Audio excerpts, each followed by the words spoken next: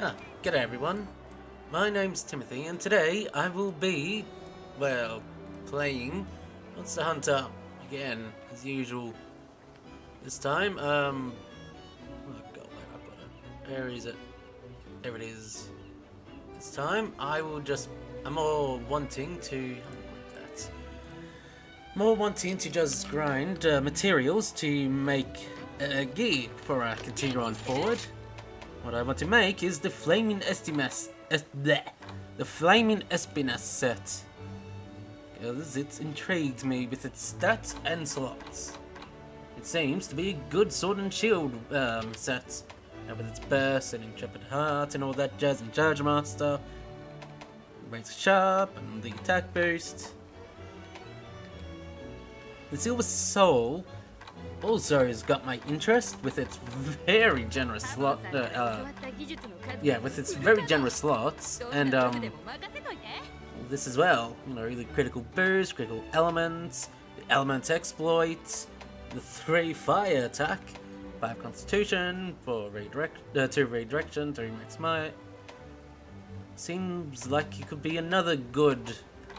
Well, actually, considering, you know, with the critical boost, critical element exploit, and also the fire attack, seems, and all the slots, seems to be a good, use this if you want to use elements, use this if you want to use,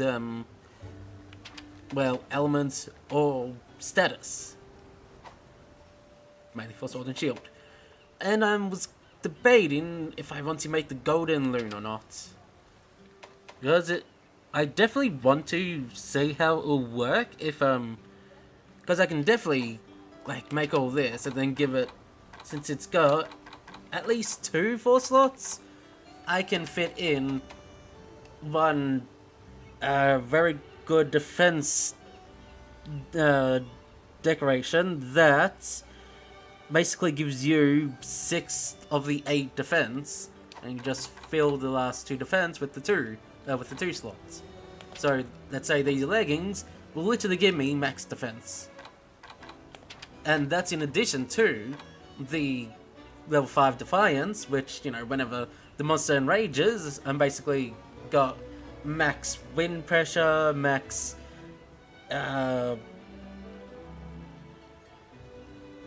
ear thing. Damn it, I forgot what it was called. Anyway, max tremor and plus 30 defense.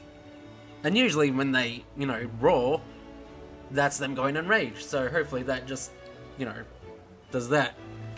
Counter strike, divine blessing, so 50% of the time, all that defense is going to be basically doubled for one of the hits. Fake performance is just ignore that one, because I mean with the evade window too, it's kind of saying, alright, you can fit you can fit some evasion into it if you want. And finally, I was debating, do I want to make this as well? Because, well, this plus 15 thunder and dragon attack, which pretty good, and with all the guard and guard up and all that, and slugger, it's kind of telling me this is a good charge blade armor set. But first and foremost, I want to get the Flaming Espinas set, just to start things off. I've already also set up the quest, I've eaten, I've got my equipment set up, my armors, my items set up. These two got their water, because apparently I did the thing again with the, with the Gold Rathian, how I used dragon weapon on it, and it was resistant to dragon.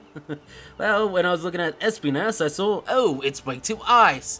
I'll use ice. Maybe I should use water. Nah, I'll use ice. It's resistant to ice. It's super weak to water. I should have used water when I first faced off with it. Always go with your hunch. Anywho, what I'm going to be listening in the background today is going to be a bit different. Instead of what I usually would listen to, you know, the disaster history of, you know, different little disaster thing, documentaries, short documentaries on tragedies and disasters and all that. Different change of pace.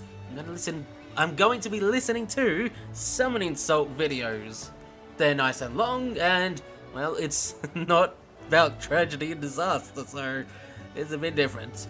And thematically, since you can't obviously be, obviously you can only be hearing it and not watching it. Since you're watching this, I'll be listening. The first video I'll be watching will be the history of Blindfolded Punch-Out. So, it's fitting. We'll actually start this off first. Start the quest, then. No, we'll start this off first. So.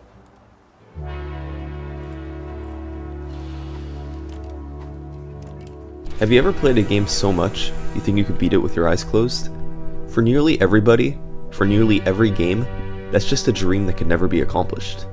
But for one game, a boxing game from 1987, a group of gamers have attempted to make that dream a reality.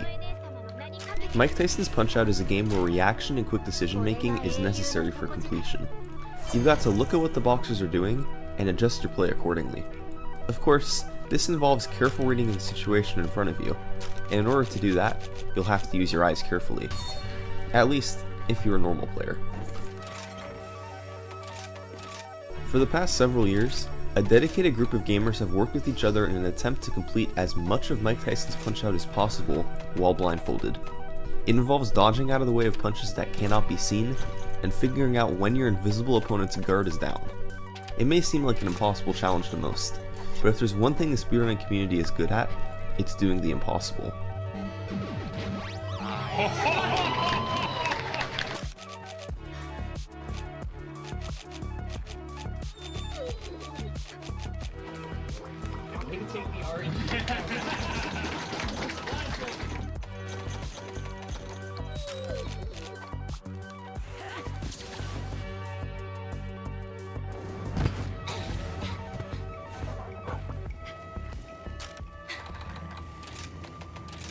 It's impossible to say for certain when Blindfolded Punch-Out was initially attempted. There were probably people trying it just for fun back in the 80s and 90s. It's unclear how far they got, and it's unclear how many people were trying it. However, as far as this video is concerned, the primary area of focus will be what's out there on the internet, stuff with video proof. And that story begins in 2010, at Classic Games Done Quick, the very first edition of the annual charity speedrunning marathon. Andrew G., who at the time held the world record for the original Super Mario Bros., was there to do a speedrun of the game, with the simple goal of beating it as fast as possible. However, he first did an attempt of playing through the game blindfolded.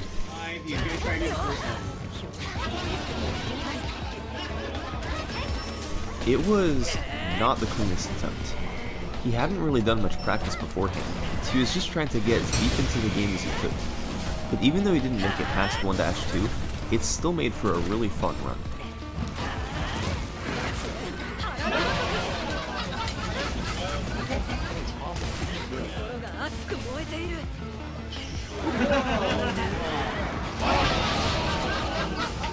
The crowd was into the run, Andrew G was into the run, and everybody watching was having fun.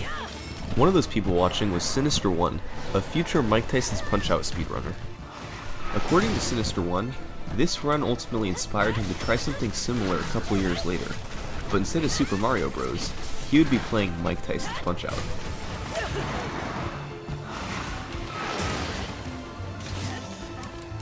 Sinister1 was one of the best Mike Tyson's Punch-Out players in the world when this run was performed in January 2012, but he had achieved all of his personal bests and world records with his eyes open. And when playing with eyes open, the rules of Punch-Out are quite simple. The basics of this game are dodging and punching. You must dodge out of the way when your opponent throws a punch, and punch your opponent when you get the opportunity. So this begs the question, how do you know when to dodge and when to punch when your eyes are closed? How is playing a game like this while blindfolded even possible? Let's examine it from the start. Glass Joe, the first of the 14 fights in Mike Tyson's Punch-Out, barely even throws punches at all, so Sinister is able to hit him in the face repeatedly. By hitting him at strategic times, he earns star punches, which are uppercuts that take a lot of damage off of the opponent's health bar. At just a minute and 12 seconds into the first round, Sinister is able to defeat Glass Joe. The second fighter, Von Kaiser, made it a bit tougher on him, he actually threw some punches. However, these punches usually came out at the same rhythm every time, and since it was just the second fight in the game, Sinister was very familiar with their timing.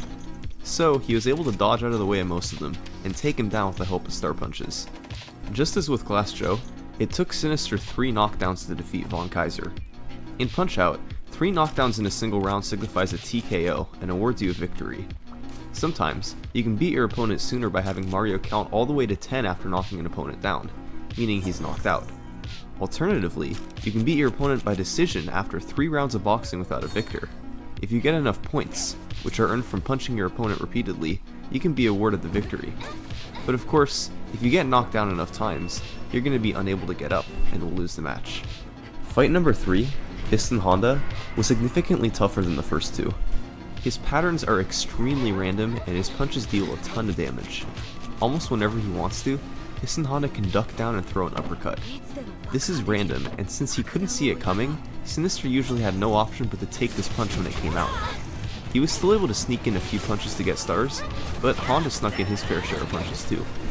After a round and a half of trading knockdowns back and forth, Sinister was finally able to get a 10 count knockout of Piston Honda.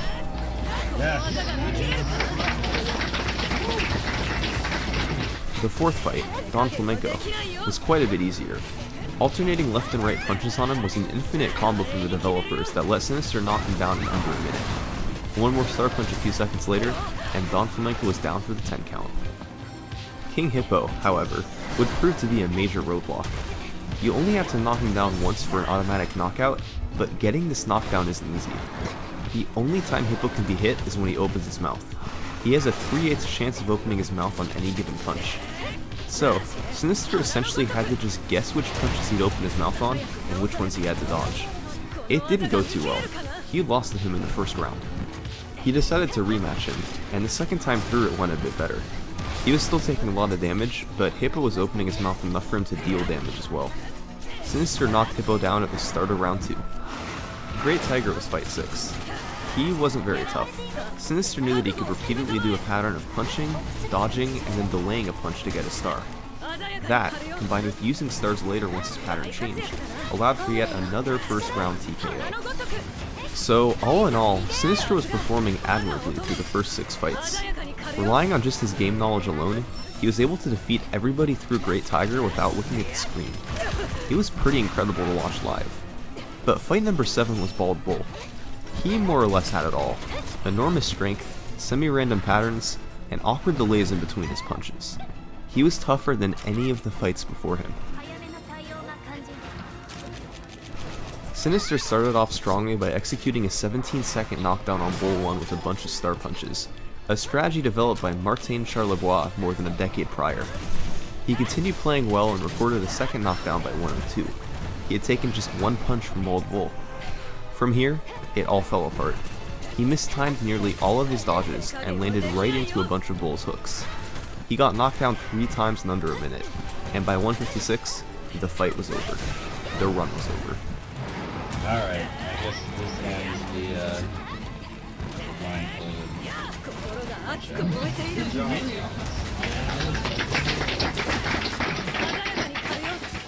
He made it a little less than halfway through the game. Bull was the 7th of 14 fights in Punch-Out. Given the little preparation he had done, this was quite an impressive showing. People loved watching this run. It was unique, exciting, and showed off a great amount of skill. And as it turned out, this wouldn't be a one-time deal. The next year, Sinister One was back at AGDQ 2013 to play Punch-Out Blindfolded again. Once again, his practice for this run was extremely limited, but since he'd already done it at a live marathon before, perhaps a bit of the pressure was taken off. The first 2 fights went even more smoothly than in 2012. He took a little bit of damage, but defeated all the boxers with relative ease. He had a new strategy for King Hippo, thanks to longtime Punch-Out player Adelicat, intentionally draining his stamina over and over. Hippo is programmed to always open his mouth once stamina is recovered, so Sinister made this happen as often as he could.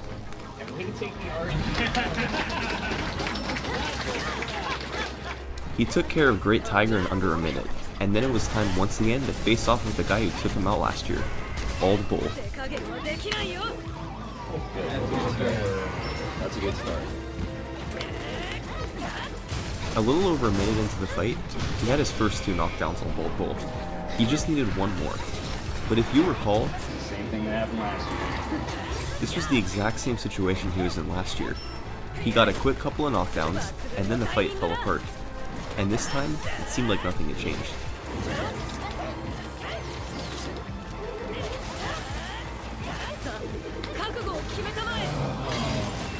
The bull charge, which knocked Sinister down a second time here, occurred at 2 minutes and 2 minutes and 30 seconds into the first round. You have to hit Bull in the stomach at a specific time to avoid getting knocked down, and doing it without looking was pretty much impossible for Sinister. This meant that if he wanted a decent chance at beating Bald Bull, he needed to do it before 2.5 minutes.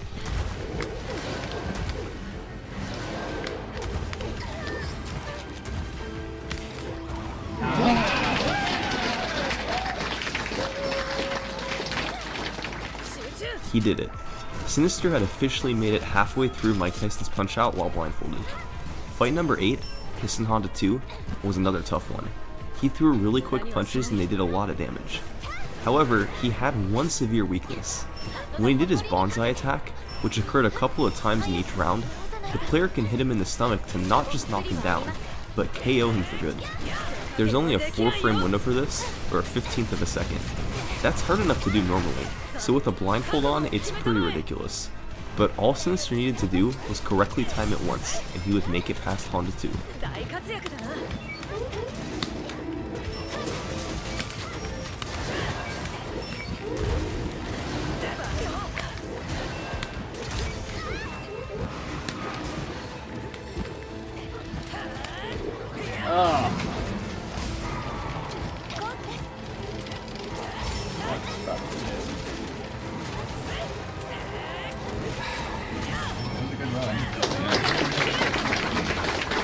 It had been a long battle, but he just couldn't hit that 4-frame window. At least he'd officially made it halfway through the game while blindfolded. Alright, so next year we'll get past him.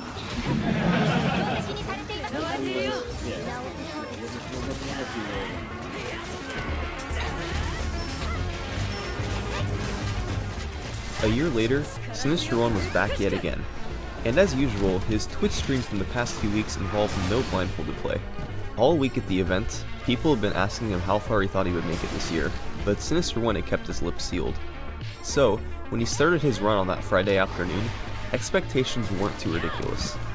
Just as in previous years, fight by fight, he took care of the early boxers with ease. I was ready for you that time. He eventually made it to Bald Bull, and this time through it was really clean. He timed nearly all of his dodges correctly, and beat him without taking a single knockdown. Then it was on to the second half of the game. See this guy sitting on the couch behind Sinister? This is Punch-Out speedrunner Zallard 1. The night before, Sinister, Zallard, and Contra speedrunner DK28 went out to dinner and discussed their upcoming GDQ runs. Although Sinister hadn't told anybody about any blindfolded preparation this year, he had a surprise to tell these guys. Offline from his Twitch stream, he had been extensively practicing blindfolded Punch-Out, and he was prepared to at least have a chance at making it all the way to the last fight in the game, Mike Tyson. See, it turns out in the past there had been a couple other players who found great success playing blindfolded Punch-Out. They weren't at AGDQ or anything, but they were offline. One of them was a guy I mentioned earlier, a Delicat. He claims to have been able to make it all the way to Mike Tyson when he was a teenager in the 90s, but there's no video proof of this. He is verified to be a skilled player of the game, but this obviously would have taken enormous amounts of practice. Sinister knew of a Delicat's accomplishment, but there was another blindfolded player that gave him more inspiration, a guy known as Schmitty300. Schmitty saw Sinister's AGDQ 2013 blindfolded attempt, and got inspired to put in the time to try himself. After a lot of practice, he recorded an attempt of playing the game blindfolded in front of a few friends. The first half of this run is apparently lost due to technical difficulties, but what still exists today shows him starting on the 10th fight of the game. He then defeats Bald Bull 2, Don Flamenco 2, Mr. Sandman, and after losing the Super Macho Man twice, takes him down in dramatic fashion. Oh my god! Dude, you had 2 seconds left. Oh my god! I don't believe it. The only fight left after Super Macho Man is the incredibly difficult Mike Tyson, who he obviously did not beat blindfolded. I'll talk more about strategies for these fights later, but he had a nearly flawless knowledge of the opponent's patterns and had a plan for just about every situation. Okay. This is the reason why I wanted to stream me grinding up these, because I know once I reach the 30 cap, someone's going to talk. Forgive my urgency, Kyra, but troubling report has been delivered. Now while the old mother has been sighted. And just like it's dearly departed, it's a lot stronger than before. To make matters worse, monsters are starting to freak out. At this rate, we could have another rampage on our hands, just like the likes which we never have seen before. The old mother must be dealt with immediately, but if another rampage were to occur, which will we prioritize? Both. Kyra, you faced Nawa once before and emerged victorious. Therefore, I leave the matter to you. I'll gather the rest warriors from the capital and to quell these beasts seeking to bring forth another rampage. We will repay Kimura for all they've done for us. We will prevent another rampage. Understood. As you command, Admiral. Right. The kingdom will do as we can to prevent another rampage. We'll leave the old mother to you. Get the quest details from Chiche and depart immediately. Oh, great. The old mother's back again. Under the command of Her Majesty, the Royal Order makes ready to stave off the rampage. Admittedly, I would rather the knights stationed here accompany them, but we must put our faith in the capital. Fear not, for you shall find no finer warriors than those in the capital. That is not to say those here are any less capable. What say you, Kyra? Will you defeat Nawa the Old Mother and help us put an end to this one for and for? There, God damn it. Chich, don't forget the official stuff. Completing this quest will unlock Master Rank 30 for you. Good luck. Great. This late in the game, opponent's punches deal a ton of damage, so he had to be super careful to get everything right. The fact that Schmitty, a player with essentially no speedrunning experience, was able to make it all the way to Mike Tyson with a blindfold on inspired Sinister to take it a bit more seriously. But of course, there was a catch. Schmitty was able to do this offline in front of no more than a few friends.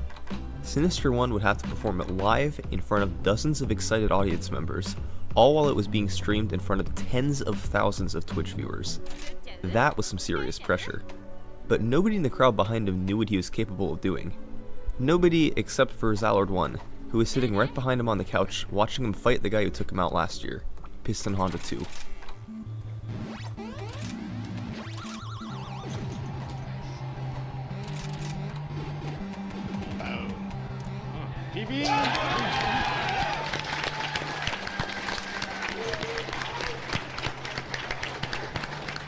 This year, he had practiced using an audio cue to time when to throw the gut punch. When he heard a certain blip in the audio when Honda backed up, Sinister knew it was the right time to throw the gut punch to knock him out. With Honda 2 out of the way, Sinister attempted to make his way as far into the rest of the game as he could. The remaining fights were going to be incredibly tough, but because of all his practice, he was prepared. I'm gonna do my best, but this guy can totally own you. Fight number 9 was Soda Popinski. He had a specific quirk that made beating him a bit easier. Whenever he crouched down to throw an uppercut, you could press down on the controller and Soda will stay frozen in place. You can then hit him to get a star punch, and using the star punch will automatically knock him down no matter what. There were a couple of problems, however. Soda sometimes randomly throws hooks instead of uppercuts, which you can't get a star from, and even when he does throw an uppercut, he can randomly delay before throwing it.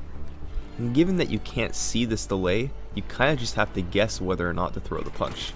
So, Sinister was trying to survive all of the random hooks and delays that Soda gave to wait for an uppercut, so he could get the star punch for the knockdown. He recorded 2 knockdowns in the first round, and got knocked down himself in round 2, but was finally able to get the TKO after getting some uppercuts.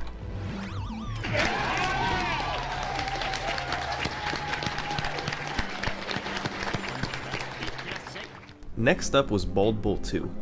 His punches are generally thrown at the same time throughout the fight, but they deal a lot of damage if they make contact. Any mistake can result in disaster, which is exactly what happened to Sinister in the first minute of the fight. He pulled it together though, and was able to even counter the bull charge at 2 minutes. His second bull charge gives you a larger window for the knockdown, 13 frames instead of 4, so he simply dodged out of the way of the first one to wait for it.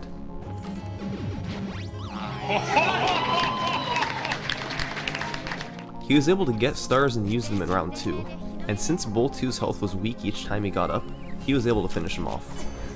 Fight 11 was Don Flamenco 2. His pattern for the first minute and a half was to throw straight jabs over and over, so Sinister simply blocked each of them and countered with face punches. He intentionally got him down to low health at the end of round 1, and then waited out the rest of the round.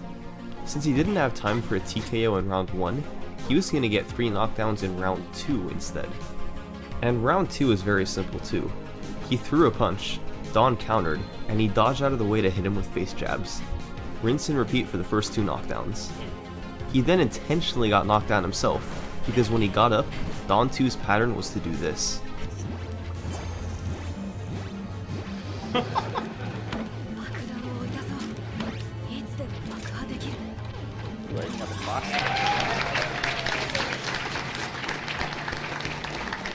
"11 fights down. He had blown any of his previous runs out of the water, and the crowd was amazed as to how he was doing it. There were only 3 fights left in the game, the first of which was Mr. Sandman.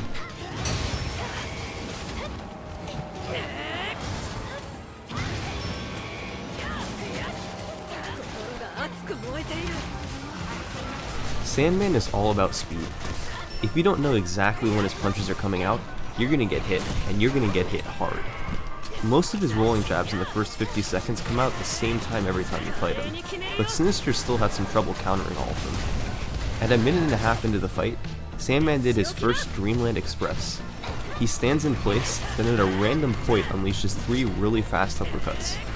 Sinister basically had to just guess when to start dodging, and he ended up getting hit. In round 2, Sandman does a Dreamland Express every time he gets up from a knockdown. By punching him twice in the face, then dodging left repeatedly, Sinister was able to lock in a timing that was usually able to clear him out of the way of the 3 punches. Each time, he was rewarded with being able to punch him in the stomach repeatedly. That was just about all he needed in round 2 to take Mr. Sandman down 3 times for the TKO.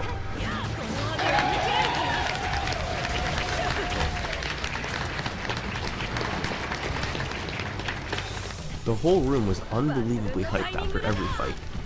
Last year, he had lost to the 8th opponent in the game. Now, he was about to try fighting the 13th one, the second to last one, Super Macho Man. Macho was fast, strong, and had a wide variety of punches he could throw, including the mini spin. This punch comes out at a random time and takes off about half your health if it makes contact. But the one nice thing about Macho was the delays between his punches were usually very similar. Sinister could dodge a punch, hit him a few times, then wait a brief moment before dodging again, and usually avoid getting punched. He was able to record a knockdown a little over a minute into the fight, but then got tagged by one of his punches and got knocked down. And in this brief moment, Sinister made a decision that can only be described as game-changing. Instead of getting up right away, he elected to wait to get up on a 9 count, the last number before you'd be knocked out and aware of the loss. In Mike Tyson's Punch-Out, you're able to get up after a knockdown by pressing A and B on the controller repeatedly. If you do this right away, you would get up when Mario says 1, and get a lot of your health back. However, the Punch-Out programmers put in a little secret when you get up. If you get up when Mario says 9, instead of getting up with some of your health will be completely replenished. And as an added bonus, whenever you knock an opponent down when you yourself have full health, they will automatically get up with a lower health refill. However, getting up on a 9 count, especially when you can't see, is extremely risky. If you're off by just one number and get up when Mario says 10, it'll be too late. You'll be counted as knocked out and the fight will be over. In fact, when Sinister was doing offline practice in the weeks leading up to this run, he specifically wrote in his notes to never attempt getting up on a 9 count against Super Macho Man. He would have had to rely on counting Mario's beeps since he had a blindfold on, while he was already under enormous pressure from having made it this far in the game, while a crowd of nearly 100,000 people was watching him, all while knowing that a single mistake getting up would end the run. And in the heat of the moment, Sinister forgot about the warning he had given himself.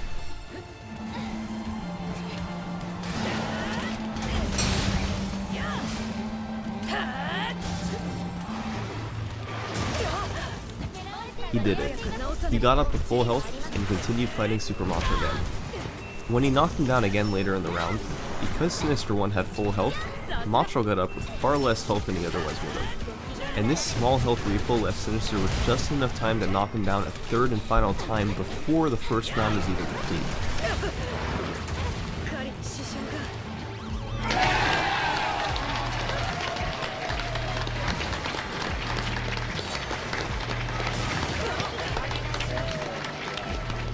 Sinister had just beaten 13 fights in Mike Tyson's Punch-Out Blindfolded live at AGDQ, largely using strategies he had come up with on his own.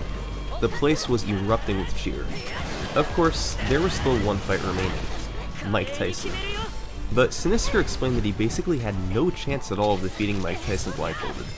Not just at this event, but probably ever. Sinister's explanation that he gave the crowd before fighting Tyson blindfolded was something along the lines of this. Mike Tyson's punches, at least for the first minute and a half of the fight, all knock you down in one hit.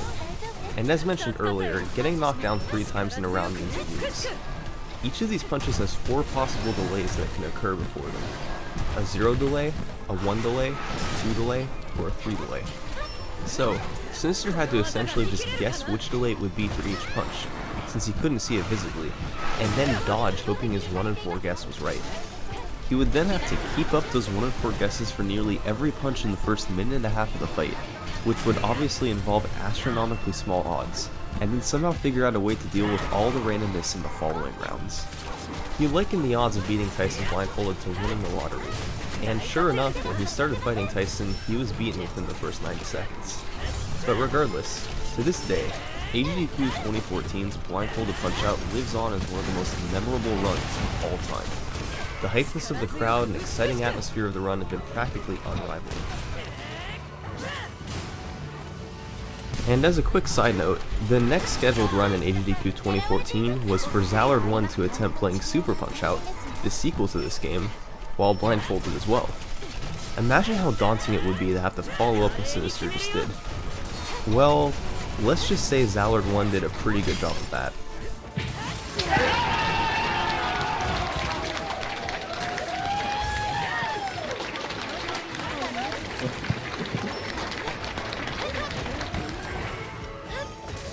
So, that was the state of Punch-Out Blindfolded. Sinister had proven to the world that getting through the first 13 fights regularly was possible, but defeating Mike Tyson? That was a different story. When probably the greatest Mike Tyson's Punch-Out player in the world said that beating Tyson blindfolded was essentially impossible, people believed him. And so, that's where the game stood for a long time. But eventually, one man decided to challenge that notion. His name, fittingly, was D-Tysonator.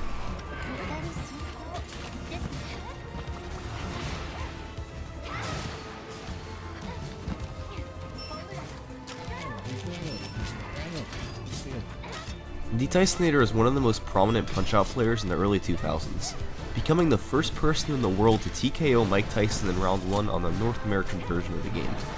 With his eyes open, of course. For years after that, he didn't do too much work in Mike Tyson's Punch-Out, but after watching Sinister's run at AGDQ 2014, he became inspired to try to complete what Sinister stopped short of doing, beating Tyson blindfolded. His strategy was pretty simple. He would use an audio cue to know when to dodge out of the way of the first uppercut, and then assume that Tyson would give him the shortest delay for every single punch after that. If Tyson gave any delay but the shortest one for any punch, he got knocked down. Surprisingly enough, his attempts actually went really well. He was surviving the first minute and a half of the fight a lot more than what was statistically probable. He was still getting beaten up in round 2, but the fact that he made it that far so often was miraculous. How was D-Tysonator defying the odds? Well, here's how.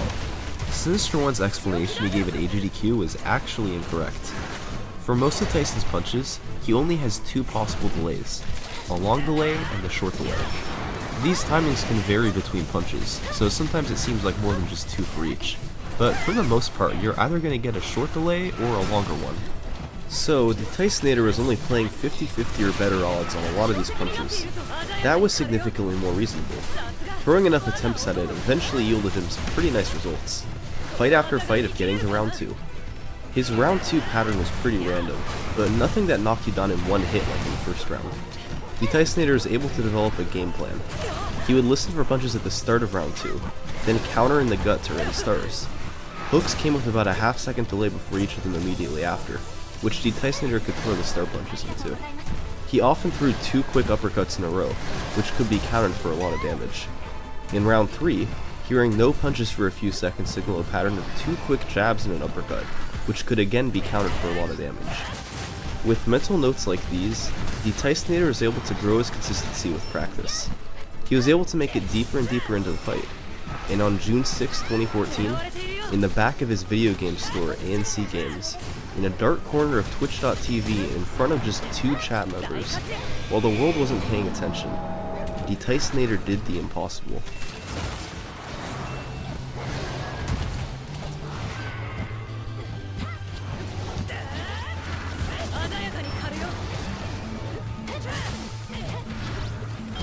Yes, we want to test this guy to win.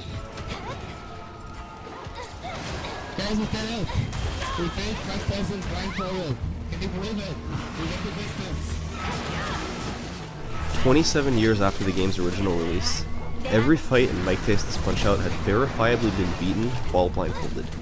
It's possible Tyson had been beaten by someone else earlier, but this appears to be the first time with video proof. Even though he hadn't played the game seriously in years, the Tysonator was able to come back and show just what was possible with the blindfold. But he wasn't quite done yet. Yes! Guys, it's over! Hasta la vista! Mikey! It's over, man. Terminated. Yes, you bitch! Knockout! Terminated. Hasta la vista, Mikey. You're done, bitch. No way. You stay down, bitch. With a little more practice, the Tysonator got really good at doing Tyson blindfolded. He wasn't interested in the first 13 fights, just Tyson himself. Eventually, the first minute and a half of the fight became more consistent thanks to help from an unlikely source, Battletoads world record holder JC583. JC watched the Tysonator's attempts frequently, and came up with a maneuver called a double quick dodge. In order to compensate for Tyson's 2 delays, you could do a quick dodge at the early timing, listen for a punch, and if you don't hear one, do another quick dodge as soon as possible. This dodge will dodge you out of the way of the longer delay. So, as long as you can react fast enough to the early timing or lack thereof, both timings will be accounted for. The Tysonator took to practicing this, and by early 2015, he was able to beat Tyson blindfolded nearly every time he tried. In the span of less than a year, the community went from thinking beating Tyson blindfolded was impossible to doing so frequently. Terminated. Hasta la vista, Mikey. Take it easy, man. Alright, terminated. You guys saw it? Sinister One Man? Well, at least one person did. Through early 2015, the Tysonator was actually the only known person in the world to have beaten Tyson blindfolded. He could do it nearly on command, but nobody else could even do it once. And then came another revelation. In late January 2015, there was a strong blizzard on the east side of North America. Longtime Punch-Out player Jack Wedge was snowed into his apartment building for a week, and had a bit of time on his hands.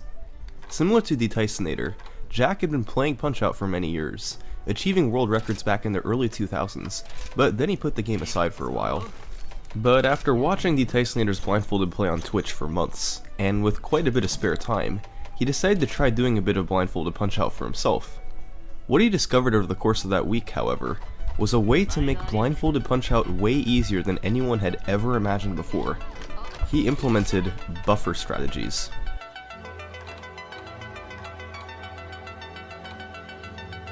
In Mike Tyson's Punch-Out, buffering inputs means while one action is taking place, you hold down the buttons for the next action in advance, and the game will perform the next action on the first frame possible.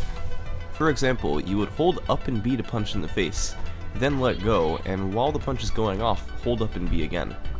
So, as soon as the first face punch is done, the next one will automatically begin. You can do this over and over again with different combinations of inputs to chain a bunch of moves together. Now, how is this beneficial for a speedrun? Well, buffering inputs will always take the exact same amount of time every single time. On Glass Joe, for example, there's a 4-frame window to knock him out at 42 seconds with a well-timed punch. By buffering 22 face punches in a row, then 2 right gut punches, then 2 left gut punches, either the last or second to last left gut punch will always hit Glass Joe during that 4-frame window, depending on Glass Joe's pattern. This is because, if all these punches are properly buffered, they will all be thrown on the first possible frame each time, so this series of punches will take the exact same amount of time every time. Glass Joe can easily be knocked out at 42 seconds every time this way, as famously discovered by Zallard1 in 2013. For a blindfolded speedrun, these rules all still apply, and they take away the necessity to see what's happening on screen. You can buffer a bunch of inputs together and not need to worry about manually timing your dodges or punches. Jack Wedge took this to an extreme and figured out buffer strats for a bunch of different fighters. And in the run he recorded from his apartment on January 29, 2015, you can see these strategies in action. Von Kaiser. You can buffer a face punch, then 3 left dodges. The third one will automatically dodge you out of the way of a jab from Von Kaiser. Then, you buffer 7 more face punches, hesitate and then dodge, then buffer a face punch and a star punch. Von Kaiser will always be knocked down at exactly 23 seconds. These strategies got complicated and took a ton of memorization, like Bald Bull 1 for example, where you needed to adjust your buffer based on the punches you hear Bull throw. But some provided a huge benefit. Piston Honda 2, for example, had a buffer strategy that guaranteed hitting the 4-frame window at 1 minute for the knockout. Armed with these strategies, Jack was casually making his way through the game, nonchalantly defeating everybody who dared challenge him. Oh no, what did I do?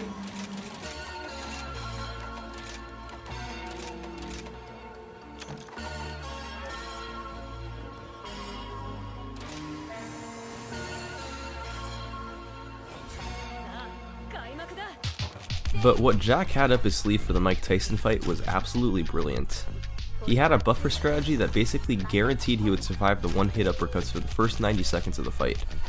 He would buffer punches to lose stamina so Tyson couldn't throw a punch. Then, when Tyson did get an uppercut through, he would dodge out of the way and hit him, then lose the rest of his stamina. Tyson always throws punches at a regular interval when Mac turns pink, so Jack just buffer dodges to get past them. He then lost all of his stamina again, rinsed and repeated it until the minute and a half was up. He didn't do much damage to Tyson, but he was always able to survive. In rounds 2 and 3, he battled hard against Tyson. Buffer strategies didn't help him much here, because Tyson's pattern was just too random. But Jack's game knowledge was enough to give him the victory in the end.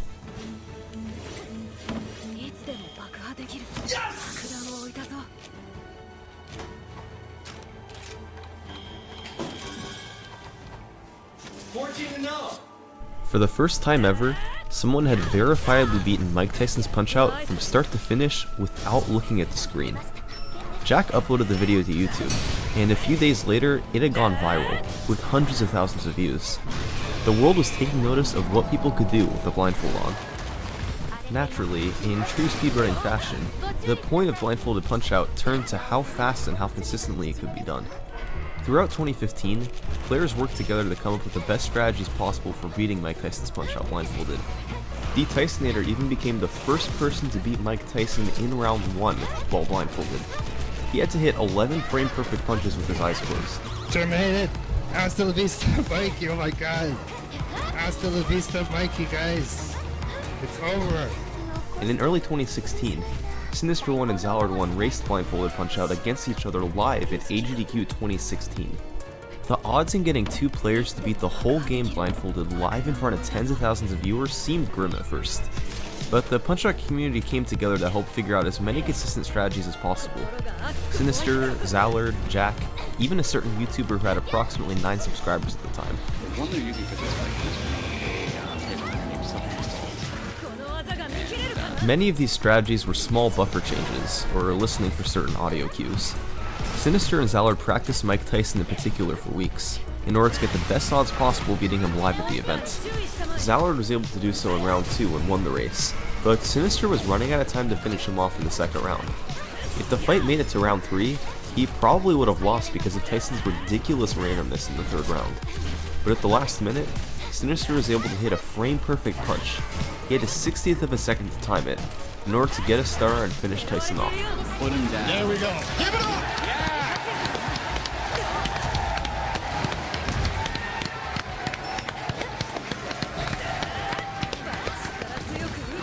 After this race, Sinister One set a world record for beating the game blindfolded from start to finish. 21 minutes and 32 seconds. We still got a record. Then, the blindfolded craze died down for a while, with the only active player being D. Tysonator, who did some Mike Tyson or Mr. Dream blindfolded fights each week. And then, in 2018, one of the top players in the world decided to see what he could do with the blindfold. He'd been playing eyes open for years, and achieved top times in all categories he tried. But with the blindfold on, it was a different story. This player was Empath. In April 2018, Empath did his first serious attempts of Punch-Out blindfolded after having practiced a bit in the days leading up to it. On just his 7th ever attempt, he beat Sinister One's world record by 14 seconds. It's over. I fucking got. Not satisfied with that, he decided to keep venturing onward. He had a couple of new strategies he had developed to assist him. He was trying to set up a faster knockout over King Hippo by listening for Hippo to open his mouth multiple times at the start of the fight. If he got lucky, he could beat him in under a minute, as opposed to closer to 2 minutes with the old strat. And on Tyson, he set up a buffer that worked with certain patterns from Tyson to TKO him at the 130 blinking pattern. This once again was a solid half-minute faster in game time than he would be beaten normally. By using those new strategies, plus getting better consistency and not getting punched, he was able to lower the record repeatedly over the following month. Oh my fucking god. What is this pace? Oh my. Fucking hell. Empath has brought the world record down to 20 minutes and 27 seconds, which is where it still stands today. Perhaps more importantly than the final time, however, is how far Blindfolded Punch-Out has come. The community went from struggling to make it halfway through the game at a live marathon, to beating it only 2 minutes slower than it can be beaten with eyes open. It's possible to narrow that gap by beating Tyson in round 1 at the end of one of these runs, but that's going to be a challenge for the future. What once sounded like little more than a dream has now become a reality. Gone are the days of needing to win the lottery to beat Tyson blindfolded. In their place are competitive speedruns to beat the whole game blindfolded in 20 minutes. There's not many games that have been beaten blindfolded, but based on what's happened with Punch-Out, maybe that's going to change. Thanks for watching.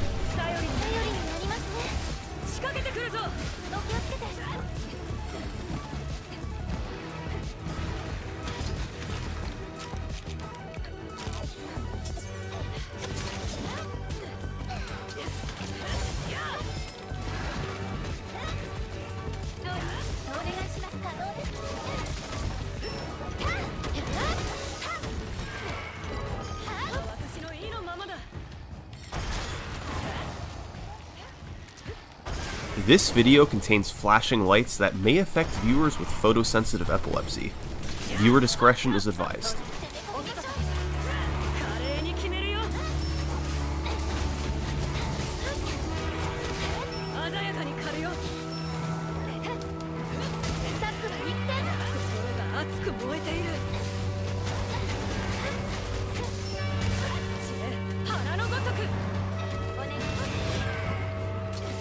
Mega Man 2's world record speedrun is one of the most prestigious on the NES. For nearly 2 decades, it's had a lively competitive scene, with world record holders polishing their skills to see who can beat it the quickest. It requires precision and finger speed that would even make Mike Tyson proud. Because to speedrun Mega Man 2 at the top level, you must break it. After all, walls are just suggestions, and ceilings are figments of our imagination. This is the story of how speedrunners broke Mega Man 2. This is the history of Mega Man 2 world records.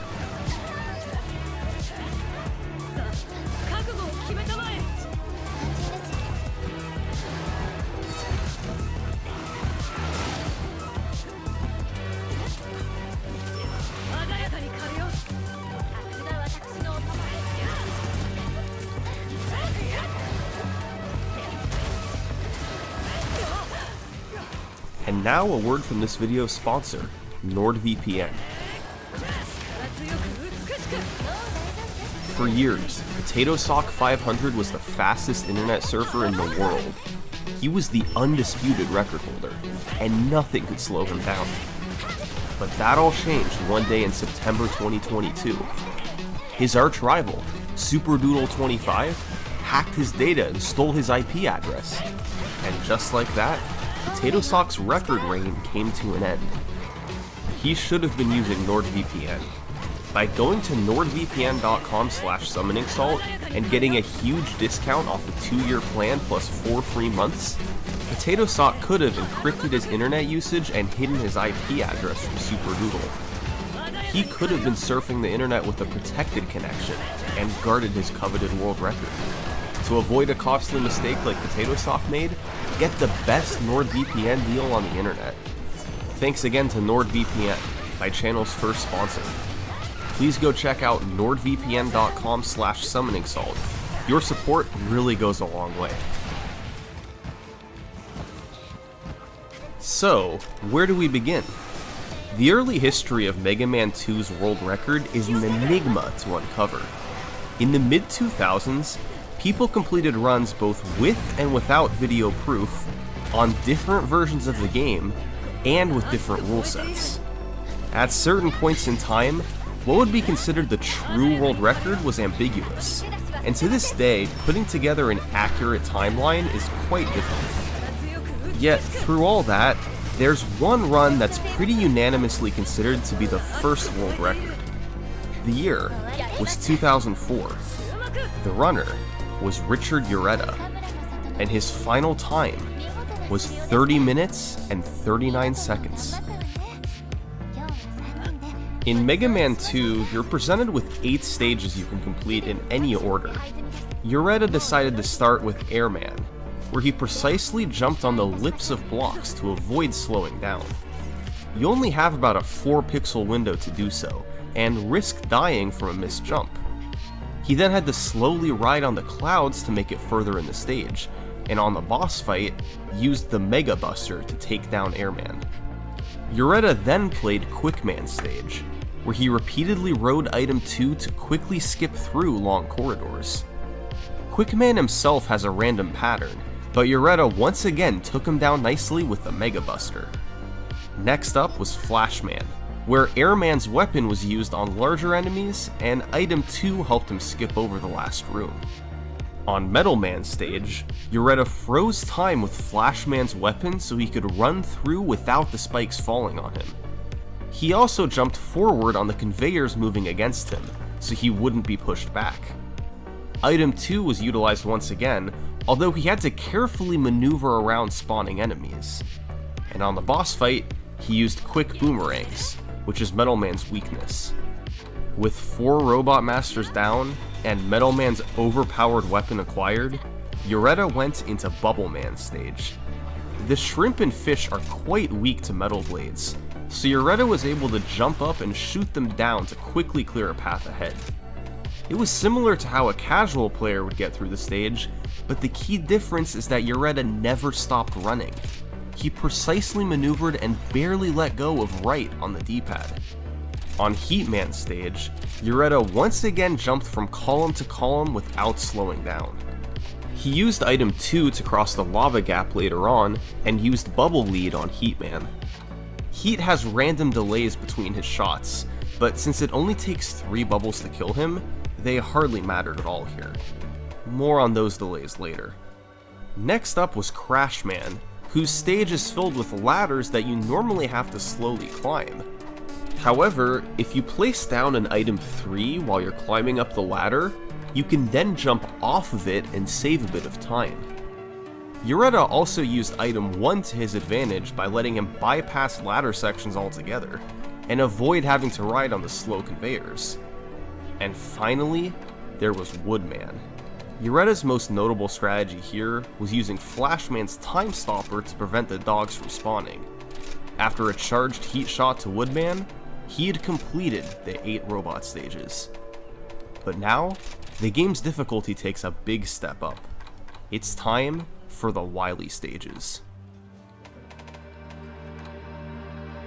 Wily 1 is similar to Crash Man's stage in that there are several ladders you have to climb up. Yoretta used both item 1 and item 3 to help, then mashed Quick Boomerang at the dragon boss for a quick kill. In Wily 2, Yoretta shot the Leaf Shield to protect against projectiles in the long corridor. They randomly drop health and ammo, which are bad luck in a speedrun since it slows you down to pick them up. Wily 3 is the easiest Wily stage, with the only tough part being at the end, when you have to jump up and mash boomerangs as fast as possible. The final 3 Wily stages are perhaps the most important in the entire run. Wily 4 features an enormous sequence of ladders at the start. With several careful item 3 placements, Yoretta was able to quickly traverse his way to the top while barely slowing down. Then, you have 4 spike screens to get through. Normally, you're supposed to ride around on the conveyor and dodge enemies. But Richard Yoretta had other ideas. In the first room, he took damage and used iframes to barely make it across the spikes.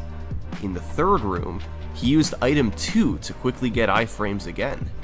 And in the fourth room, he used item 1 to just barely reach the conveyor early and make it to the exit. In Wily 5, you refight the 8 robots. Yoretta used each boss's weakness against them, meaning most fights were completed in a matter of seconds. For the stage boss, he used metal blades to tear through the first phase, and then a crash bomb he had saved from the Wily 4 boss. And finally, there was Wily 6. For the stage itself, you just walk to the end without slowing down. But the alien boss is another story. You have to hit him with 14 bubbles, and if you make contact with him, known as hugging the alien, he tanks your health. Yoretta's strategy was to get hit by a projectile, then use the iframes to briefly mash Bubble Lead as fast as he could. He avoided hugging the alien and closed out the run at 30:39. And with that, Mega Man 2 had its first world record. It was a solid run with few big mistakes, but at the end of the day, was it that far removed from a pristine casual playthrough? Yoretta was obviously much more skilled than a casual player, and tricks like damage boosting in Wily 4 did help, but running through the stages and obliterating the bosses with their weaknesses isn't necessarily that difficult to do. For the next couple of years, there would be little activity. But then, the timeline starts to get tricky. See, Mega Man 2 lets you play on either normal or difficult mode. Difficult mode means enemies take more shots to kill, particularly the bosses. Yoretta's run was on normal mode, since it's faster than difficult mode. But in late 2006, a vibrant speedrunning community for the game would form in Japan. There, the game is known as Rockman 2, and it has one distinct difference. It defaults to difficult mode, with no option to change it. You'd think that would mean it's slower than Mega Man 2, but text cutscenes take significantly less time in Rockman 2. So much less time that it ends up being a wash with the time lost from playing on difficult mode. So, Rockman 2 and Mega Man 2 runs are comparable in time, but Rockman 2 is considered the more challenging speedrun. And after a series of improvements through 2007, despite playing on a more difficult version of the game, a runner from Japan named Lambda would beat Yoretta's run by over a minute. Lambda saved time in just about every stage, despite bosses taking much longer. A lot of it came from just being a bit cleaner everywhere, fewer small mistakes, and tighter execution. This added up big time over the course of the run. In Wily 4, you can see how more item 3 placements and faster movement saved Lambda significant time. In all, this run felt like less of an expert's casual playthrough and more like a polished speedrun, boosted by the fact that he played on a more difficult version of the game. In 2008, a runner named Hoshi would set another string of Rockman 2 records, ultimately taking it down to 29:15. He saved about 3 seconds in Bubble from fewer knockbacks, and about 4 in Clash from better item 3 placement on the ladders. Together, Lambda and Hoshi had taken Rockman 2 to the next level. This was just 2008, yet their speedruns were optimized to levels most games wouldn't see for years. But there's one thing to note about these runs. They were played according to PureCast rules, Japan's leading speedrun hub at the time. And one rule from PureCast stated that auto-fire was allowed, meaning you could hold down the button and fire your weapon up to 30 times per second. This made some sections of the game easier, like killing enemies without slowing down, and it made some sections impossibly fast, like the alien fight in Wily 6, which normally takes 28 shots to kill in Rockman 2.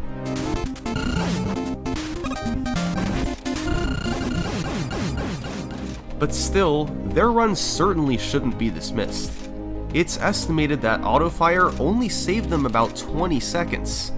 The rest of the difference came from better strategies and execution.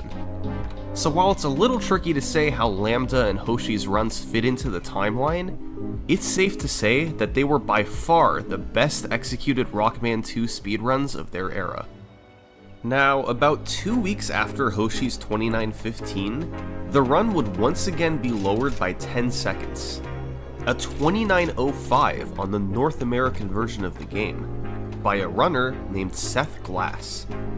But there's something a bit different about this run. See, prior speedruns of the game were submitted to Twin Galaxies and PureCast, websites which prohibited the use of glitches. Seth Glass was submitting to Speed Demo's archive, so he was free to use whatever glitches he wanted. And boy, did he ever use them.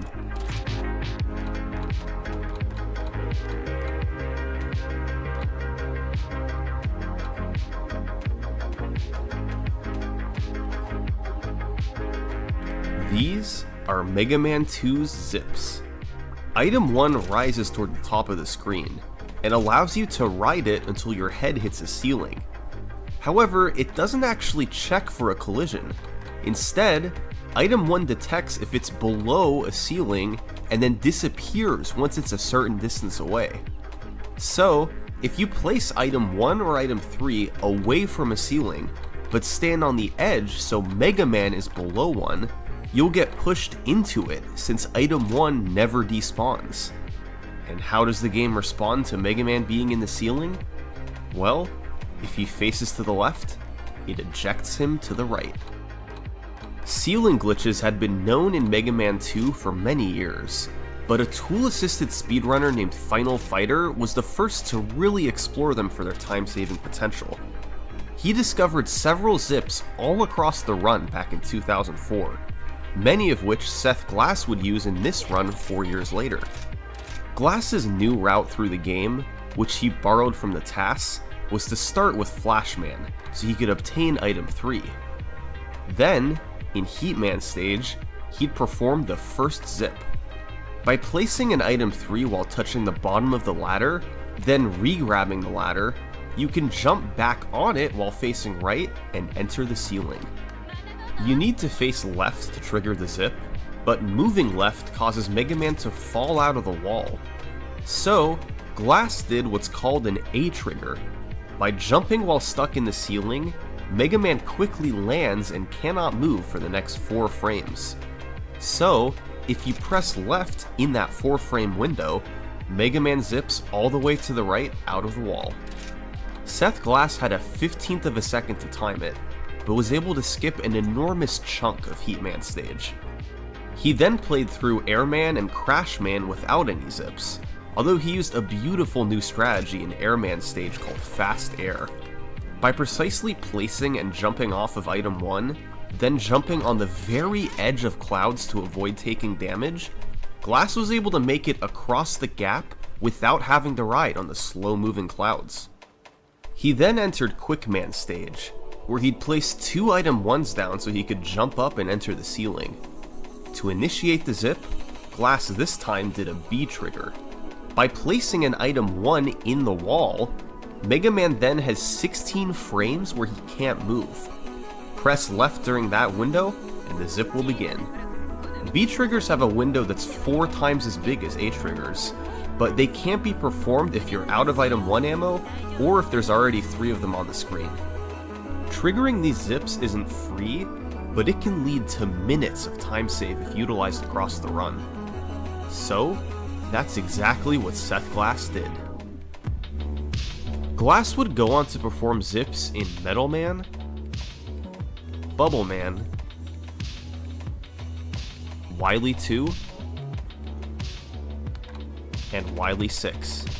In the cases of Quick Man and Wily 6, he had to make sure he didn't soft lock the game. If your zip leads you into a screen transition, you have to stop the zip by pressing left or right just as you get there. If you're too late, you soft lock the game, but if you're too early, you have to wiggle. By repressing left, your zip begins again, and you can continue to adjust or wiggle until you perfectly land on the screen transition.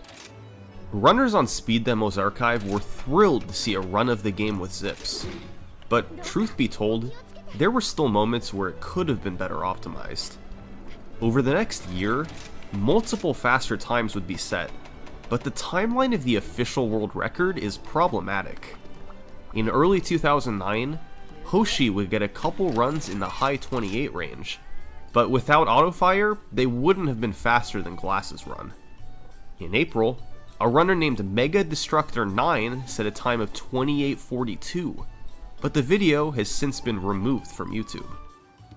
But as the months passed, the timeline became a bit clearer, and over the next couple of years, the record would see rapid improvement as players implemented more and more zips.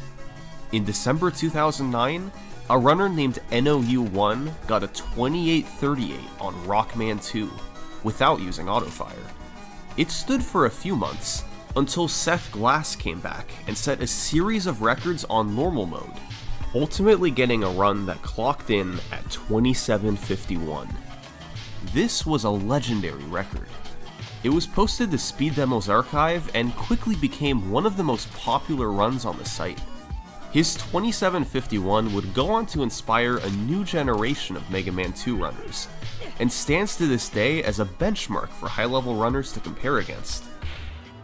But it would only remain as the world's fastest run for about 10 months, when a runner named Furemo beat it on Rockman 2 with a 27:48.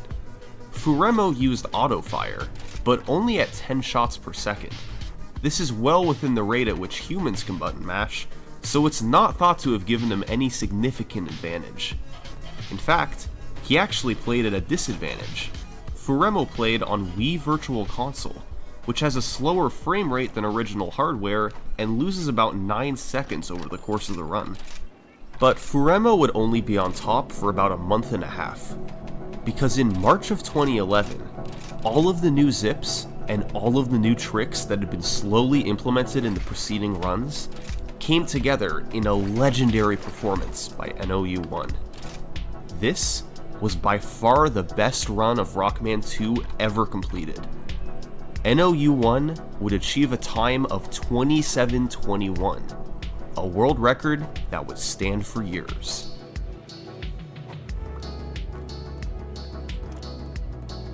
The first 3 stages of this run, Flash, Heat, and Air, were all similar to previous records. However, the new antics began in Clashman stage, where NOU1 performed a zip that looked like this.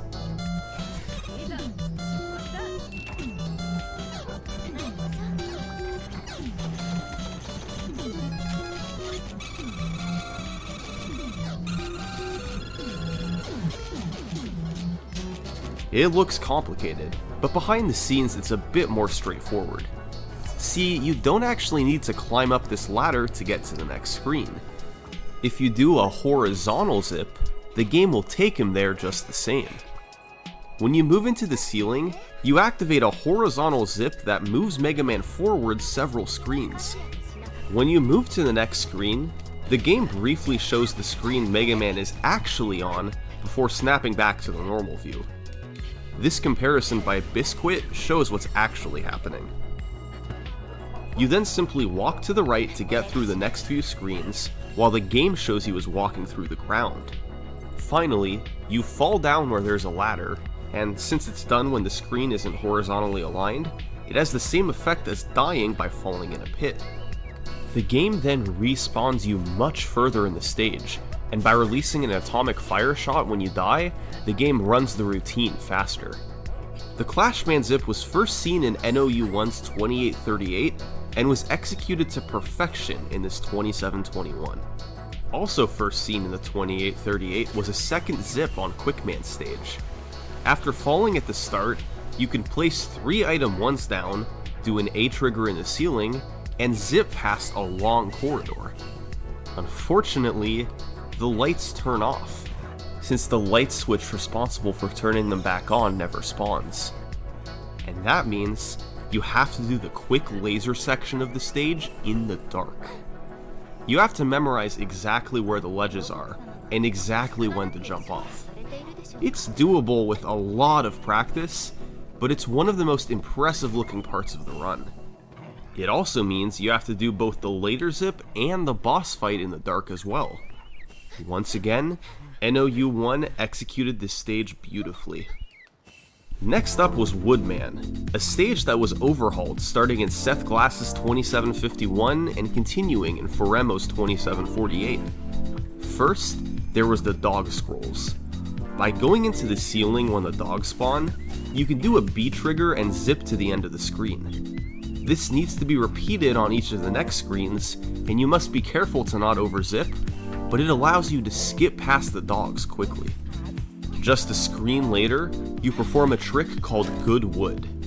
It looks like a complete mess, but in reality it works just like the Clashman zip in that the screen gets offset with where Mega Man actually is. Visuals from Duckfist show what's really going on. You perform multiple zips, and navigate through the stage while being careful not to fall off. Some of these moves take a large amount of precision, like grabbing an invisible ladder in midair. There's too much going on to concisely explain here, but eventually, you're able to zip and fall to your death late enough in the stage that you respawn at the boss corridor. With so many moving parts, it's an incredibly difficult trick, but it lets you skip over much of the stage. And once again, NOU1 nailed it. And finally, there were the vertical wraps. By getting partially stuck in the wall at the top of the screen, the next screen triggers, but Mega Man stays at the top. This can save you from having to play through a slow screen. It's used at times in the Woodman zip, but is also used in both Wily 1 and the first half of Wily 4. All these tricks, combined with nearly impeccable execution elsewhere, meant NOU1 was able to finish at 2721. This was a monster world record. Japan had had a vibrant Rockman 2 community for years, and after thousands of attempts from numerous different runners, this run seemed to be the final product. Runners from the Western speedrunning community looked on with awe. Nobody there was close to beating it either. For the next 2 years, this 2721 was unparalleled at the top. Around the time that NOU1's record was set, a new runner began playing the game. He'd do attempts off and on for the next couple years, improving his skills but still remaining far from the world record. But in August 2013, after returning from a break, he decided to attempt what no runner had done in the past 2.5 years. Make a push for the world record. His name was Cypher. Cypher's idea was to implement several high-risk, high-reward strategies from the tasks that could save him time. This was a risky move. Although these tricks had the potential to be faster, Cypher knew he would lose a lot of runs going for them. The biggest one was the task clash zip. By going for the zip on the first screen instead of the second, you could save up to 10 seconds, a huge amount of time in an optimized run. But it is tough.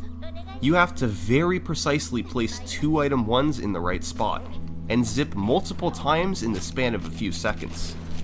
There's practically no margin for error, but even with a low level of consistency, Cypher felt the time save was worth it. Other new tricks included a short zip in Metal Man, and a zip with item 2 in Bubble Man. Combined, these could save up to about 4 seconds. And in Wily 4, he went for a trick called the Extended Ceiling Zip, where you wait out Mega Man's stuck state from item 3 and press down on the next screen to clip high into the ceiling and zip further than normal. A trick found by a runner named Ello. These were really difficult strategies, but Cypher was committed to going for them. His consistency wasn't amazing, and he struggled to get a clean run. By October 2013, he was still nearly a minute off the world record. He would need to shave off more than 55 seconds to beat NOU1. It would take a miracle to get all that in one run, right?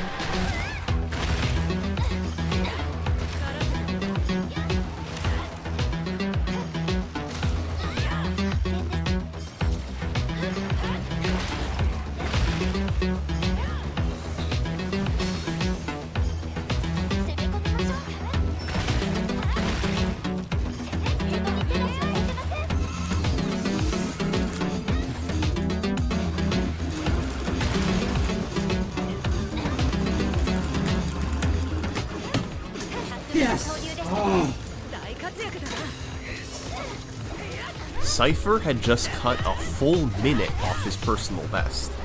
It had taken months of grinding, but he was the new Rockman 2 record holder. This run wasn't without its mistakes, however. Some of his zip setups were slow, particularly in Metal Man and Woodman, and in Wily 1, he had missed a vertical wrap altogether. But the time save from Task Clash made up for all that, and it was still a record by multiple seconds. Now, NOU1's record had stood for more than 2.5 years. How long would Cypher's record be on top? Well, how about 6 weeks? Meet Shoka.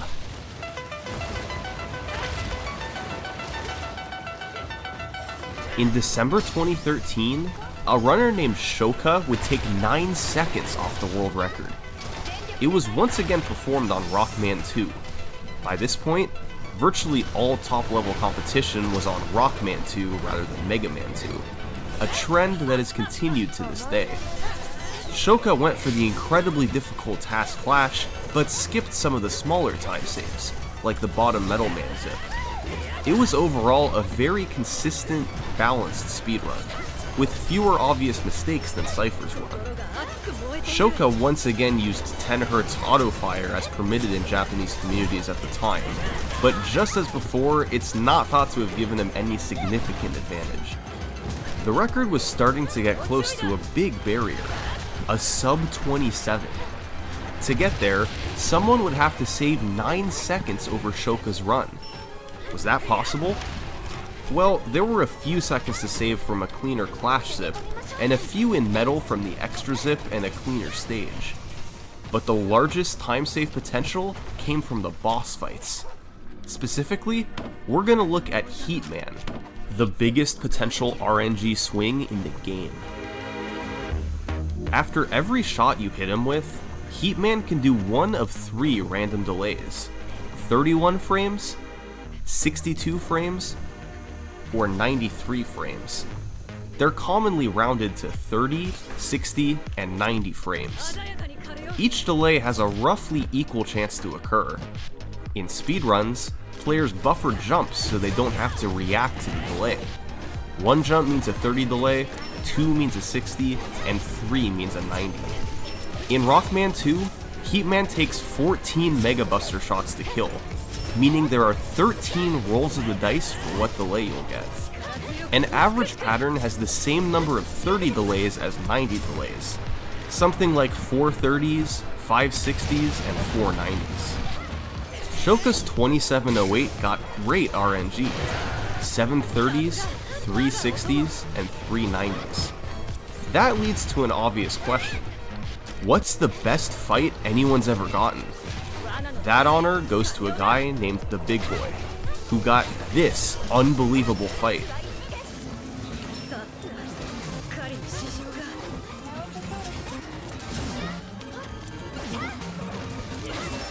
I want to play some Mega in 1. Can I just... Are you kidding me?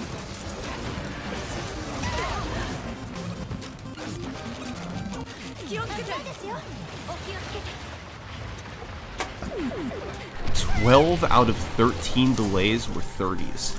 Odds of 1 in 50,000.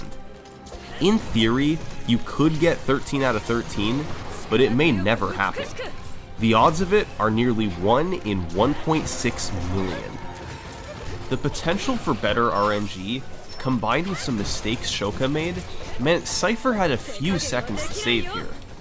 Added together with time saves elsewhere, and that left enough room for a sub 27. But the road for Cypher would be long. His personal best was still 27:17, meaning he was 18 seconds away. Surely, he wouldn't be able to get there all in one go again, right? On July 9th, 2014, Cypher entered the last stage on a remarkable run, putting him on pace for a 27:01. But there was a little bit of time to save on Wily 6. If he got a fast setup into the ceiling and didn't have to wiggle to enter the door, he would save time over his split. The question was, would it be enough for sub 27?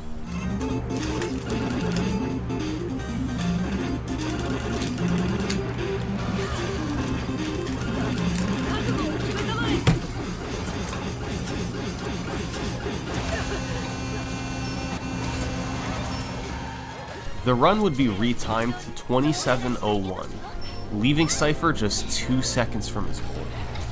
As you can tell, Cypher had mixed reactions to this. On the one hand, he'd gotten a world record by 7 seconds, but on the other hand, he had just missed his goal time. Where had it gone wrong? Well, he got a mediocre pattern on Keyman, so he didn't gain any time there. He also lost a bit of time in Wily 2 from some unlucky drops. But his biggest mistake was in Wily 4, where he missed a vertical wrap to lose 5 seconds. That mistake alone cost him a 26:56. One tiny imprecision was the difference between another 27-minute run and the world's first 26. So, Cypher knew he had to keep going.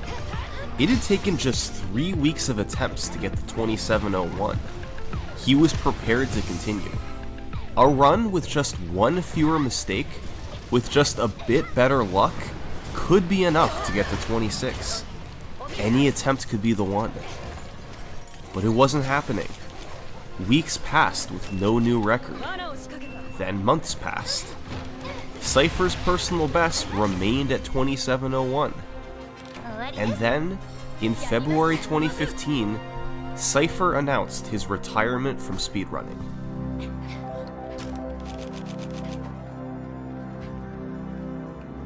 He felt that it was taking up too much time, and wanted to focus his attention elsewhere. Cypher's legacy would remain, however. Over the years, Cypher entertained thousands with his runs, and together with Shoka, took the record down right to the limits of the 27-minute mark. But he didn't quite achieve his goal. The Cypher era of Rockman 2 had come to an end, without his sub 27.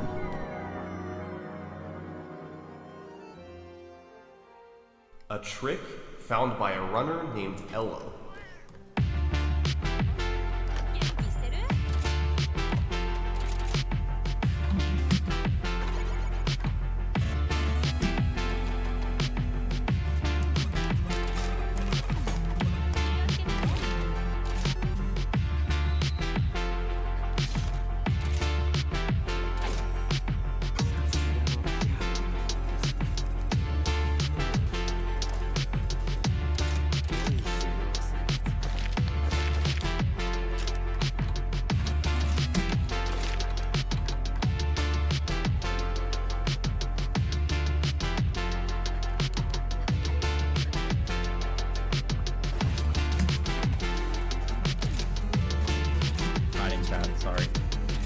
This was quite a situation Elo found himself in. On pace for a 26:55 with one stage to go.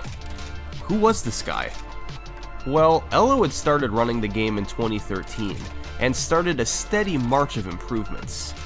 He stayed well behind Shoka and Cypher's records, but throughout 2014, the gap got smaller. Finally, by November, he was within striking distance. His skill level was on par with Cypher's, and he started doing sub-27 attempts. This had been a great run through Wily 3, cleaning up the mistakes that Cypher had made. But the amazing part started in Wily 4. Elo hit everything, including his own extended ceiling zip, leading to a gold split. And thanks to beautiful luck and execution in Wily 5, he got his second gold split in a row, the fastest he had ever completed 2 of the most important stages in the run. It led to him being 6 seconds ahead of the record into Wily 6. But there's one other aspect of Elo's game we haven't talked about yet. Elo is an incredible button masher. He can mash at 16 presses per second. 10 Hz autofire would be a huge disadvantage to him. This comes into play in a few spots, like the Dragon in Wily 1, but nowhere is it more important than on the Alien in Wily 6. The Alien starts on the right, then moves in a figure-8 pattern around the screen. Your goal is to hit him 28 times by the time he leaves the right side for the second time. If not, you lose a few seconds. Even for top runners, this can sometimes be difficult, since you can only hit him when he's low enough and you have to worry about hugging the alien. But Elo was better at this than anyone, and after entering the door in Wily 6, he was just an alien fight away from the world's first sub-27.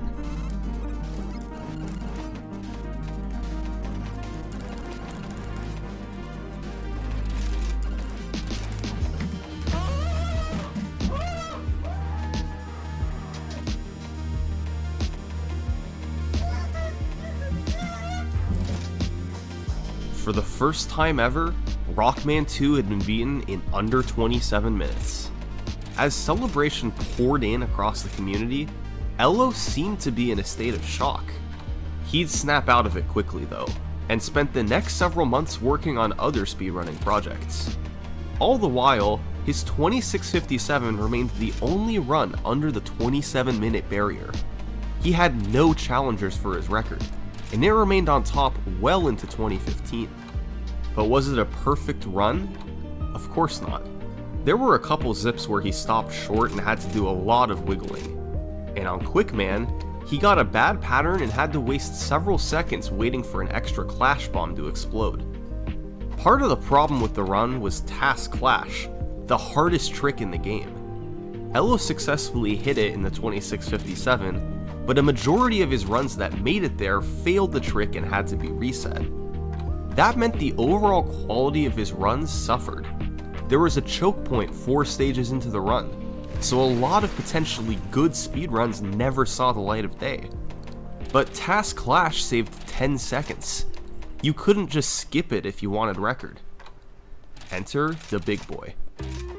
Back in 2012, the Big Boy found an alternate version of Task Clash where you went to the right at the start to place item 1, instead of climbing up right away. It wasn't paid much attention to at the time, but it was actually a significantly easier method of doing the trick, since it reduced the precision of your inputs overall. It did lose a second and a half, but that would easily be worth not having to reset as often.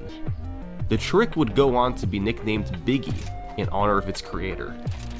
So, when Elo came back to runs in August 2015, he did Biggie instead of Task Clash.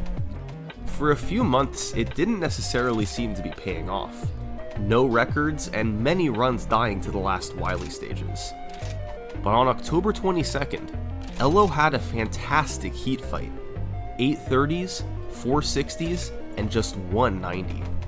That put him 3.5 seconds ahead of the record, so even when he lost time going for Biggie, he was still easily on pace. With a clean Quickman stage and faster vertical wraps on Wily 1, he was nearly 6 seconds ahead. But that lead would erode over his strong final 4 splits. He lost a bit in Wily 3 from bad luck, and had slow, quick, and clash fights in Wily 5. But a slight lead still remained, and after some incredible mashing on the alien, it was enough to take the record 1 second lower. 1 year to lower the record 1 second. That's how tough Rockman 2 runs were becoming. It took months for even the best player in the world to get a record improvement. Who could say how long the next record would take? The very next day, Elo was a couple seconds ahead going into the refights. Wily 5's boss refights is one of the most random parts of the game. The biggest points of variance are quick, air, and heat. Quickman has random high jumps and boomerang throws that can lose you time. Airman has different projectile patterns he can shoot out. Elo's goal was to get a 2-cycle fight with the Leaf Shield, but it often wasn't possible even with good execution. And Heatman works just like he did the first time, but only has 4 spots for delays instead of 13. The execution on some of these fights is tough too, especially quick, air, and wood. So, Elo just had to do his best, and hope his RNG and execution was good enough to keep the run alive. Oh, I got screwed hard. PB's over. You have no idea how much time that costs. And then I flew the Clash Fire, it's over. I haven't even seen the major RNG, and it's already over. Oh. It's over. 90. 90. 90. If you didn't know it's over, it's over. It wasn't over. The refights weren't great, but Elo was only a second behind overall. And with a really good zip and fast alien kill, he could save up to 2 seconds on the last split.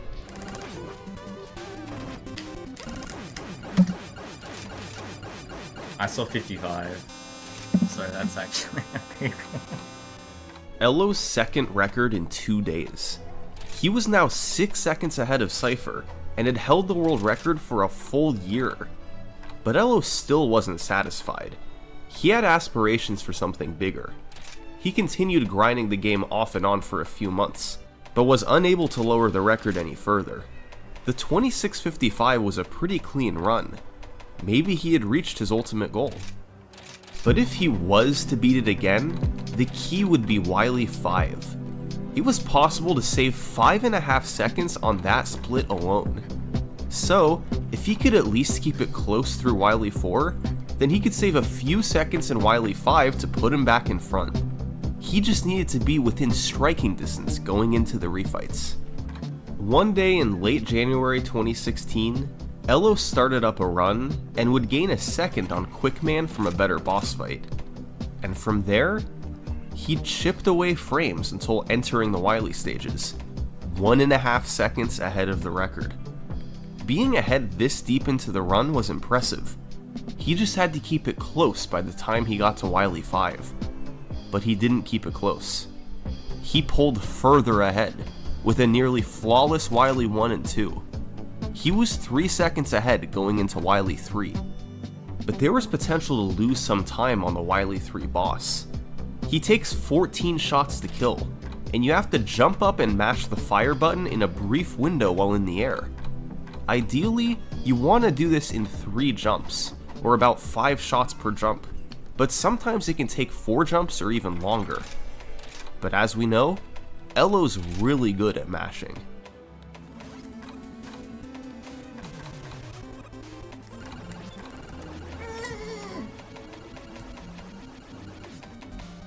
This was the first 2-jump kill in Rockman 2 history.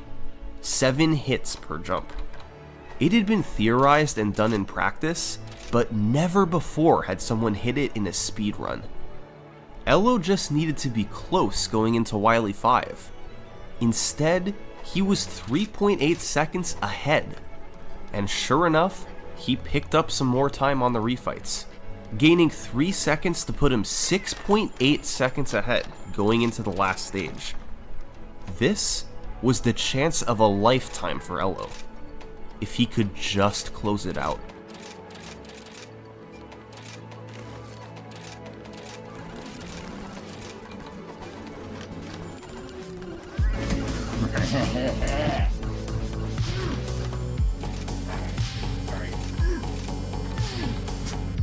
This wasn't just a record, it was the demolition of a video game. After becoming the first runner to get a sub 27, Elo had now become the first and only to get a sub 2650 as well. This wasn't just the best run of Rockman 2 ever performed. It was one of the strongest world records of any game. Elo himself said that he was done. The community was in awe of what he had accomplished, and nobody would even try beating it.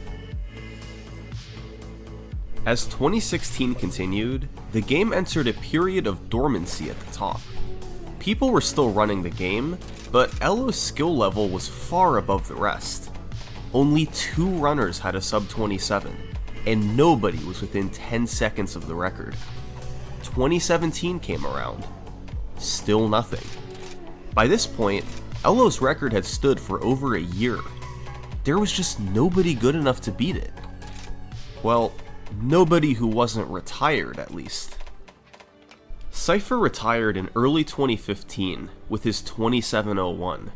Since then, new strategies had been developed that would allow that time to be significantly faster. If anyone in the community could beat Elo, it would be Cypher. But unfortunately, he wasn't interested in coming back. Cypher had moved on, and the community would just have to accept that. Someone else would need to be the one to beat the 2648. And then came AGDQ 2018. That year, a runner named Sinister1 was organizing a relay race of Mega Man 1 through 3 for Awesome Games Done Quick, and he really wanted Cypher to participate. He hadn't ran the game in 3 years, but he was a hugely important part to the game's history. Cypher resisted. He was done with speedrunning and had no interest in returning. But Sinister kept pushing, and finally, after having time to consider it, Cypher agreed to play the game for the relay race. He had 3 years of rust to shake off. It was hard to say how well his skills would translate after such a long time off. He learned the new strategies and built up his consistency with all the game's tricks. After weeks of diligent practice, race day finally arrived. And to give you an idea of how the event went, going into Mega Man 2, Cypher's team was in last place of the 4 teams. 28 minutes later, his team went into Mega Man 3 with the lead. Cypher had single-handedly taken his team from last to first place, and largely thanks to his performance, they would go on to win the race. Cypher's skill was still clearly all there. He hadn't lost anything in his 3 years of retirement. And when combining his abilities with the developments that had been made, who knew what his limits could be? So, roughly 40 months after his last session of world record attempts, Cypher decided he was going to make one more push for the record. The road was going to be tough. Cypher had achieved a 26:59 in preparation for the relay race, but he was still 11 seconds behind Elo. While that was good for second place, it seemed like he still had a long way to go. But suddenly in late January 2018, Cypher would find himself on world record pace late into a run. After a fantastic 8 robot stages and a big time save on Wily 5, he was 2 seconds ahead of Elo into Wily 6. There are 2 steps to the last stage. First, you need to get the zip and enter the boss room. Mission perfectly accomplished. Step 2, fight the alien and get a right side kill.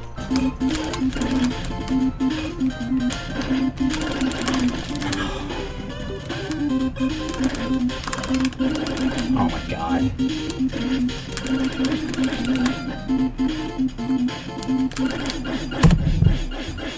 I can't believe I threw it away at the alien. The alien fight had gone horribly wrong. He took damage too early and got turned around multiple times while trying to mash. It cost him the record, but he still did get a decent PB out of it. But that's okay. He had already gotten a record-paced run to the last stage. World record was right around the corner. Cypher continued doing attempts, now just 5 seconds away from the record. But strangely, despite being right there, he found himself unable to take the remaining time off his personal best. He was getting runs deep, but the combination of Wily 4, 5, and 6 were able to shut it down every time. Even though Cypher could get on record pace through Wily 3, closing it out through the last 3 stages is really tough. The attempts continued, but Cypher's personal best stayed put.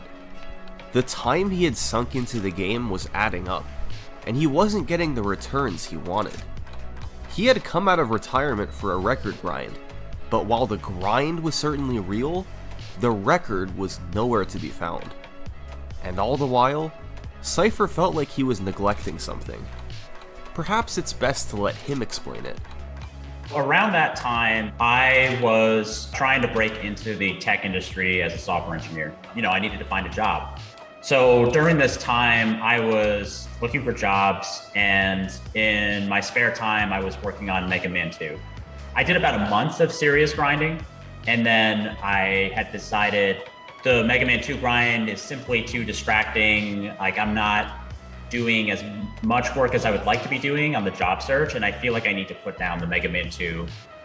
And I decided, I just picked a weekend, and I told myself, all right, I'm gonna do attempts up until this, and if it doesn't happen, then it just doesn't happen, and I need to buckle down on the job search.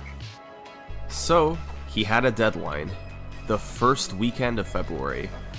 It quickly approached, and Cypher poured in attempts to try and get the record. I think I had a 9-hour stream and then an 11-hour stream on Saturday and Sunday. They were I never do attempt sessions that long. Those were marathon attempt sessions. I was probably, the play quality was probably not that great across both of those sessions, just because I was going much harder than I would have gone otherwise for a normal attempt session. But yeah, that's how it was. And by the end of it all, no new record. Cypher's deadline had come and gone, and Elos 2648 was still on top. It was time to give up the record grind. But he decided to give himself one more chance before throwing in the towel for good. On that Monday, he decided to participate in one last speedrunning event. One that was organized by Sinister One, the same guy who initially got Cypher back into the grind with the AGDQ relay race. This event was called Chase for the Record. Hello and welcome everybody. This is Chase for the Record Rockman 2, and we have quite a show for you today. So Chase for the Record is an online competition where you'll take typically the best 4 players in a game that is highly competitive at a moment in time, and get all of them to play at the same time, to do attempts at the same time, and then you can kind of show like who's actually on a good pace and hopefully see a world record during the attempts, which is generally about a 3-hour window. This event would feature 4 competitors. Cypher and Ella were the first 2, the former and current world record holders. The third was Zoda, a promising runner whose best time was in the low 27s. And the fourth was Cool Kid, but you might know him better as the Big Boy. He had changed his username and started running Rockman 2 seriously, and had driven his time all the way down to 26:56, a legitimate world record contender. This was going to be Cypher's last chance. 3 hours to get it done. But the odds of him actually pulling this off weren't great. I think Cypher was hoping for big things, but realistically, you can't expect in a 3-hour period in a game of such a high level of difficulty that you would actually get the record. The odds are very low. They're not in your favor. It was my last day to do runs, and it would have been a sort of historic moment where it would be the first time anyone ever set a record during an event like this. So in the beginning of the event, typically you want to kind of introduce the game to the audience. So we have them do a no reset run, just 4-way race. Nice mashing there from Cool Kid. He can finish it off. Looks like 27-28. Wow. And then it was on into attempts. But Cypher has moved on. He is going to be into Heatman in a moment, and Zoda right into attempts as well. I'm not sure I've ever been as focused on anything in my life. And Cypher going to set up this first zip here. Nicely done. Yep. Right up against the ceiling. That's what you're looking to see from any of those item 1 zip setups. I've got 3 hours. I'm gonna try my best to make it happen, and whatever happens, happens. And he gets the 1 blade. That's probably the most favorable pattern. Pretty quickly, I got a run deep in the game, and I got a run to Wily too. That was on good pace. I'm pretty sure it was on record pace. He's in. Oh no! He didn't go far enough to the right. No, that's rough. Ah, man, he was like 1 pixel away, and he stopped. I was a little disappointed, but I was like, you know what? It's just 1 run. We like immediately into another run. I was very accepting of the probable outcome that I wouldn't set the record on that show. As Cool Kid makes his way into what many think is the most dangerous stage in the game. Wily 4, Purple Hell. Cool Kid managed to get on a run, and he actually got a small PB. Well, for this, just being on this show. Okay, let's see what kind of entry he gets. I was just not paying attention to anything else happening in the event. I was not listening to the commentary.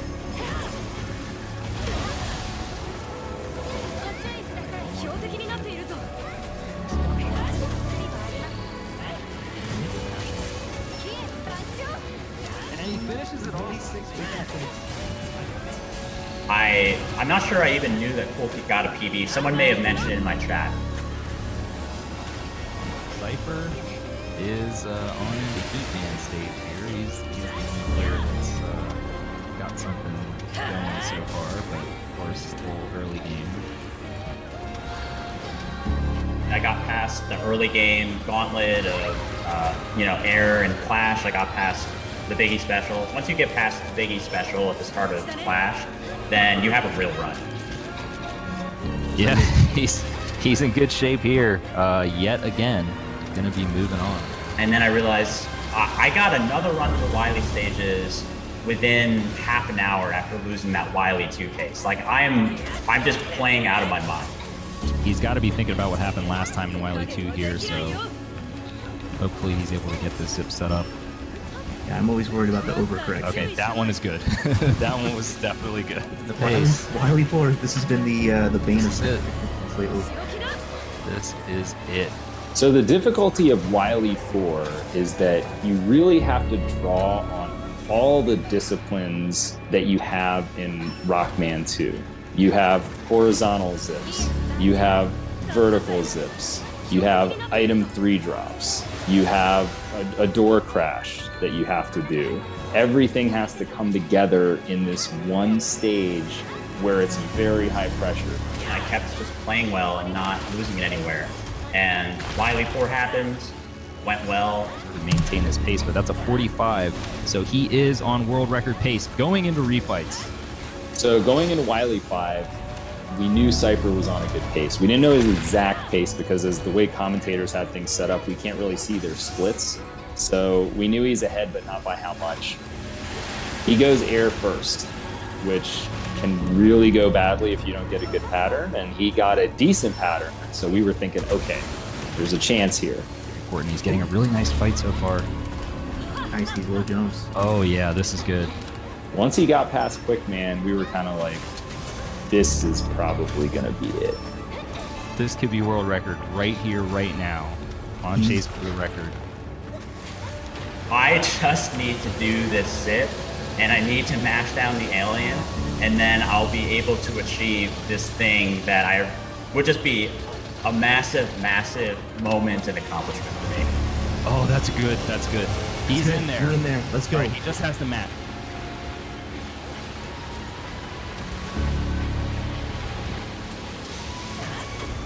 Everything off, but if you can avoid this first shot, you'll be in good shape. Just don't touch the alien.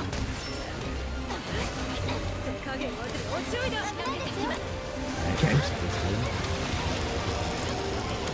Oh my god. Dude, we got this. We got it. It was a truly euphoric moment. It was euphoric. That's it! World record!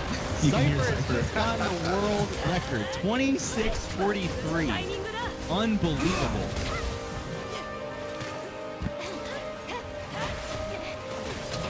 I was just overwhelmed with emotion. I can't describe it any other way. We saw that, not only is this record, but this is record by a significant amount. I was just kind of floored. He had done this knowing that, this is your last time that you're actually going to be running the game. It's now or never. I was just overwhelmed with emotion, and then I just started crying.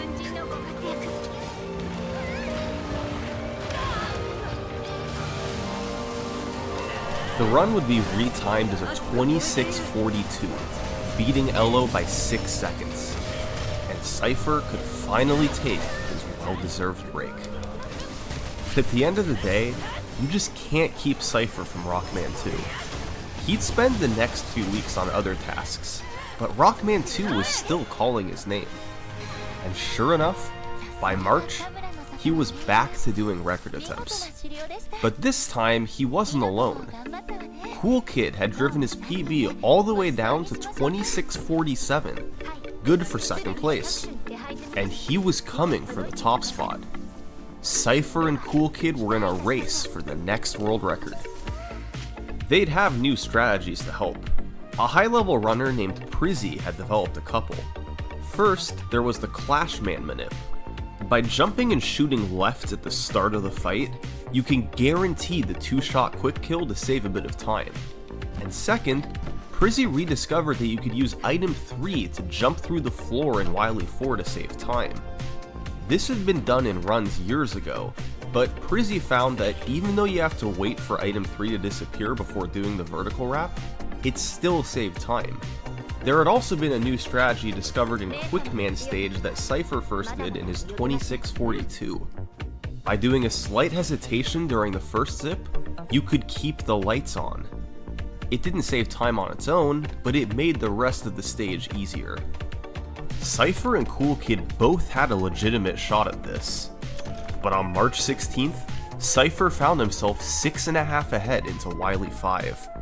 A chance to crush the category. Unfortunately, despite getting a great airman pattern, he misexecuted and lost 5 seconds.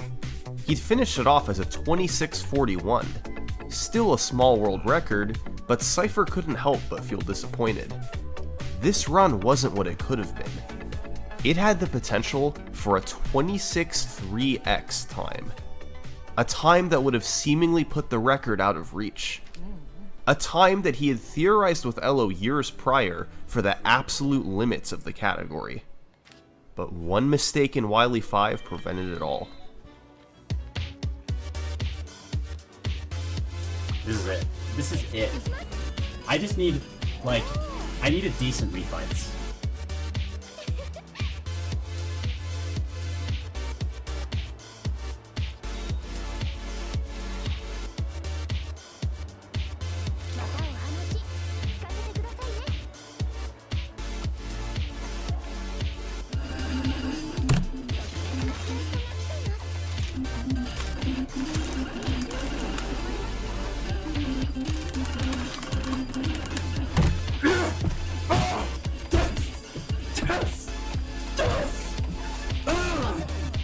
This was the record Cypher had been looking for.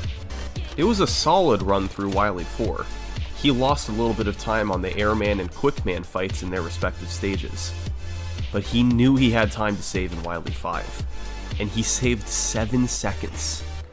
It put him well into the 26:3x range, and he closed it out with a 26:37. And as it turned out, this was good enough for Cypher to end the grind. He stopped playing the game, and his record remained far ahead of anyone else. Well, at least for a little while, because just a few weeks later, Cool Kid was on his way.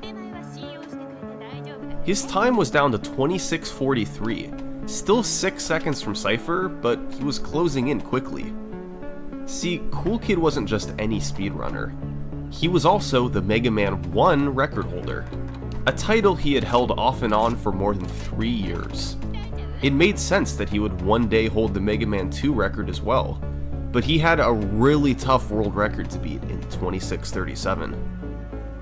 On May 7th, Cool Kid got on a run that had a below average Heatman pattern, meaning he'd have some time to make up. He'd save a bit from a faster air fight, then saved a couple in quick from a frame-perfect zip. By triggering it on the first frame possible, Mega Man only gets pushed up one tile instead of two, meaning you can quickly zip through the boss corridor as well. Just about the only substantial mistake through the 8 robots was missing the initial item 1 placement on the Woodman zip. Going into Wily 6, he was about a second behind the record. If he could perfectly crash the door on the zip, he might just barely be able to get this.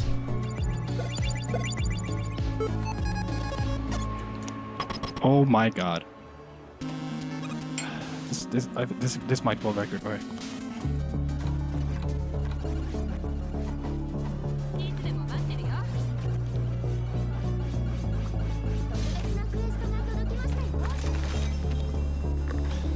Oh my god. The run would be retimed to a 26:37.00, beating the record by 10 frames. Cypher's massive world record had only been standing for about 4 weeks, and more than 6 years after his initial Biggie discovery, Cool Kid had become the record holder. And then, everything went silent. For the first time in months, there was no active competition for Rockman 2's world record. Cypher had moved on, Cool Kid had moved on, and nobody else was within striking distance. And so, the record stood. And it stood for years. Through the rest of 2018, all of 2019, and all of 2020, Cool Kid's 26:37 stayed put as the world record. There were no rivals, no contenders. Nobody could beat the pair of 26:37s in the top spots. But then, in early 2021, guess who came back to run the game? Look what you just saw, Look what you just waddled your way into. Although he hadn't done serious record attempts in several years, Elo started up the grind again in January 2021. It had been so long. Could he still compete with the time set by Cypher and Cool Kid? Well, he quickly got a 2-second personal best. Then he took another 2 seconds off. And then another. Now down to 26:42, Elo was quickly honing in on the world record. It all came to a head on March 26, 2021. Elo got on a run that gained time early, but bled a bit going into the Wily stages. Entering Wily 3, he was about 2 seconds ahead. This was a serious chance at a sub 26:40. But given that his best possible time from here was a 26:34, it actually still had an outside shot at the world record. This was a small, but possible chance to jump straight to the record. Whoa, my power almost just went out. Oh my god, my TV's all I'm not even kidding. What the My power just massively flickered and my TV looks completely I'm not even kidding. All the colors just went. Am I still? Whoa! It did it again. Did it again. Did it again. And my power went out. Are you serious? Elo would continue doing runs for a few weeks, but he'd never take his personal best under 26:42. To this day, that's where his best time stands. He's still considered one of the best to ever play the game, but it remains to be seen if he'll ever take the record again. However, it wouldn't take long for there to be more competition at the top level, because just a few months later, Cypher would return to the game. A big reason why Cypher and Elo came back in 2021 was a new, faster way to play the Wily stages. It was first found in a task from 2015, but was rediscovered by Shinryu in 2020.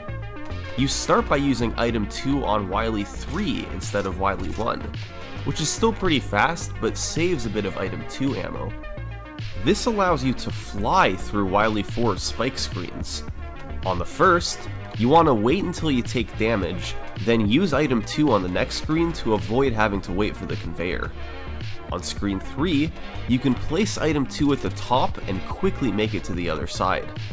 Altogether, this saves about 2.5 seconds, but it is quite a bit more difficult than the old route. There was also a new zip in Wily 3 that saved a bit over a second, and a runner named Endy had a new setup for the dog scrolls that made them more consistent in exchange for a small time loss. All these strategies were enough to make Cypher come back. He knew the record could go under 26:37, but just how far wasn't clear. He grinded for months, and initially didn't see any results. But on July 10th, he'd have a run that fell behind the world record early. A bad airman pattern, slow execution of Biggie, and no frame perfect zip on Quick. But he saved it all back and more in the Wily stages. The Wily 3 zip, the new Wily 4 route, it all combined to save him several seconds.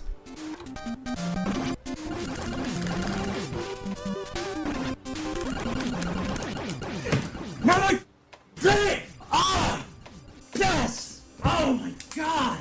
For the 6th time, he had set the Rockman 2 world record. But you know something interesting about Cypher? Despite being one of the best to ever play the game, the longest any of his previous 5 records ever stood was 4 months. He was often the first to break a long-lasting record, but for each and every world record he set, someone else would beat him shortly after. This 26:34 was a nice improvement, but it wasn't perfect. He did lose a lot of time early on. There was only one way for Cypher to guarantee he wouldn't be beaten. Get a perfect run.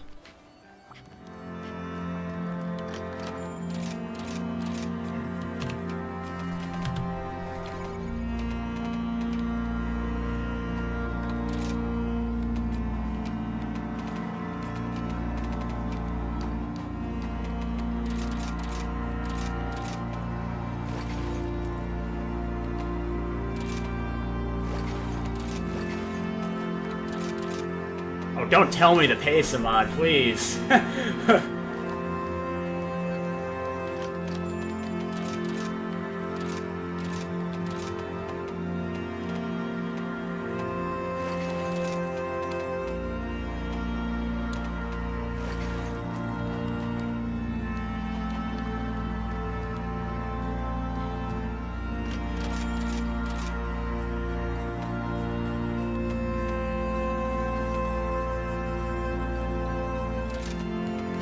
Alright, this is it.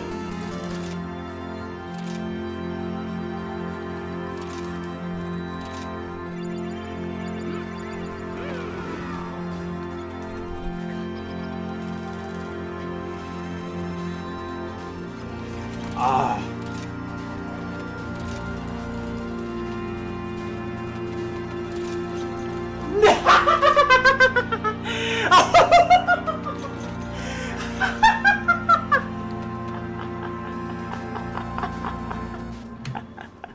Yo, that's hilarious. It was on pace for 26-26. Cypher was set up to get the game's biggest record cut in 8 years. But he went for an extremely quick kill on the alien that's far harder to execute than normal. It was supposed to look like this. The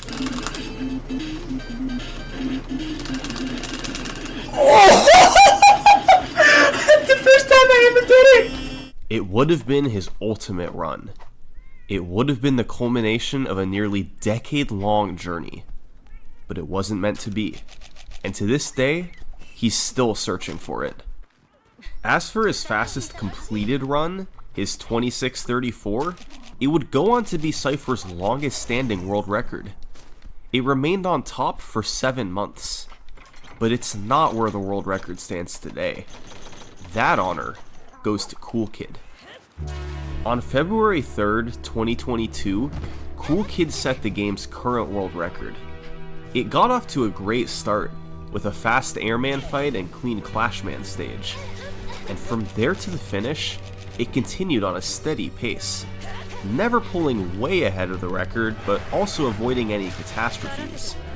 He lost a bit in Wily 2 from picking up health, and had to wiggle a bit in Wily 6.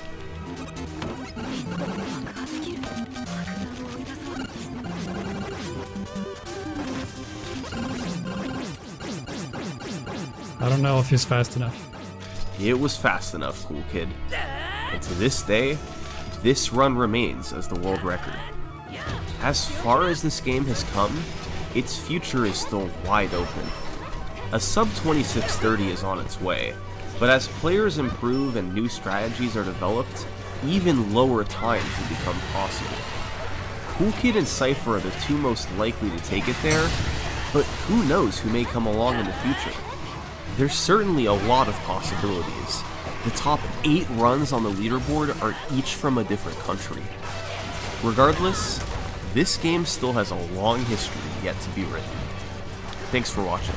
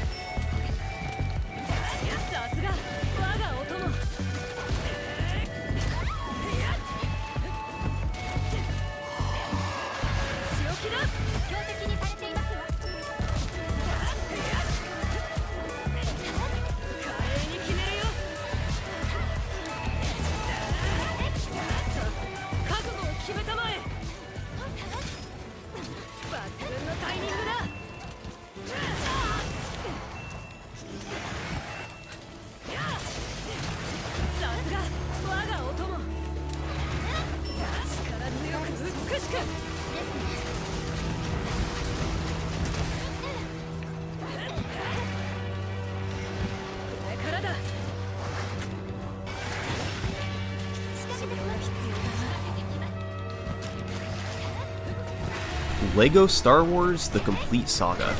It's a game that millions played upon original release, and 15 years later, nostalgia is driving another wave of popularity. As more people play LEGO Star Wars, a question emerges. How quickly can the game be beaten? The LEGO Star Wars speedrun has the precision of a 3D platformer combined with the glitches and tricks of a broken NES game. And for the past few years, a dedicated community of runners have been battling each other to take the world record lower. This is the history of LEGO Star Wars World Records.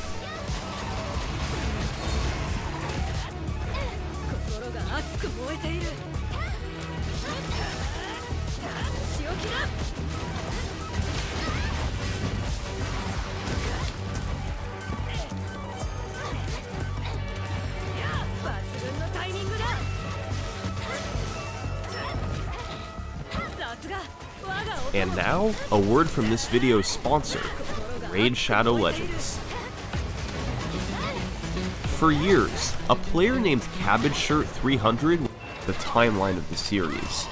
LEGO Star Wars the video game was released in 2005, where you could play episodes 1 through 3. This was followed up by the original trilogy in 2006, with episodes 4 through 6 being playable. Finally, in 2007, these games were combined into LEGO Star Wars: The Complete Saga, allowing you to play through all 6 episodes. While the 3 versions are all speedran today, the most popular one by far is The Complete Saga, the topic of this video. Now, the earliest full game speedruns of The Complete Saga date back to 2013, but it's a bit of a hazy timeline. See, back then there was no concrete rule set. The initial method was to play through episodes 1 through 6 in order on the game's Super Story mode, which adds a timer to the bottom of the screen and doesn't have status screens between levels. Later, runners switched to playing the episodes on Replay Story, meaning you can use any red brick upgrade on any level. Since these records didn't have a standard rule set, and also some were filmed with a potato, we'll skip going over them in detail. However, serious props should be given to the record holders, Poshak and Lexos, the champions of the Complete Saga's early era.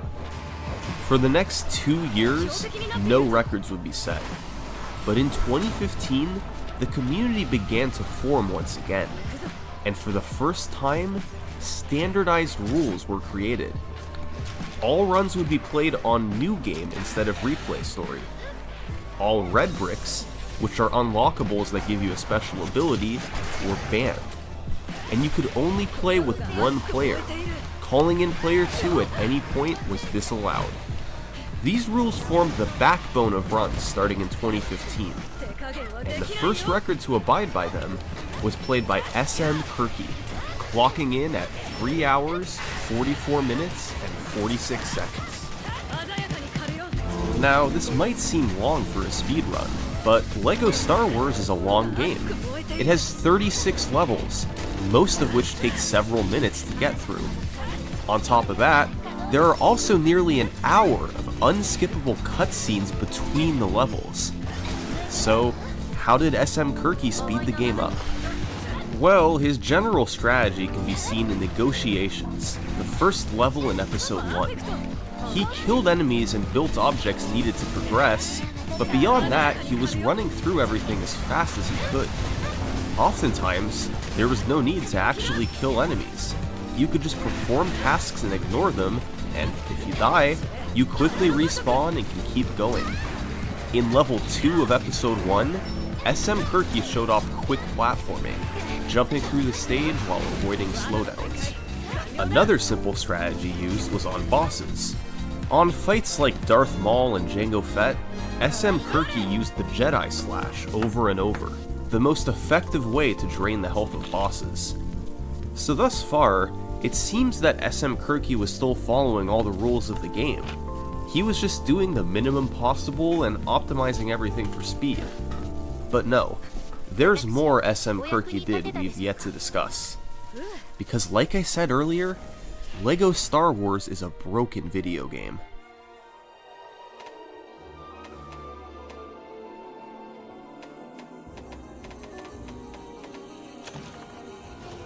In level 5 of episode 2, you normally have to use one bomb to take out one side of the barrier, then go back and get a second bomb to take out the other side.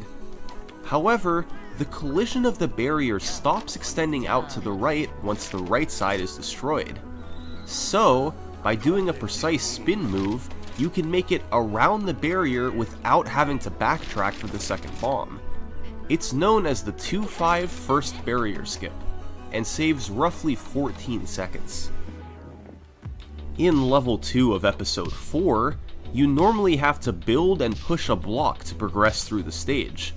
But if you instead veer off to the left and double jump off of a slope in the wall, you can make it to a platform and skip right through it. Once again, this saves roughly 14 seconds. And in episode 5, one of the biggest skips in SM Kirky's run takes place.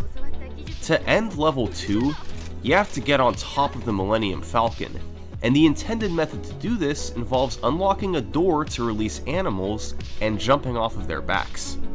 Instead, SM Kirky precisely spaced a double jump to barely reach the top early, saving 40 seconds. In all, there were more than a dozen tricks like this across the run, adding up to minutes of time save. There's honestly too many of them to go over in depth here, but many of them followed the same pattern, doing a precise jump somewhere you're not supposed to in order to skip doing something else that would take longer. We'll see more of these tricks later. But as a whole, SM Kirky's run was on another level compared to the runs from 2013. Fewer mistakes, more tricks, and a cleaner speedrun overall. It was a great starting point. and it stood as the record for almost a year. But in mid-2016, along came a player known as TSG. And what TSG did to the world record was this.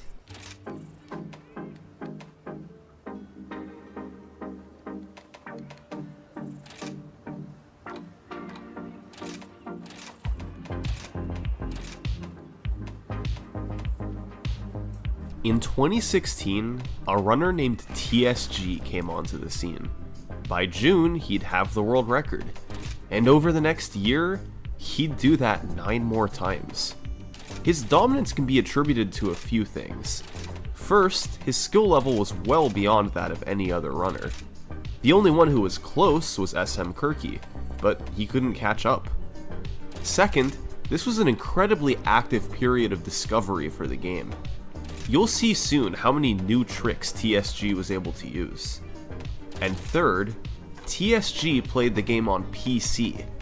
This wasn't fully known at the time, but running the game on PC is much faster than any other version, mainly from having faster load times. TSG's first record was a 341.17, and after the first level, he was presented with the option to save or not. After you save for the first time, you lose a couple seconds from auto-saving after every level. However, it does allow you to reset the game before a cutscene plays at the end of each episode, since your progress is saved before then. This allows you to more quickly start the next episode instead of watching a long cutscene, especially after episodes 3 and 5, and the time save is further compounded from the fast resetting that you can do on PC. And of course, he had a plethora of new strategies to use, particularly in episode 5.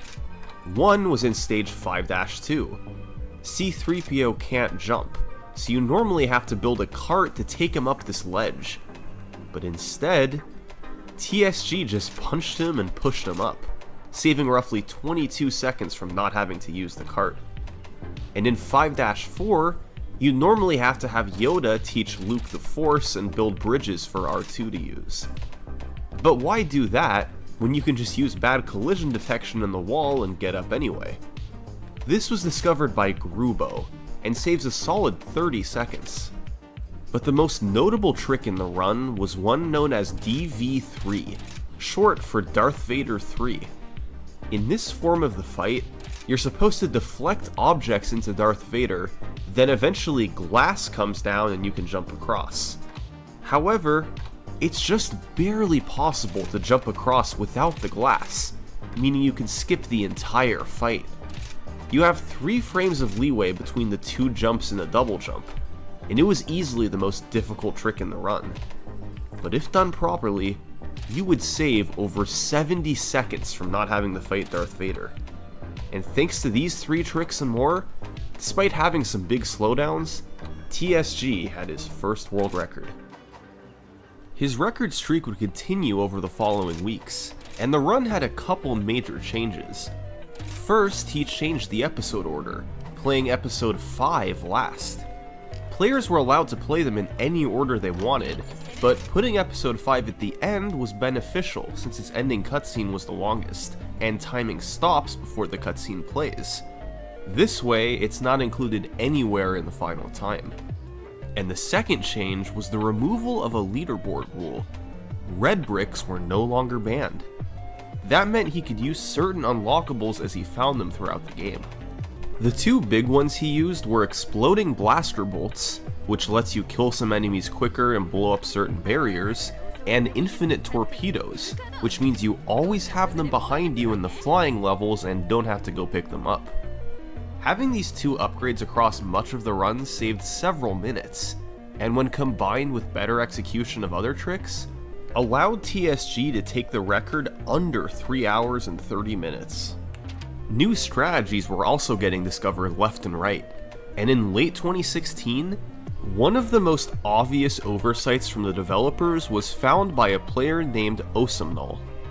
On the last level of episode 1, you're supposed to fight Darth Maul by forcing objects into him. But over on the right, there's a lamp, and for some reason, everything below the lamp is considered by the game to be out of bounds. you can stand and jump in any out of bounds area, so it's possible to just jump off the wall to the top of the lamp and across to the other side. As simple as that, you could save 30 seconds. By April 2017, TSG had taken the record to 3 hours and 24 minutes, and with second place more than 7 minutes behind, he was in full control of the world record. However, in May, a key rule was lifted. Back in August 2016, the ban on red bricks was lifted, and now, players were allowed to call in the second player. Welcome to the world of one player, two controller strats. So what's the benefit of using a second player? Well, LEGO Star Wars was designed to be a two-player game, and some sections can be completed much faster with the second player. In 4-5, for instance, if you have one player, you're supposed to build a cart to go over buttons fast enough before they turn red. But if you're using two players, no need for the cart. There's a couple sets of these buttons in 4-5, and if you skip using the cart for both, you save a full minute. However, you're not allowed to have a physical second player to help you out. You have to do everything alone. So, whenever you want to call in player 2, you have to control them both at the same time. It's known as 1 player 2 controllers, or 1P2C, and on PC, there's 3 options for this. You can use 2 controllers, you can use 2 parts of the keyboard, or you can use a keyboard and a controller. Most runners nowadays go with the keyboard controller method, but in June 2017, TSG set a record with the controller method. The only point TSG used 1P2C in the run was in 4-5, but the community knew there could be applications elsewhere. Less than a month after TSG's run, it would be beaten by a new player, Rauschmore. He had been a contender for a while, but rapidly improved his personal best in mid-2017 to take the top spot. He too used 1P2C in stage 4-5, and thanks to a couple new strategies in episode 6, pulled ahead for a new world record by 90 seconds. However, TSG was up to the task, and just a week later he took the record back. By the end of the year, TSG's time was down to 3 hours, 19 minutes, and 30 seconds. The 3:19 run had a notable new trick in the first phase of the Darth Vader fight. After dealing 2 hearts of damage, Darth Vader jumps around and won't knock Luke's Stormtrooper helmet off. You can then use R2 to precisely land on the white part of the panel, then fly and avoid a death plane to barely make it to the other side. Once there, you activate a platform for Luke, and open the door with the Stormtrooper helmet to skip nearly the entire fight. The trick, nicknamed DV1, saves 45 seconds and was discovered by a runner named Zolas. When combined with DV3, it was quite evident that stage 5-5 was becoming the most critical point of the run. Speaking of Zolas, he would set the game's next record, a 3:16.12. He implemented 1P2C across the run more. Some were small time saves, like deflecting shots so that R4 could safely activate the panel in 2-2, and others were more substantial. In 4-5, you could now use Chewbacca to activate the elevator and ride it immediately, instead of having to use Han Solo and wait for its second cycle. A time save of about 12 seconds. But interestingly, Zolas played the game on Wii. We know from before that this is slower than the PC version, but there's another consideration to be made. The Wii version requires using both the Wii Remote and the nunchuck, so to do 1P2C, you need to juggle 4 controllers at once. Still, Zolas was able to pull it off, with a world record by over 3 minutes. TSG followed this up a few months later with a 3:14.28. It was notable for implementing yet another trick into level 5-5. DV1 and DV3 already had skips, and now, Darth Vader's 4th form did as well. It was possible to do a couple of precise double jumps, and skip having to use the Force and having to use R2. They have the potential to save about 7 seconds, and just added to the skill needed in 5-5. Episode 5 as a whole was becoming really brutal, and since it has the longest end cutscene, it had to be at the very end of the run. So let's take a look at our timeline so far. TSG started dominating in mid-2016, and although he twice lost the record to Rauschmore and Zolas, he'd always been able to fight back. 2 years later, his name was still on top of the leaderboard. But TSG's 314 from June 2018 would be the last record he would ever set. The game was about to enter a new era, because in October 2018, Rauschmore did this.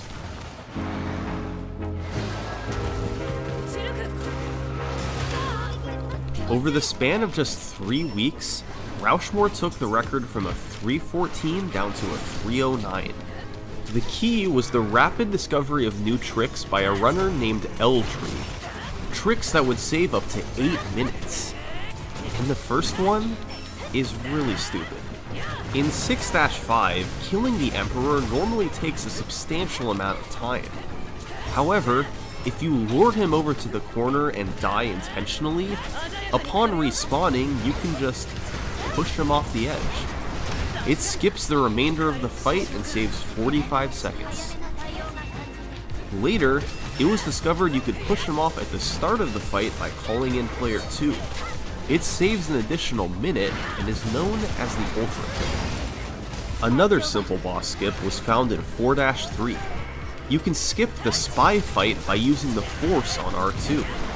This pushes him past the trigger to start the fight, and if you call him in after, you can just go in the open door and save about 50 seconds. But the real big time save was in 6-3. In this level, you're supposed to hop in your speeder and drive through the roughly 5-minute course. Instead, if you go into the corner of the end barrier with both players, player 1 gets placed above player 2, and you can do a 360 to make it over the barrier. This activates the end of the course, and you can skip the entire thing to save several minutes. These discoveries helped lead to 4 consecutive records from Rauschmore. His 4th and final time, a 309 from October 2018, would be the final record set in the year. But interestingly, as the record stayed put at 309, the run started to get massive views on YouTube. It went semi-viral, and many people who saw the video thought it could be fun to try running it themselves. And largely thanks to Rauschmore's video, by early 2019, there was a new crop of runners ready to gun for the world record. In 5th place, there was Senor with a 3:11:37. In 4th place, there was Wii Super with a 3:10:45. In 3rd place, there was Osamnol with a 3:10:06. And in 2nd place, there was Shred with a 3:09:54. All 4 runners were closing in on Rauschmore's record, and it was obvious that one of them would beat it soon. The general consensus for the favorite to do so was Osamnol, but all 4 of them had a shot at it. And then, one of them broke through. On February 11th, 2019, Senor jumped straight from 5th to 1st place to capture his first world record. He lowered his personal best by nearly 2.5 minutes in the process. Senor had gotten into the game after seeing Rauschmore's video, and although he lowered his time quickly, he was comfortably behind the other record contenders. But the key to Senor getting this record was 1P2C. He used it all over the run. He used it for multitasking, he used it to get one player in position while the other player built, he used it to push characters further ahead. These were small time saves on their own, but they added up when used across a 3-hour run. This was also the first run to use the incredibly difficult disco skip in 6-2. After building the speaker, you then try and position Luke so he's exactly 50% inside of the speaker once it's finished being built. The game doesn't know what to do when you're inside a built object, so if you're next to a wall, it will sometimes push you through it, meaning you can go out of bounds and skip building the disco party to save 40 seconds. This is a really precise trick, since you have to be positioned just right to clip out of bounds, but if you miss it, you can just break the speaker and build it to try again. With all the competition from top runners, people didn't expect Senor's record to last long. But it would only last for 3 days. On Valentine's Day 2019, Shred took the record with a 3:06.27. Shred had been running the game for over a year, but only became a serious record contender early in 2019. And his record was an improvement by nearly 3 minutes, which was especially impressive given that it was played on a Wii. It didn't do much new over Senor's record, but was better executed. It had a first try ultra kill and a cleaner episode 6 overall. Senor fired back just 3 days later with another 2-minute record improvement. The world record was now down to a 3:04, but it still had some significant slowdowns. Senor lost nearly a minute on disco skip, and over 30 seconds in 5-5 from missing the DV skips. So clean up those tricks, save a bit elsewhere, and add in a couple new strategies. And suddenly, sub 3 didn't seem out of the question. In March 2019, 2 runners started to pull ahead from the rest of the pack, Senor and Wii Super. Both of these guys had only gotten into the game in the last few months, but they lowered their times side by side and got good quickly. They raced each other frequently, and although Senor was slightly ahead on the leaderboard, Wii Super was never far behind. As March progressed, these two made it clear. They both wanted to make a push for the world's first sub 3. It was barely in the realm of possibility. But with the two of them pushing each other, a sub 3-hour run started to feel more real than ever.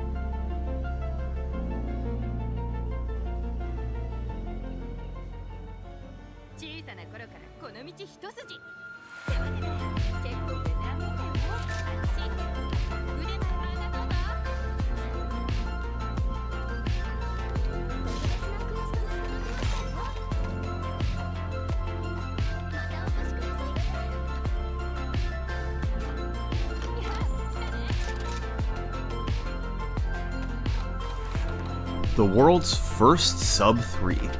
Senor had skipped straight over 259 to a 258.50. His run was roughly even through episode 6, but he saved some time later over mistakes and slowdowns in his last PB. And at the end of the run, he still had to execute tricks like hut skip and DV3. It was an intense situation, but he was able to clutch them out and get the first sub 3. Interestingly, about half an hour before the end of Sienor's run, Wii Super started a run of his own. And this run would finish as a 2:59.04, the world's second sub-3. Had Wii Super started his run just a few hours earlier, he would have won the race to sub-3. But instead, he had to settle for second place, while Sienor got the glory. But Sienor's record wouldn't last long. He beat his own run by 43 seconds just a day later. This run was notable for introducing a piece of RNG.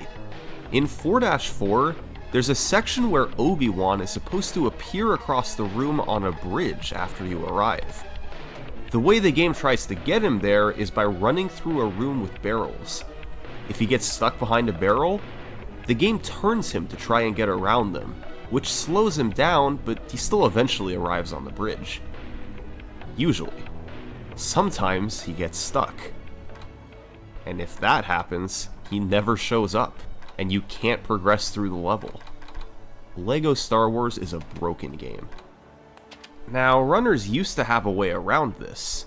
You reload the bridge room by entering and exiting the previous room, which guarantees Obi-Wan will show up for a 2-second time loss. But players then found 4-4 cutscene skip. By jumping off of this ledge, you can hook back and enter an out-of-bounds area to skip to the next room.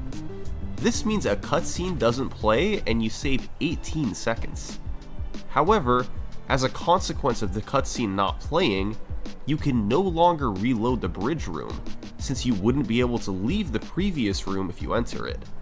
So, Obi-Wan RNG was back into play. If he didn't want to show up, you were in big trouble. A couple weeks later, a fairly substantial change was made. The community decided to alter the way runs were timed. Instead of starting when the players gained control in 1-1, it would now begin when selecting New Game on the main menu. This was mostly done so that movement in the cantina would be considered in the final time. It added roughly 58 seconds to all runs. So, when Sienor set a record that would have been 2:57.36 under the old timing, it was retimed to 2:58.34. And that made it 4 consecutive records for Sienor. He was the first to sub-3, and now he was taking control of the leaderboard. And for Wii Super, he just couldn't catch up. He perpetually remained slightly behind Sienor, easily in second place, but ever since he missed his chance at the first sub-3, the world record eluded him. But after the 2:58.34, Sienor announced that he would be taking a break from the category to focus his efforts elsewhere. Maybe this was the chance Wii Super needed. With Sienor at least temporarily out of the picture, he could hone in on improving his time without needing to compete with anyone. And as it turns out, just 2 days later, it was only record by a second, but Wii Super had finally overtaken Sienor. It was a run with a great early game, but he lost some time on speeder skip and had a weak episode 4. Still, Wii Super had broken through. Was this a one-time deal, or was he about to make something more out of it? 6 days later, a 60-second record improvement by Wii Super, largely due to saving time in episode 4. The very next day, another 1.5-minute world record. 3 weeks later, 2 record improvements on the same day. 3 days later, a record cut by nearly 2 full minutes. Then Wii Super took a break, and when he came back, another world record. 7 records over the course of 3 months for Wii Super. The final one was a time of 2:53.04. After a while, Sienor had come back to attempts, but this time the tables were turned. He was the one who couldn't catch up to Wii Super. The way he went on this run was through both improving his own skills and utilizing new strategies. In 2-6, Wii Super began using Dooku Skip. By standing on a barrel, you can force it with player 2 and clip under the floor. By then dropping out with the inbounds player, you can lead them forward past the trigger for the Dooku fight and enter the next room. The trick was found by Senor and saves up to 30 seconds. Wii Super also began using the Vehicle Smart Bomb Red Brick. It allows you to hold the special button in ship levels and make everything on screen explode, which can save you about 20 seconds in 5-1. And interestingly, with these new tricks being incorporated and runners' skill levels improving, someone new moved into second place, Chimkin. He had been in third place for months, even being a part of the initial sub-3 grind, but he always remained behind Wii Super and Senor. But he was improving, and by May, he was ahead of Senor. And sure enough, when Wii Super woke up on the morning of July 6th, his record was gone. Chimkin had beaten it by over a minute, getting a 2:52 flat. It was a run with a slow early game, but after a gold split in 3-2, he was off to the races. He pulled ahead of the record and crushed it. So, Wii Super had to get back to work. And it took him 13 hours to get the record back. Over the coming weeks and months, Wii Super and Chimkin would trade the record back and forth. Wii Super was the first to take it under 250, with a 249.55 on July 17th. Chimkin would get the next record, and by the end of the year, it was down to 245.39. How did these two take the record down by 7 minutes? Well, there was a new red brick, Fast Force, which does what it sounds like.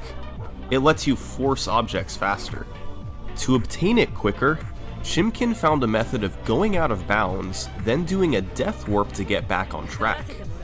It's unlocked in 4-2, so players started playing episode 4 earlier in the run so they could use Fast Force in episode 6, 3, and 5. And of course, there were a plethora of new strategies discovered in the second half of 2019. Some were small and saved a few seconds, while others saved closer to half a minute. But the big one was in 5-6. It's the last stage in the game, and it had an evolution of skips over the years. Way back during TSG's record reign, runners started doing a trick called Bespin out of bounds. You'd jump roll off a ledge to land out of bounds, and progress forward into stage to skip having to build C-3PO and open the door. It saved 45 seconds, but was immensely difficult. Players used this trick for years, but in December 2019, Senor found something better. You join with player 2 and put Lando in a doorway. If player 1 stands far enough away and Lando jumps, the door will close.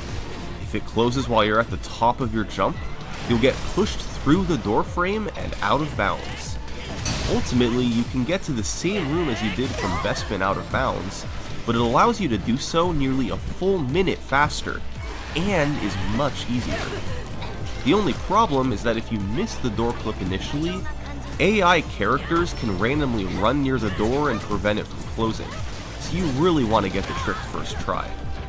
With all these time saves combined, and runners still improving their skills on top of that, the world record was down to a really solid 245. It was enough for Wii Super to take a break from grinding the category, and Chimkin had stopped playing it as well. Other than those two, nobody had a PB under 2 hours and 50 minutes. But over the coming weeks in late 2019 and early 2020, the game would get a huge boost in popularity, thanks to an unlikely source: TikTok. There was a big wave of nostalgia for LEGO Star Wars. Millions played it while growing up, and after years had passed, they looked back on the game fondly. A trend began on TikTok where people changed their profile pics to mimic how they look in LEGO Star Wars, with a green or blue circle around them. This increased the game's popularity on the internet as a whole, as people remembered LEGO Star Wars and wanted to experience it again. As such, speedrun streams and videos exploded in popularity, and starting in early 2020, there was a new wave of speedrun activity. And suddenly, by February, Wii Super had new competitors on his doorstep. In second place was T-Fresh, and in third place was Led Astray.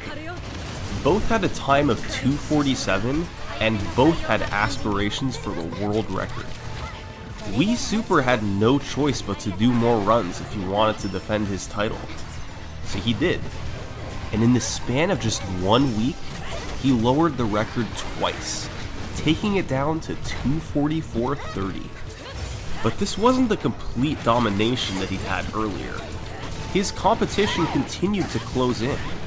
Led Astray got a 2:46, and a familiar face had actually jumped into second place. Sinor.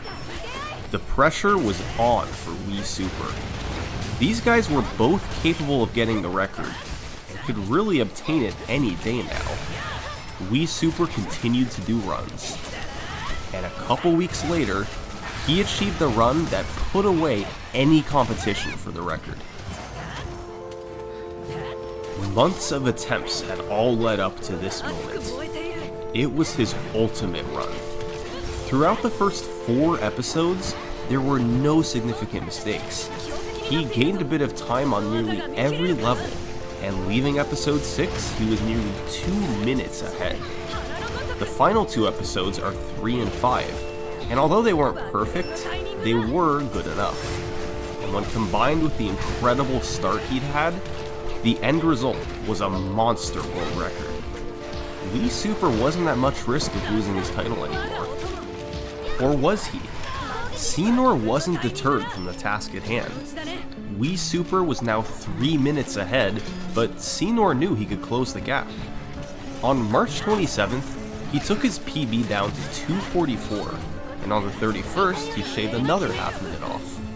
Despite the optimization of Wii Super's record, Sinor was actually able to close in. These two guys were ahead of the pack. Just like the initial sub-3 grind, Wii Super and Sinor were locked in a battle. Thanks to the game's boost in popularity around this time, the community decided to have a LEGO Star Wars speedrun tournament. Wii Super, Sinor, and most of the game's other top runners all participated. It was a double elimination tournament, and there were some great times put up by several different runners.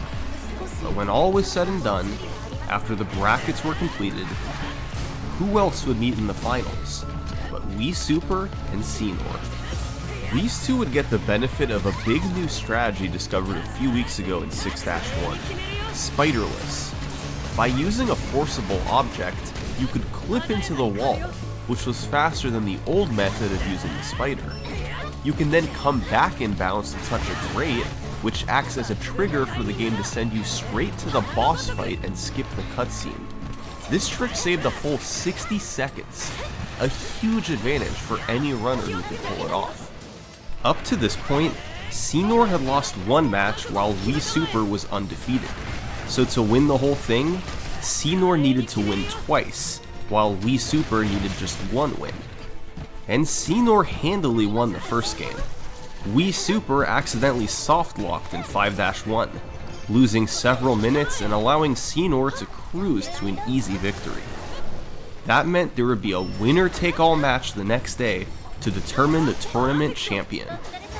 This was going to be a tough task for Sinor. Think of all he had going against him. His personal best was nearly a minute behind Wii Super. He had lost to him earlier in the tournament, and he'd gotten a pretty lucky victory yesterday thanks to a fluke softlock. He was going to need to play out of his mind if he wanted to win this thing. And so, on April 19th, 2020, in the final match of the tournament, with his opponent heavily favored to win,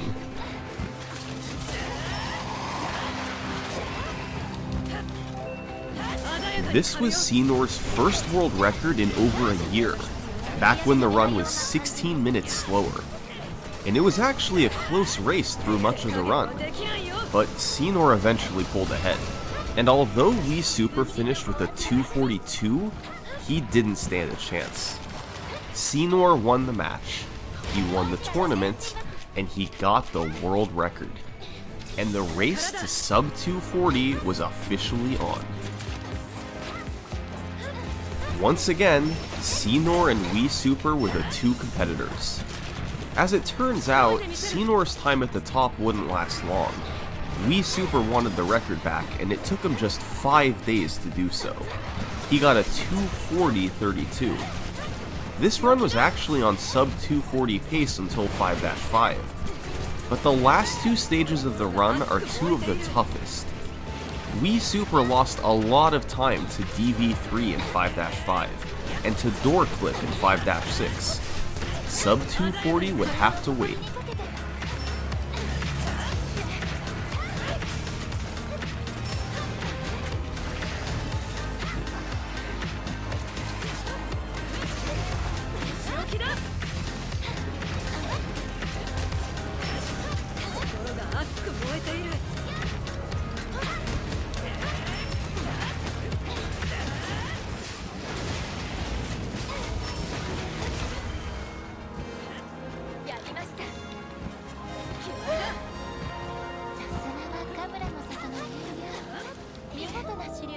Wii Super lost 45 seconds to Door Clip, and missed sub 240 by just 4 seconds.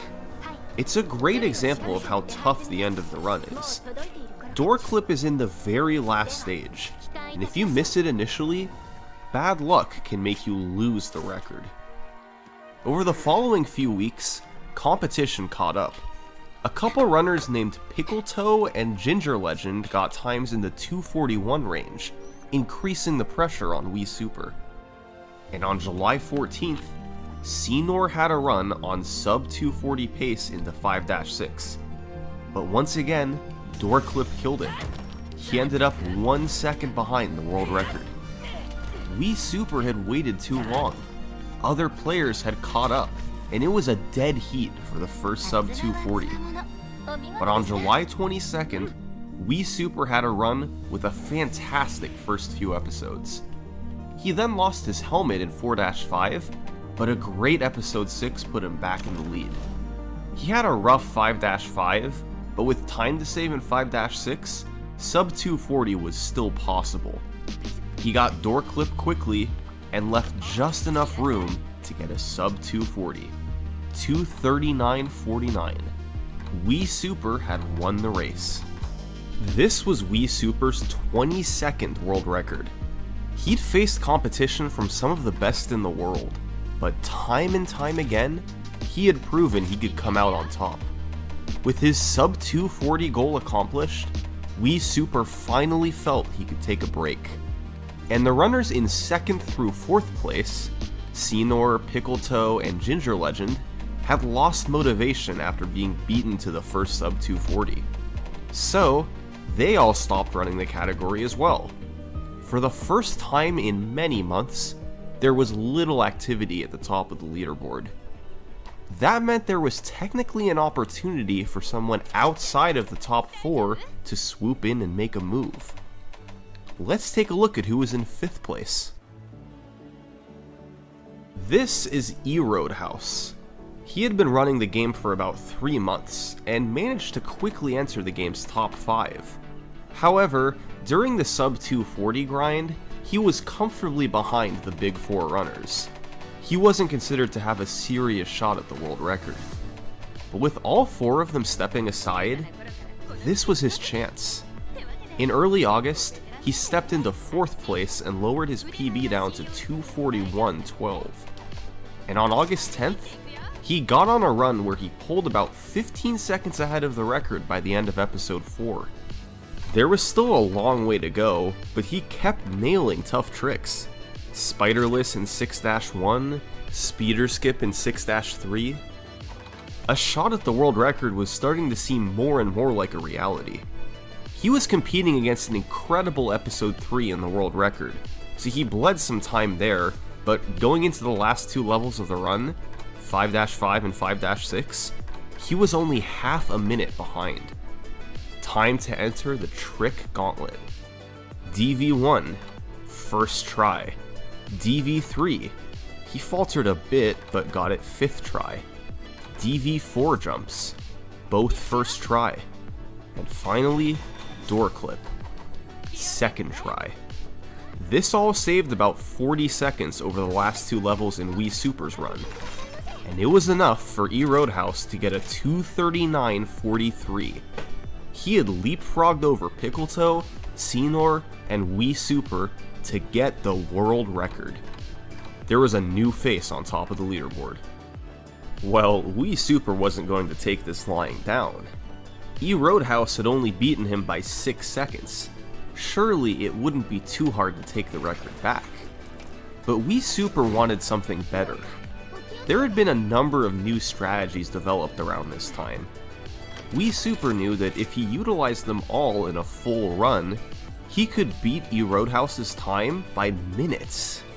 We won't go over all of these new tricks, but there's 2 particularly big ones. And the first one, well, LEGO Star Wars has an Ultra shortcut. Level 1-4 is the pod race. You have to drive around the course 3 times to beat the stage. For years, there was no way to really speed this up. Even the fastest world records just drove the 3 laps. But in mid-2020, P53, Havster, and Xenor combined to develop a trick called Pod Fraud. It's a very complicated trick, but the gist of it is that the game's only method for checking lap completion is seeing if you've touched an area on the far side of the course, and seeing if you've touched the finish line region. So after driving a lap normally, you go out of bounds with 2 players, leave one by the finish line region, and try to get the other to the far side. This middle section out of bounds kills you, but it lets you build up speed quickly. So, by dying a few times, you can build up enough speed to make it across. By touching this region, the next lap is activated, and you skip having to drive around. This setup takes about 25 seconds, but a lap normally takes about 60, so you save over half a minute. The other big skip is called Grieve Cheese, discovered by Pickletoe with concepts from Fezteo. The General Grievous fight is normally a slow, scripted battle, where you jump around the level and then attack him on the main platform. However, he'll only perform his scripted actions if you're actively standing on this platform. So, you can use Obi-Wan to lure him toward a rock, then jump off the platform and shoot him with player 2 before he walks too far away. By repeating this over and over, you can drain his health without having him ever perform scripted actions. Unfortunately, there's RNG involved. He can randomly block your shots, which wastes time. But ideally, Grieve Cheese can save over half a minute. With all this and more, Wii Super felt that he could crush the current record. He was right. On September 18th, he beat Rathalos by just under 2 minutes, getting a 237.49. A few weeks later, he did it again, with a 236.08. The leaderboard was back to normal. Wii Super was dominating the competition, multiple minutes ahead of anyone else. And still, years after his first world record, nobody could catch Wii Super. At least, not for a couple weeks. Just 16 days after Wii Super's 236, Rathalos managed to get the record back. The key to doing this was yet another complicated new trick, Falconless. The normal way to end stage 4-5 involves activating 4 triggers scattered throughout a big room, then killing all the stormtroopers. It's a slow process that gradually raises the Millennium Falcon, so you can eventually enter it and end the level. However, P53 found a way to end the level early. You first have to load the last room of the level, which can be done by entering this grapple room. You then go back far in the level, and by crossing a particular line, the game tries to save memory by unloading the last room. This means the triggers, stormtroopers, and Millennium Falcon all disappear. The issue is that the game never reloads them once you go back forward. So you re-enter the final room, and nothing's there. since the stormtroopers are gone, the game treats them the same as if they were killed. So you can jump into where the open door would be, and the level ends. This saves about 1 minute and 15 seconds, and Roadhouse's new record was a 2:34.51. That means that even without Falconless, he still would have beaten Wii Super. Maybe it was a fluke. Whenever someone took the record from Wii Super, he was always quick to respond. But a month later, Roadhouse set another record, 2:34.32. This was uncharted territory. When was he going to respond? Well, a couple weeks later, Roadhouse got on a run that was 25 seconds ahead after episode 2. This was the best pace anyone had ever been on that early. He lost a bit of time from missing a clip in 4-2, but managed to improve to 30 seconds ahead leaving episode 4.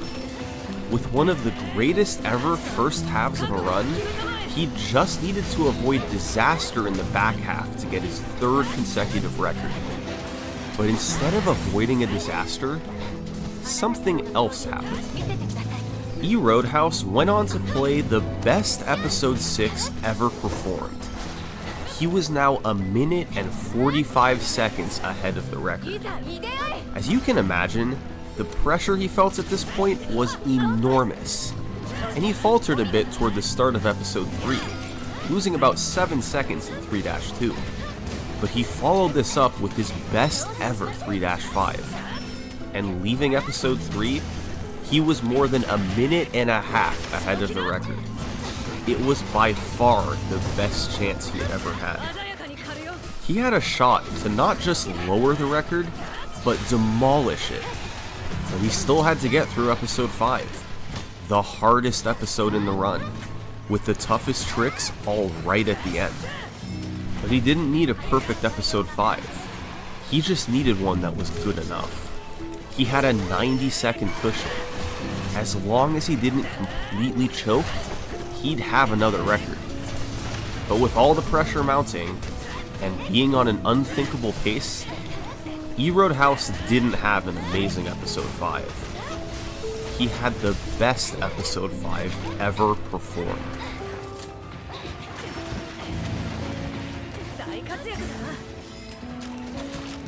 This was by far the greatest record the game had ever seen. Roadhouse had skipped 2:33 and skipped 2:32. He was more than 4 minutes ahead of second place. There was nothing more he could do. There was nothing anyone could do. Roadhouse was the game's new top runner, and it was hard to imagine this record being beaten anytime soon. So, he took a break.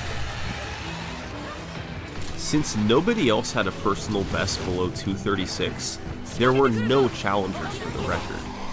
However, that didn't stop players from continuing to run the game. But the nature of the competition changed. It was now a battle for second place, rather than the world record. About a month after the 2:31, a new runner moved into second, Ginger Legend. A few days later, he'd be beaten by Senor, getting a 2:35 and then a 2:34. It's important to note that there were very few new strategies being utilized. The vast majority of their time save came from getting better at the game. Fewer mistakes, better movement, that sort of improvement.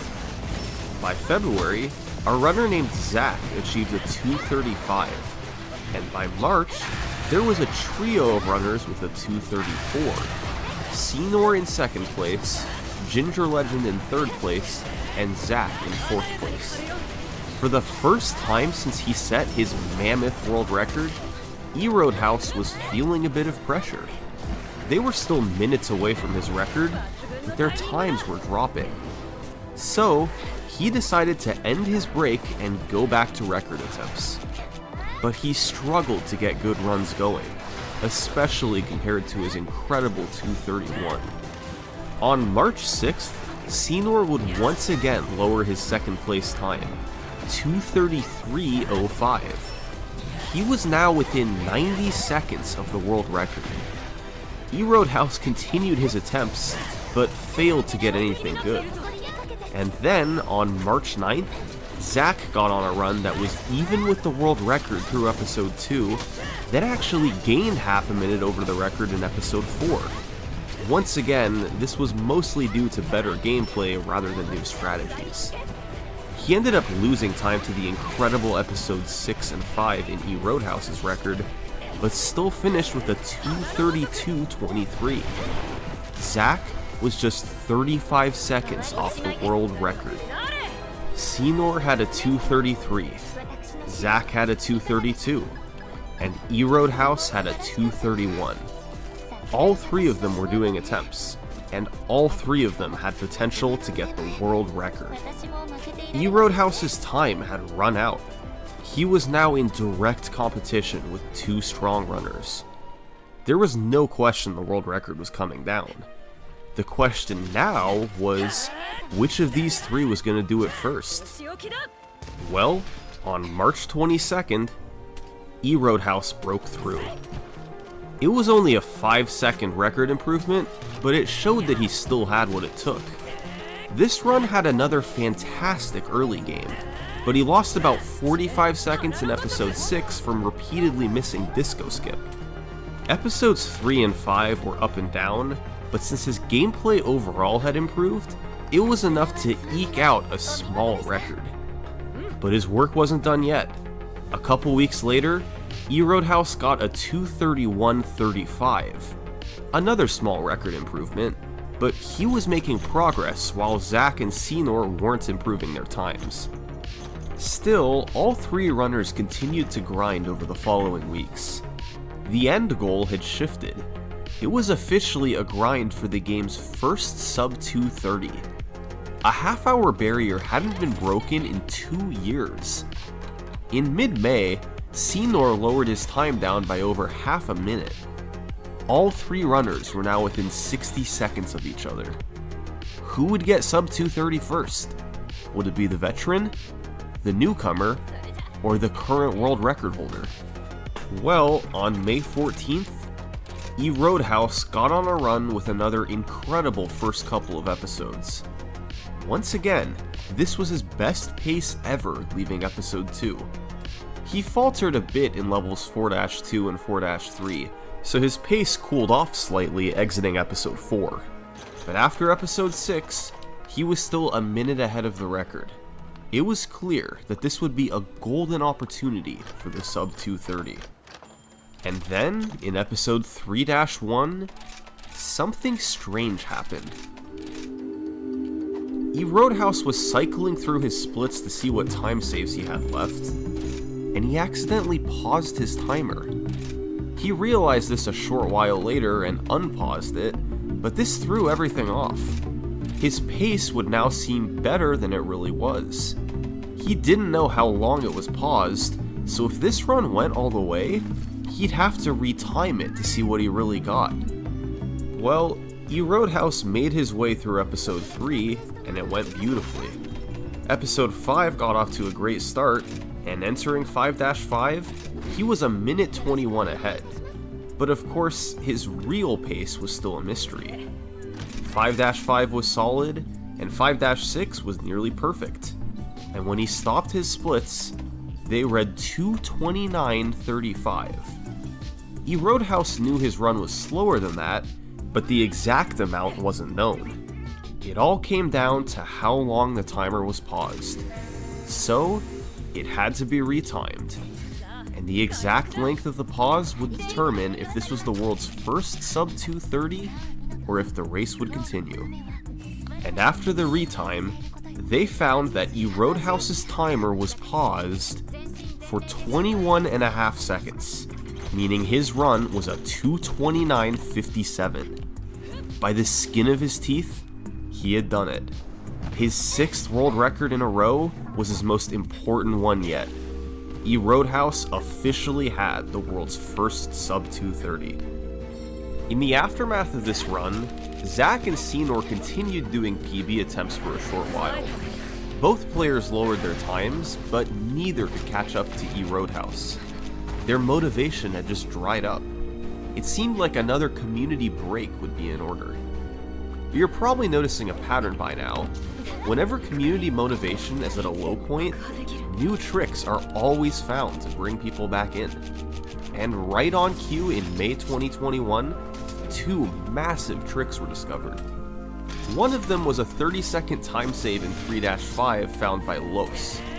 But the one we're gonna go over was the one discovered in 5-5. This trick was notable for 2 main reasons. For one thing, it was in the toughest stage of the run. 5-5 was already a completely broken level. You had DV1, DV3, and the DV4 jumps. The new trick, fittingly, was called DV2. Every room of the Darth Vader fight now had a skip. And the other notable thing about this trick, it was the most difficult one in the entire game. That's right, the toughest trick of the run was now in a stage that was already considered to be the hardest. This is the insanity of DV2.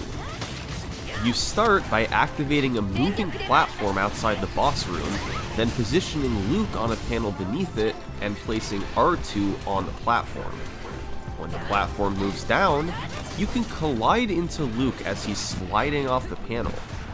If done at the perfect moment, Luke will go through the wall under the floor of the next room, and you can just walk underneath the boss fight. Getting the clip into the wall is so precise that pause buffering is used to help line it up. And even so, every single step of this trick is hard. It's hard to get on the panel, it's hard to stay on the panel, it's hard to pause buffer at the right time, it's hard to line up Luke, it's hard to line up R2, it's hard to avoid going too low in the boss room, it's hard to avoid going too high in the boss room. Any of these portions not being done correctly results in a miss. But if done properly, it would save an additional 50 seconds. A team of Lava Fang 407, Note KO, and EJP Man created DV2, and it made stage 5-5 a nightmare. Tough trick after tough trick, right at the end of the run. But with all the time save potential, people had to go for it, and it brought runners Zach and Senor back to doing runs. They each got times of 2:30, and then on June 1st, Senor set the world record. It had a rough episode 6, particularly a slow ultra kill in 6-5, but he got DV2 on his second try. A fantastic result for such a tough trick. He closed it out 20 seconds ahead of the Roadhouse. Senor's first world record in over a year, back when the run was 12 minutes slower. So now, of the top 3 competitors, only one had yet to get the world record, Zach. He'd been in the top 3 for the past 5 months, even moving into second place on several occasions, but he had never been able to take the top spot. It was frustrating. He knew he was good enough, he'd been on pace before, and he also had a bit of time on his hands coming up. So, Zach decided to start a devoted grind for the record. But this wasn't going to be just any grind. He was going to play the game 14 to 15 hours per day until he set the world record. Zach began on his quest, and over the next 2 weeks, he played the game for roughly 200 hours. Run after run, good pace after good pace, and despite all that, he didn't achieve a world record. In fact, he didn't even get a PB. Zach remained in 3rd place, behind E-Roadhouse and Senor. Disappointing for sure, but Zach would still get another chance. Because on June 13th, runners Zach, E-Roadhouse, and Wii Super all met up to grind for the world record 12 hours a day, with Senor also participating at home. Only 12 hours may have been less than Zach was used to, but still, 4 of the best runners in the world, 12 hours per day, for 3 days straight. Surely a world record was incoming. But it never happened. 72 hours came and went, with no world records. And here's why. Between all 4 runners, more than 20 world record paces were achieved into the final 2 levels. All of them died to DV2. It was such a hard trick, and trying to execute it when feeling the pressure of a record-paced run, good luck with that. So for Zach, a grind of 12-hour days hadn't worked. 14-hour days hadn't worked either, so he had only one remaining option. On June 16th, Zach began a grind of 16-hour days to get the LEGO Star Wars world record.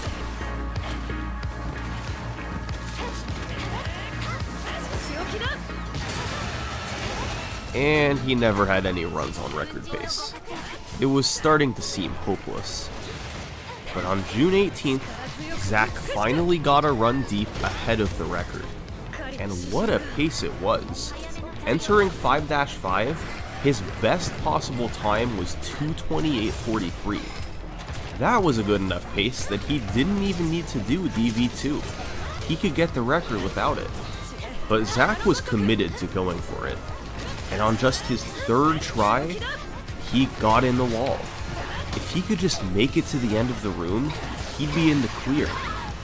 But disaster struck. He went too low and died, forcing him to start DV2 over again. He lost over a minute, and ended up missing the record by just seconds. Had he skipped doing DV2, he would have had the world record. So, Zach kept going. More long attempt sessions, more failed runs. But on June 24th, he'd find himself in an eerily similar situation. A best possible time of 2:28.08 into 5-5. Once again, he could skip DV2 and still get the record. But once again, he was committed to going for it. It was a decision that cost him the record last time. But this time, he hit it first try. He was in a golden position now. He closed out 5-5, got door clipped, and when Zach entered the Millennium Falcon to end 5-6, he had just set a new world record by over a minute. After months of grinding and hundreds of hours of world record attempts, Zach's efforts were vindicated. This record didn't stop others from trying. Senor, Wii Super, and Roadhouse all continued doing record attempts after the in-person meetup. But eventually, their attempts stopped, in large part because 5-5 was such a demoralizing stage. So, throughout the rest of 2021, Zach's time remained at the top of the leaderboard. He went from not being able to set the record to holding the top spot for 6 months straight. In early 2022, Zach decided to come back to the game. It had taken him hundreds of attempts and many months of grinding to set his world record. And on top of that, he hadn't seriously ran the category in half a year. So, expectations weren't too high when he started up runs again. But instead of being the underdog like he was in 2021, this was the Zach of 2022. Last year, it was a big deal when Zach finally managed a world record. This year, he was unstoppable. Roadhouse, Senor, Wii Super, none of these guys could catch up. By June, he had taken his time down to 2:27.19. Zach was using even more 1P2C than in previous runs. 4-4 was now being done almost completely with 2 controllers. But once again, most of the time saved from these records was Zach playing better. Tricks were being done faster, and execution overall was improving. Improving to the point that nobody could catch him. He was more than a minute ahead of second place. But then, after his 2:27.19, the world record stayed stagnant for over 2 months. This was despite the fact that he lost 30 seconds for missing Dooku skip in 2-6, and lost significant time in 5-1 as well. The community's goal was to achieve a 2:26. It seemed doable, but Zach was unable to, and nobody else was particularly close. The community was as active as ever, but with no records being set, a big opportunity was going to waste. So, in an attempt to get the game a new world record, the community decided to organize one more big event. It was going to be another 4-day break the record session. But instead of the game's top 4 runners competing, this time they expanded it to the top 10. 10 runners, 4 days, and a goal time of 2:26. Even with this many runners, nobody knew for sure if a new record would be set. But one thing that wasn't in doubt was that there would be a lot of movement on the leaderboards. Zach and Roadhouse were in first and second place, and they were the favorites to lower the record.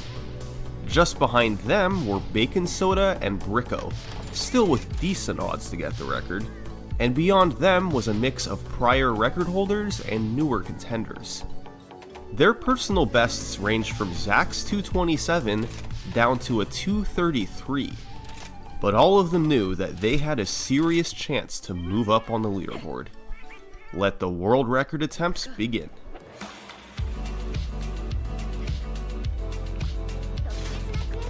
Zach and Roadhouse may have been in the best positions to lower the record, but 4th place runner Bricko got the first good chance. Just hours into day 1, he had a run with a best possible time of 2:25:46 into episode 3. There was still a ways to go, but it was easily on world record pace. Unfortunately, a poor episode 3 cost him the record, but he still got a 2:27:47. This was good enough for second place. It was a big motivator for the rest of the group, especially for the recently demoted to 3rd place Roadhouse. And toward the end of day 1, both he and Zach found themselves on record pace into 5-5. But DV2 would strike again. Roadhouse finished with a 2:28:25, and Zach got a 2:27:45. Zach's time was faster than every runner on the leaderboard, except for his own record. Day 1 had come and gone, and despite movement from some top runners, no new records were set. Day 2 featured a couple PBs from runners in the top 10. Wii Super got a 25-second PB cut, and Senor moved from 5th to 4th place. But for most of the day, none of the top runners got anything on world record pace. Then, late in the night, after most runners were done for the day, Zach had a run with 2:27:11 potential into 5-5.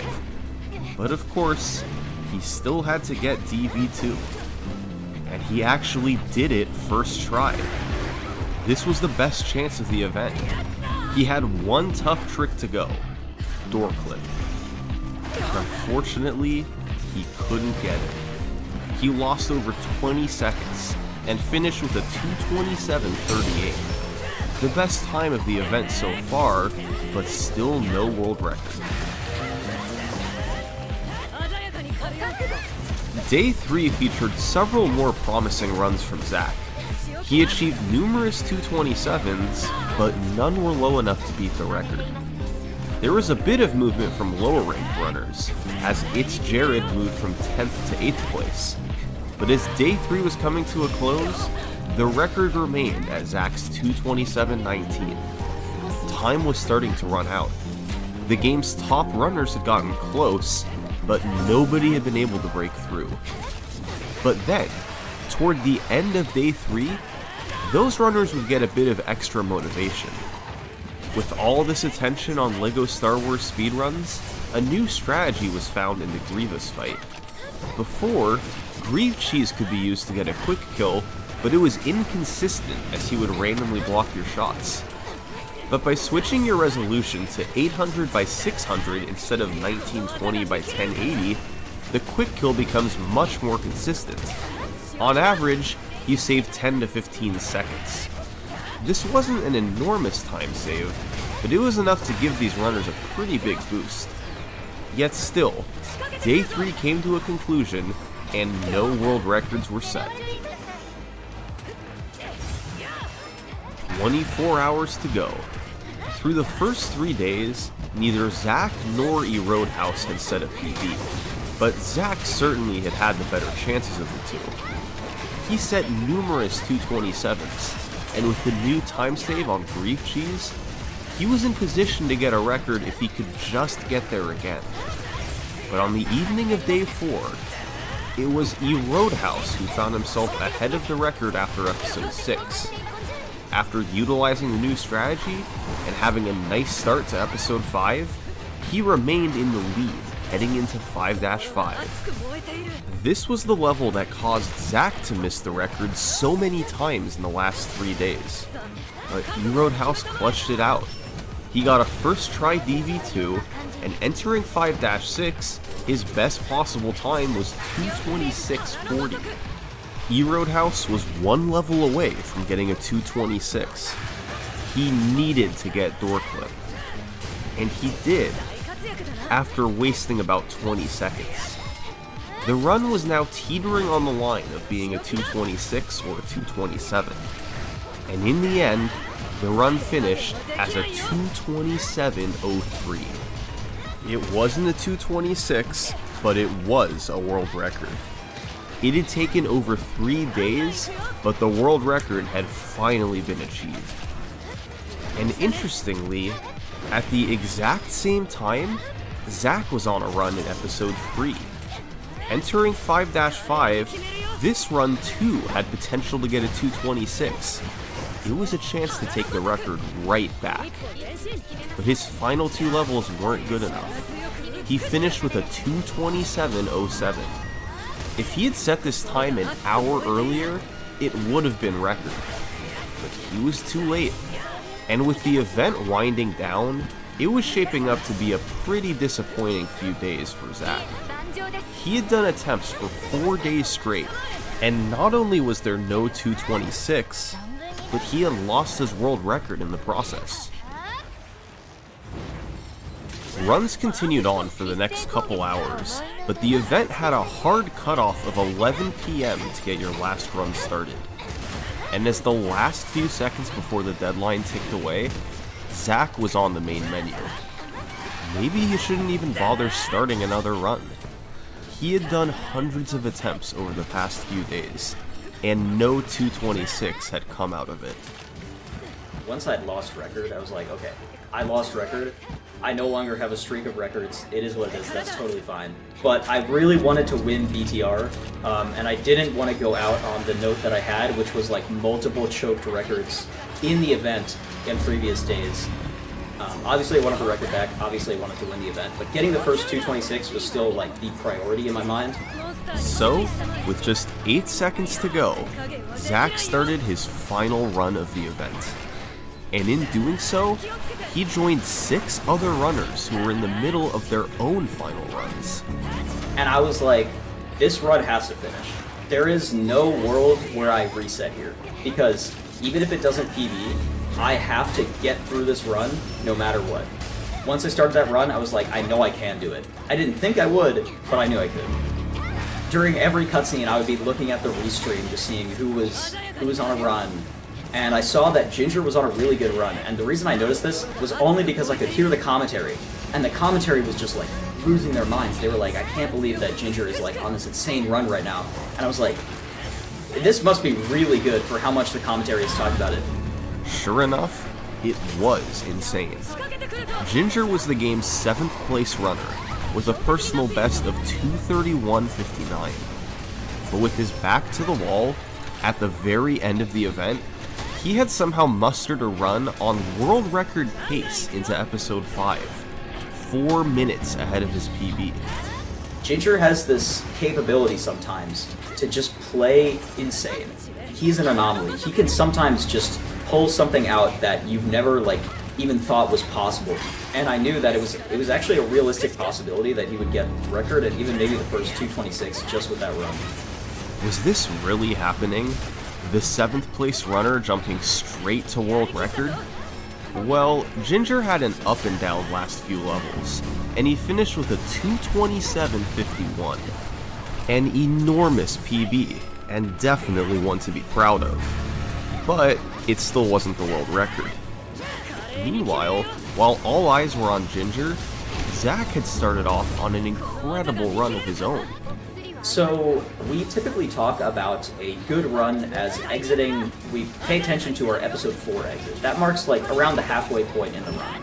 Previously, the best episode 4 exit was I think a 109.56. So getting a 109 episode 4 exit was something that had been done I think a total of 3 times ever. And so what happened was I got another 109, and that is something that I wasn't even looking for. You don't need a 109 for a 226. You don't even need a 109 for a 225. And that made me a little nervous. But what happened next was just plain crazy. On one of the game's greatest paces ever, Zach proceeded to play the best episode 6 ever performed. Now, this was not only the fastest pace ever, it was the fastest pace ever by over a minute. Zach was in position to demolish the world record. He just had to hold it together for the final 2 episodes. The run was pretty much insane. It kind of bled a little bit of time in episode 3 until I got to the infamous library skip. When I got there, I prayed to the gods, and those gods did not give me a first try library skip. They did not give me a second try library skip. They did not even give me a 10th try library skip. So I ended up losing around 55 seconds on that trick. Now at this point, I was like, okay, this is fine. Now I wasn't happy, it's only a minute. Now that might sound like an insane thing to say. This was such an insane run that I could afford a minute time loss. So I did lose a minute, and everything was pretty much still in order. I was still way ahead of the record, and out of episode 3, going into episode 5, everything was definitely still set up for me to get a low 226. It was definitely still in the question. But while Zach was trying to navigate through episode 5, the other players were finishing up their runs. And guess what? EJP Man, PB by over a minute. T-Fresh, PB by 18 seconds. Wii Super, PB by 40 seconds. And all of this stuff is happening, and I'm on this run, and I'm like, my mind cannot comprehend everything going on. There's 4 people PBing, and so in my mind, I'm like, it's time to focus. So I close the stream. With all the other runners finishing, all eyes were back on Zach. He made his way into 5-5, still ahead of the record by close to a minute. When you're on pace, this level is the killer. I mean, it's no question. There isn't a level in the game that's even close to this hard. And I get to DB2 skip, and I realize that my hands are shaking. It's very hard to pause buffer while your hands are doing this the whole time. So, I have this thing that I usually tell myself. I'm like, you can be nervous later, but now you have to hit the trick. I get the trick 3rd try, which is effectively my first actual attempt at the trick. DB2 skip definitely, I would say, is a harder trick, but DB3, when the pressure is on, when the nerves are setting in, is just brutal. So I miss it once, and I'm like, that's fine. But when I miss it twice, that's when I start to get a little concerned. I think I missed it 6 times before I finally got it, and at that point, I was like, uh-oh, this is gonna be close. The best spin opening cutscene is over a minute long, and I think that is interesting. You get almost 2 minutes to sit there and be ready, to prepare. The whole time, I was not preparing. I was sitting there, shaking, being nervous out of my mind, and my heart was beating super fast. I could not stop thinking about what was going to happen. I kept telling myself, you can do this, you can do this, you can do this, and I don't think it was helping. The toughest trick in 5-6 is door clip.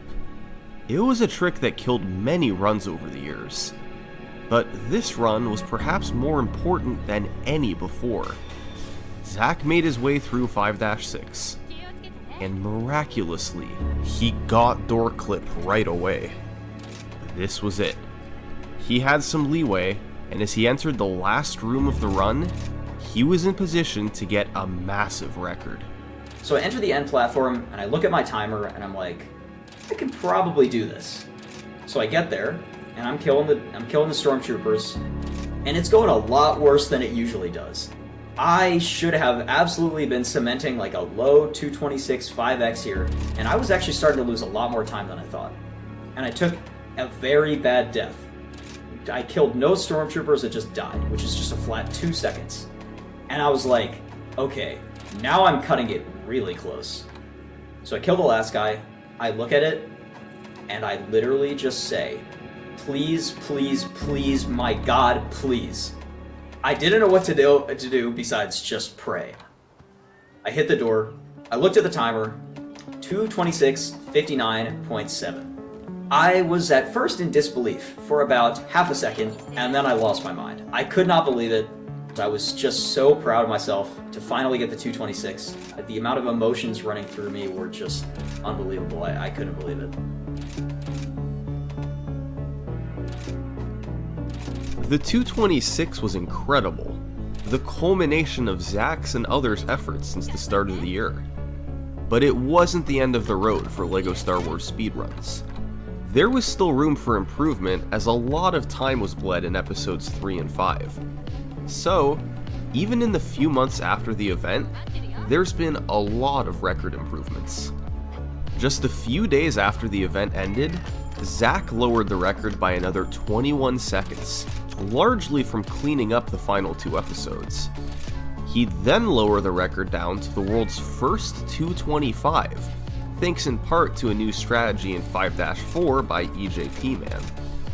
Meanwhile, both E-Roadhouse and Ginger Legend were getting close.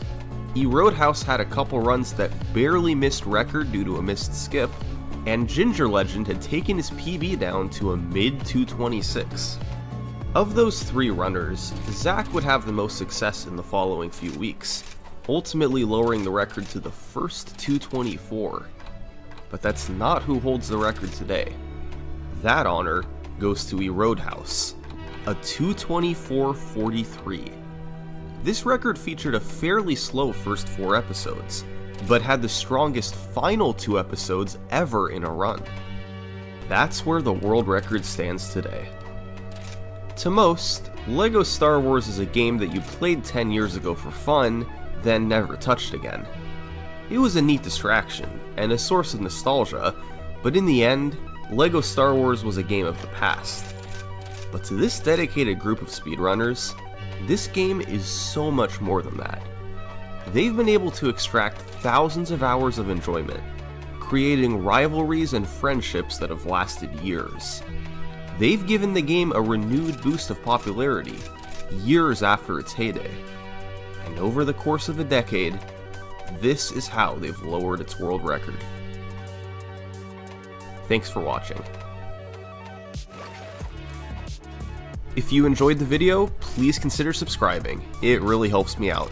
Thanks.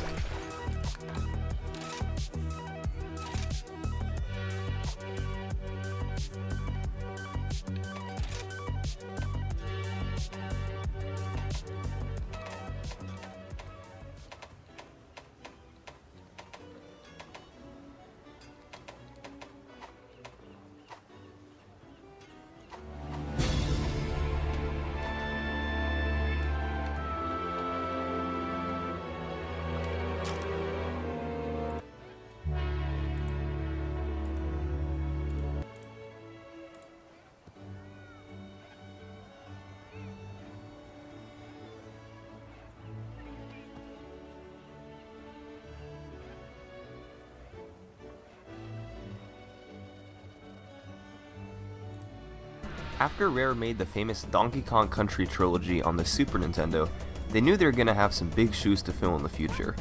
It's regarded as one of the greatest trilogies of games ever made, and following it up on Nintendo's next console, the Nintendo 64, was not going to be easy. The result was this. Here we go. Donkey Kong 64. Reviews came in, and one thing that most critics commented on was the length of the game, with most saying that it took at least 30 hours to get through all of it. When speedrunners today look back at that 30-hour estimate, we laugh.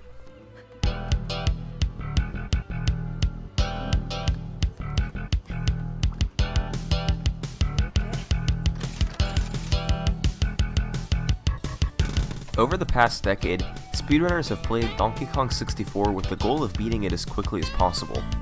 Rare designed a game with many, seemingly foolproof ways of making sure you weren't abusing the mechanics, to make sure you were actually playing through everything the way they wanted you to.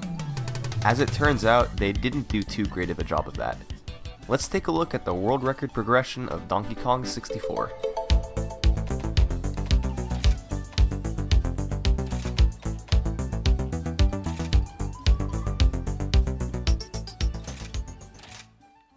We're going to start by going back to 2006. Meet Tom Vodova. He's a speedrunning legend, known mainly for original NES titles. One of his most famous scores was on the NES port of the original arcade Donkey Kong, where he scored 3.1 million points over an incredible 6.5-hour gaming session. But on this particular day in 2006, November 15th to be exact, he decided to play through Donkey Kong's Nintendo 64 counterpart. He beat the game in 4 hours, 26 minutes. Let's see how he did it. So here's the deal with Donkey Kong 64. The 30-hour estimate that many reviewers gave was actually fairly reasonable at the time. If you want to beat the game, there's a number of things you have to do. It's broken down into 7 main levels: Jungle Japes, Angry Aztec, Frantic Factory, Gloomy Galleon, Fungi Forest, Crystal Caves, and Creepy Castle. You start out in an overworld, DK Isles, where you can access each of them. But before you can enter a level, other than the first level, Jungle Japes, you need to first unlock that level's lobby with a key. You get this key from the boss of the previous level. Then, once you enter the lobby, you're presented with a B locker. You can't enter the level until you get past him either. And how do you do that? By collecting golden bananas, which you can get from either puzzles or minigames. You can collect a total of 25 of them in each level, 5 for each character you play with: Donkey Kong, Diddy Kong, Lanky Kong, Tiny Kong, and Chunky Kong. Although you can only initially play as Donkey Kong at the start, you unlock the others as you play through the game. Each B locker requires an increasing number of golden bananas. You need just 1 to start playing Jungle Japes, but by the time you get to the end of the game, you're going to need at least 100 of them. And once you're in the level, there's loads of collectibles that you need for various purposes, such as crowns and Nintendo coins, but by far the most common one is the colored banana. Colored bananas are scattered all over in the levels in the overworld, sometimes in bunches of 5 or in balloons of 10. You need to collect hundreds of these to enter the boss of each level, which, as explained before, is necessary to unlock the next level with the key you collect from it. So yeah, Vodova had a lot of work to do in those 4.5 hours. This was essentially most of Vodova's run. He ran from level to level, collecting banana after banana to progress farther into the game. Once he got to 100 of the golden bananas, he entered the game's final stage, Hideout Helm, where he had to unlock 3 doors to progress onto the final boss of the game by once again collecting various unlockables and executing a fairly long sequence of activities. And all that was left was the boss fight with King K. Rool, and Tom Vodova had beaten the game in 4 hours and 26 minutes, at least according to the in-game timer at the end of the game. And Donkey Kong 64 had its first video recorded speedrun. Unfortunately, all of those components took a very long time. Having to play mini-games to collect the golden bananas was time-consuming, collecting the hundreds of colored bananas you needed took forever, and each boss fight you did to get the key took a few minutes as well. Getting all of those steps, plus the other unlockables that were needed, took an incredibly long time. But Vodova did the best he could with the strategies that he had. 4.5 hours was miles ahead of a 30-hour estimate, so people looked at his run with awe. Vodova himself claimed that the run was as close to perfection as he was willing to go, so neither he, nor anybody else, was up to the challenge of trying to beat it. Now, there had technically been a few runs before Vodova's run. A guy named Joe Wiewo did a segmented run that clocked in at just over 5 hours, and Tom Vodova himself had spent a few months gradually taking his time down. But once he got the 4-hour 26-minute run, it stood, and stood, and stood.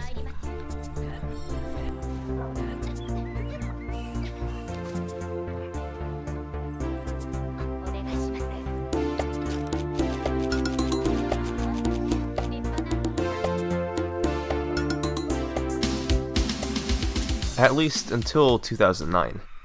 When you think of important events from 2009, what pops into your head? Obama was sworn in, Windows 7 was released, the Yankees won the World Series. Well, how about the Donkey Kong 64 revolution? In June 2009, the stars aligned. On a long-forgotten thread hidden in a dark corner of a largely dead internet forum, runners came together and used all of the knowledge they had gained over the past 3 years to completely change the way people ran Donkey Kong 64 in just a few short days.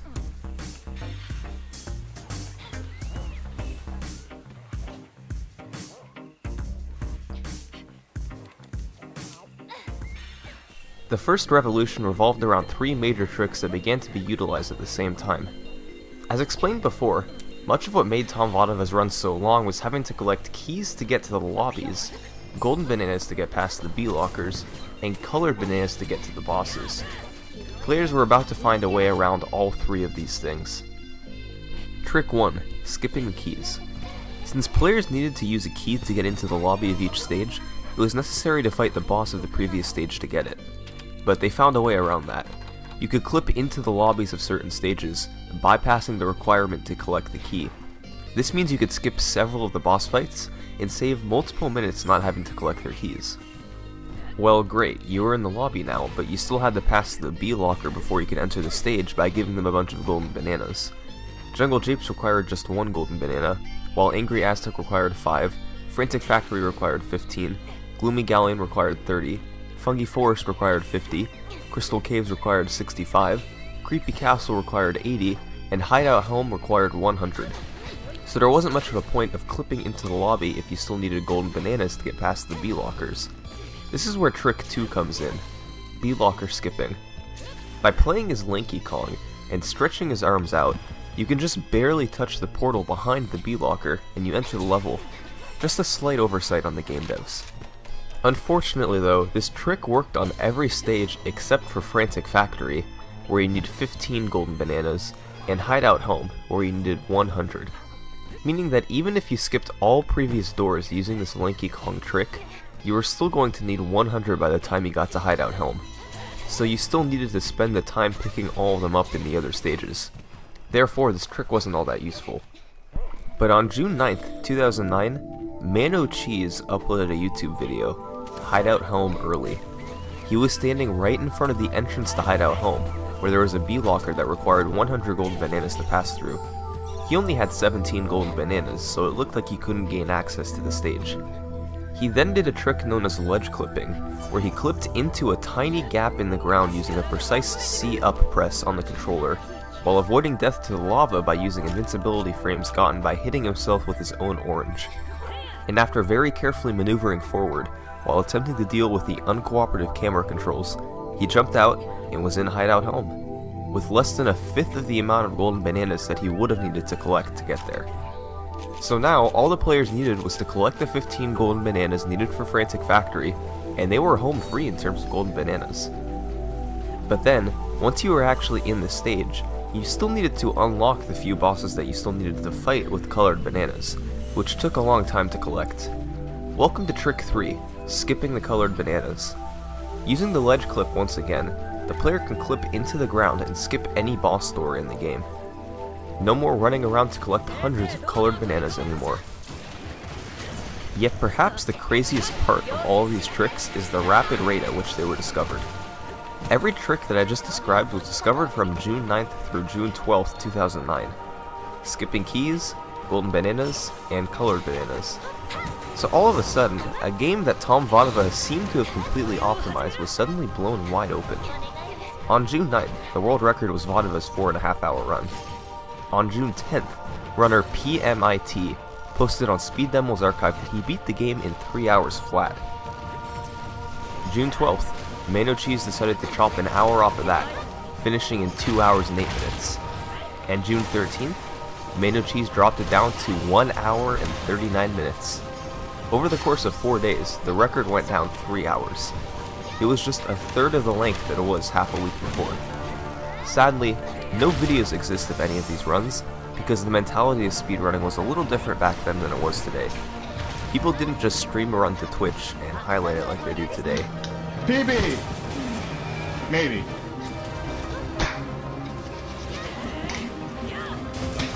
They weren't going to bother showing their run to anybody unless they were really happy with it, and these guys weren't at that point yet.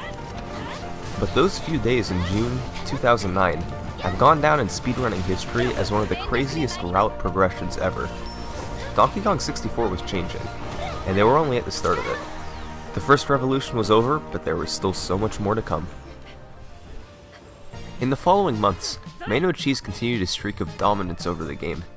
Every few months, he would make a post announcing that he lowered the record down a few more minutes. Another guy, Lefty's Heroes, apparently held the record for a few days, and then quickly got beaten by Mano Cheese once again. There was also a Japanese runner, Cass, who did a run timed with real time that clocked in at 1 hour, 12 minutes, and 52 seconds, but most today don't recognize it as a legitimate world record. He played on the Japanese version, which was slower overall, and he used cheats that allowed for infinite ammunition, oranges, among other things. But as for Mano Cheese, we don't know too many details about his runs, and it's possible that he got other records in between the ones that he posted about. But we do know that he gradually lowered it down from 1 hour and 20 minutes to 1 hour and 10 minutes, before finally breaching the sub-hour barrier on June 8th, 2010. Finally though, in August of 2010, runners got to see video footage of Mano Cheese playing for the first time ever. Remember how I said before that runners weren't going to show a run unless they submitted it somewhere? Well, he submitted a 54-minute speedrun to Speed Demo's archive, and once it was verified, it was public for the world to see. There were golden banana skips, colored banana skips, and key skips throughout, combined with perfect gameplay elsewhere. In his submission notes, he said that he was done with the game. And who could blame him? He'd brought the record down from 3 hours to under an hour through sheer optimization and domination. He also said that he thought nobody would ever be able to get a 53-minute run unless new tricks were discovered. But 2 years later, one guy was finally up to the task: Ring Rush. However, he decided to do things a little bit differently for Mano Cheese. The first thing was he decided to switch to timing the run in real time with a timer from start to finish, instead of using the in-game timer at the end of the run. This allowed him to reset the game at various points in order to speed things up, and he could keep his real-time runner running while he reset. So where did he reset the game? The first place was in Hideout Home, because he wanted to skip turning off the Blast-O-Matic, which normally requires a long and complicated checklist of things that you have to do. Typically, pausing and exiting in stages allows you to go back to the lobby, but in Hideout Helm, it counts as a game over, which isn't allowed for a single segment speedrun. So, Ring Rush used a more brute force method, just resetting his game. But the real revelation that Ring Rush used was a trick known as Aztec Early. Remember how I said there were some lobbies you could access early by clipping into them? It turns out it was possible for the Angry Aztec lobby as well.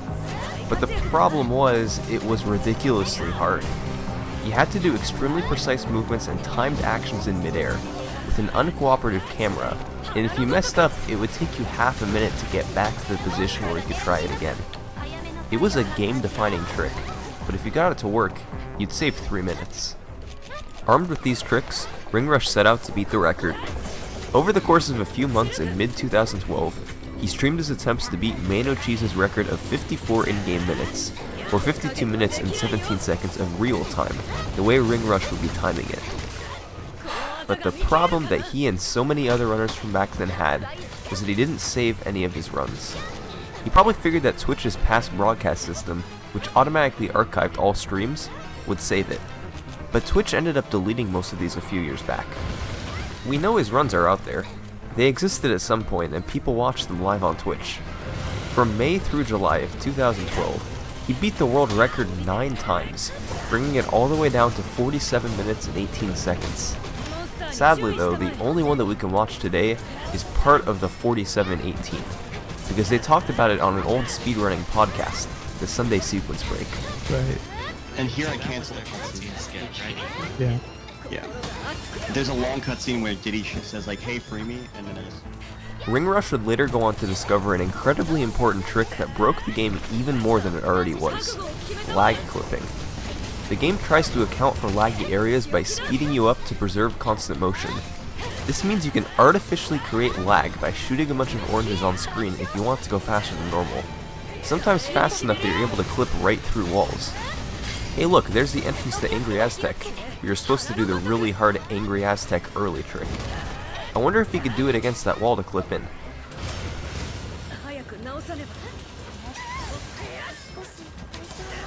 Yes, you could. So now that Aztec early was way easier, there were a couple of runners that wanted to battle it out for the record. Ring Rush, who had been crushing the record over and over for months, and Fox 7, a Super Mario 64 and Ocarina of Time runner. but somebody else ended up getting the world record first. You guys might know him today from his legendary Super Mario Bros. Speedruns.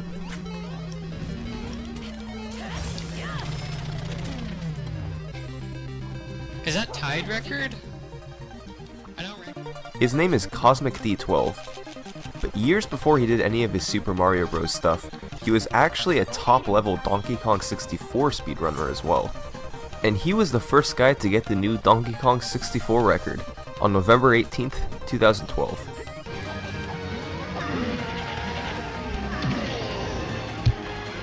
Wow. 7. Seafox beat it by 3 seconds about a week later, but just like so many others, he didn't bother highlighting it. But our boy Cosmic D12 sure did with his next record 1 week later.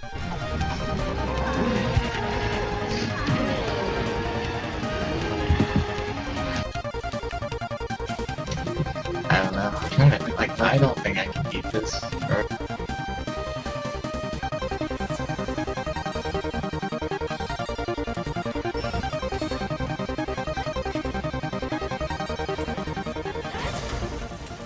By the end of 2013, Ringrush had taken the record down to 42 minutes and 18 seconds. But by early 2014, yet another trick was discovered that would greatly change the category once again: main menu mode. Donkey Kong 64 has this cutscene at the start of the game that you can just skip over if you want, so that's what people were doing for many years. Until it was figured out that you could press A right when it's fading in, and then have the cutscene play in the background while you're playing the game, and it creates some strange side effects. The most important one being that you can enter a place where the game temporarily gives you every move in the game, then trigger the cutscene to pull you out, and boom, you can play through the game with every move. You used to have to get these moves by unlocking each character, which you did by going into the first few levels and doing various tasks. So now you could skip doing that, since you had all of the moves to begin with. The issue was, by far the easiest known way of clipping into Hideout Home early was by using Tiny Kong, who you had to unlock. It turns out that it was technically possible to do it with Donkey Kong 2, but it was just way harder. Ringrush ended up lowering the record 8 minutes very quickly with these new strategies. So all of that being said, what was there left in the game to do? There was no need to collect golden bananas or colored bananas, no need to collect most of the keys, no need to unlock any other characters, no need to collect most other collectibles, and no need to even enter most stages in the game. The route now consisted of simply collecting Key 8 and Key 3, turning them in, and then fighting the final boss. But don't be fooled, that didn't mean the run was any easier than before. It was actually just the opposite. Doing all of these tricks in a single speedrun, like clipping into the lobbies and skipping so many collectibles, is ridiculously difficult to do. Anyway, in 2014, a Japanese runner, Signa, and Ringrush took turns lowering the record further down. They brought it down to the 30-minute mark, but on August 7th, 2014, a different runner was trying to beat the record, Znernicus, and he had a run that was on pace going into the final boss fight.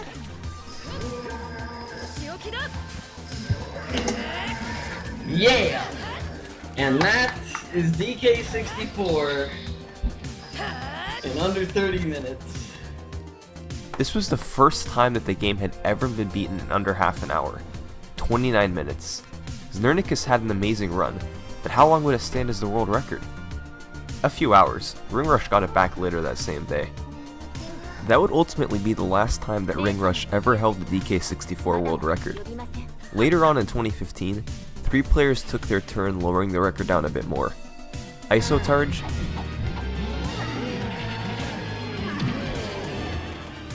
Signa, and Tiffany Fruit. And then, an 8% went dormant for a few months. Nobody ran it, and the world record was 26:56 by Tiffany Fruit. Why was that? Well, here's the thing. In April 2015, DK64 was released on the Wii U Virtual Console, and this version of the game had nearly no lag in it. That seemed like great news, because that meant the game wouldn't slow down if there were too many objects on the screen like it did sometimes on the N64 version, so maybe it would be faster for speedruns. And it would save around 2 minutes overall, but remember the lag clipping that I mentioned earlier? Yeah, that wasn't going to work on the Wii U Virtual Console version. throwing the oranges simply wasn't going to create enough lag to build up the speed that you would need. And the place where that mattered the most was for Frantic Factory early. That lag created by the oranges that you see now couldn't be created on Wii U Virtual Console. There was an alternate method that you could do on Wii U Virtual Console, but that method alone made the entire run so hard that nobody even bothered trying. So, Tiffany Fruit's 2656 on the Nintendo 64 was as good as anybody was willing to get. At least until October 2016. On October 29th, Kiwi Killer 67 was able to pull off Frantic Factory early on Wii U Virtual Console in a run, and closed out a run 40 seconds ahead of the world record.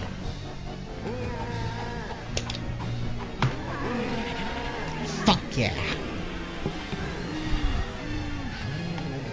G fucking G.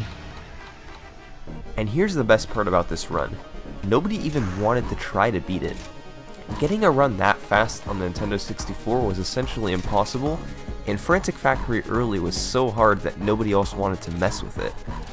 So 9 months later, Kiwi Killer 67's run remained the world record. But as they always were, new strategies were found. In mid-2017, players discovered that if you went to the Frantic Factory entrance, did a moonkick to a rafter on the ceiling, and then did a ledge clip out of bounds, you could enter Frantic Factory, bypassing the need to do the ridiculously hard version of Frantic Factory early on the Wii U Virtual Console. With this new discovery, there were new world records, and a lot of them.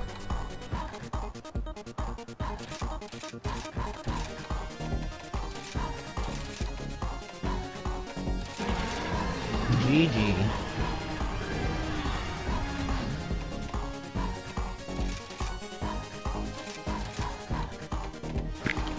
We fucking did it, boys. Let's go. First main category world record on stream.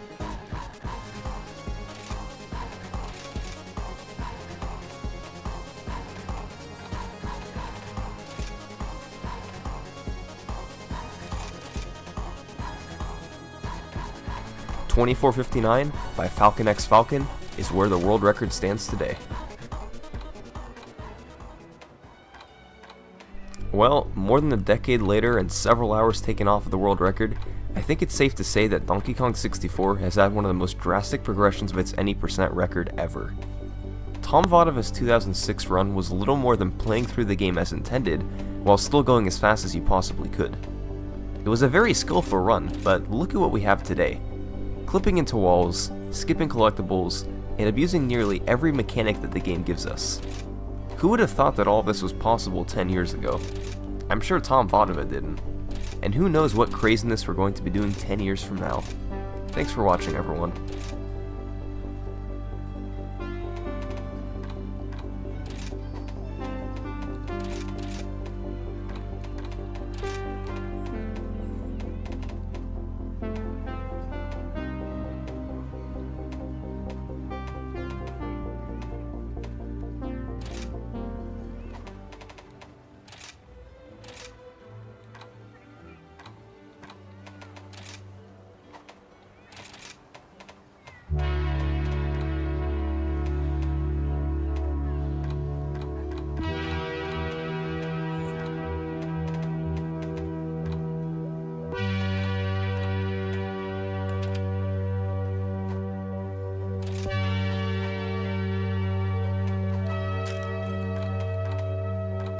Super Mario Bros. 3 speedruns are some of the most competitive out there.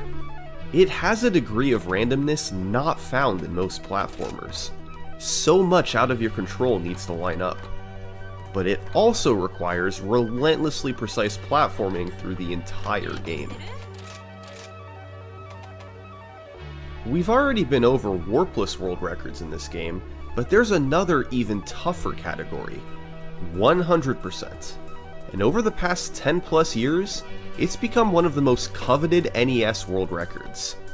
This is the history of Mario 3 100% world records.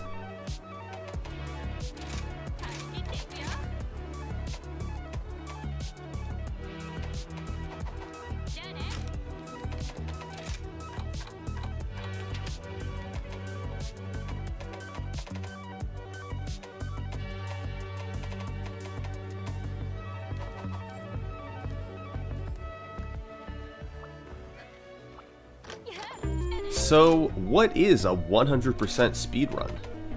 Well, for a normal warpless speedrun of Mario 3, the only requirement is that you can't use any of the game's warp whistles to jump to a later world. However, that category still lets you skip over certain levels, since you aren't required to play them all to beat the game. But for 100%, the rules are a bit stricter. You've got to complete every stage and every map enemy through the entire game. That includes all the numbered levels, forts, airships, and hand stages, as well as enemies like Hammer Brothers and Piranha Plants. It's a brutal category. You can't skip over anything dangerous. The origin of this category comes from a speedrun from December 2005, performed by David Gibbons. Now, David Gibbons may not be a familiar name to most, but back in the early 2000s, he was one of the most prolific speedrunners around. He held world records in Mario 64, GoldenEye, Castlevania 64, Donkey Kong Country 3, the list just goes on. And on Christmas Eve 2005, he added Mario 3 to that list. A 100% run clocking in at 1 hour, 24 minutes, and 10 seconds. Let's dive in. Gibbons played on the Super Mario All-Stars version of the game, but since all his other records were on SNES and N64 games, it's likely Gibbons played on this version since he didn't own an NES. He started in World 1 and began making his way through the game.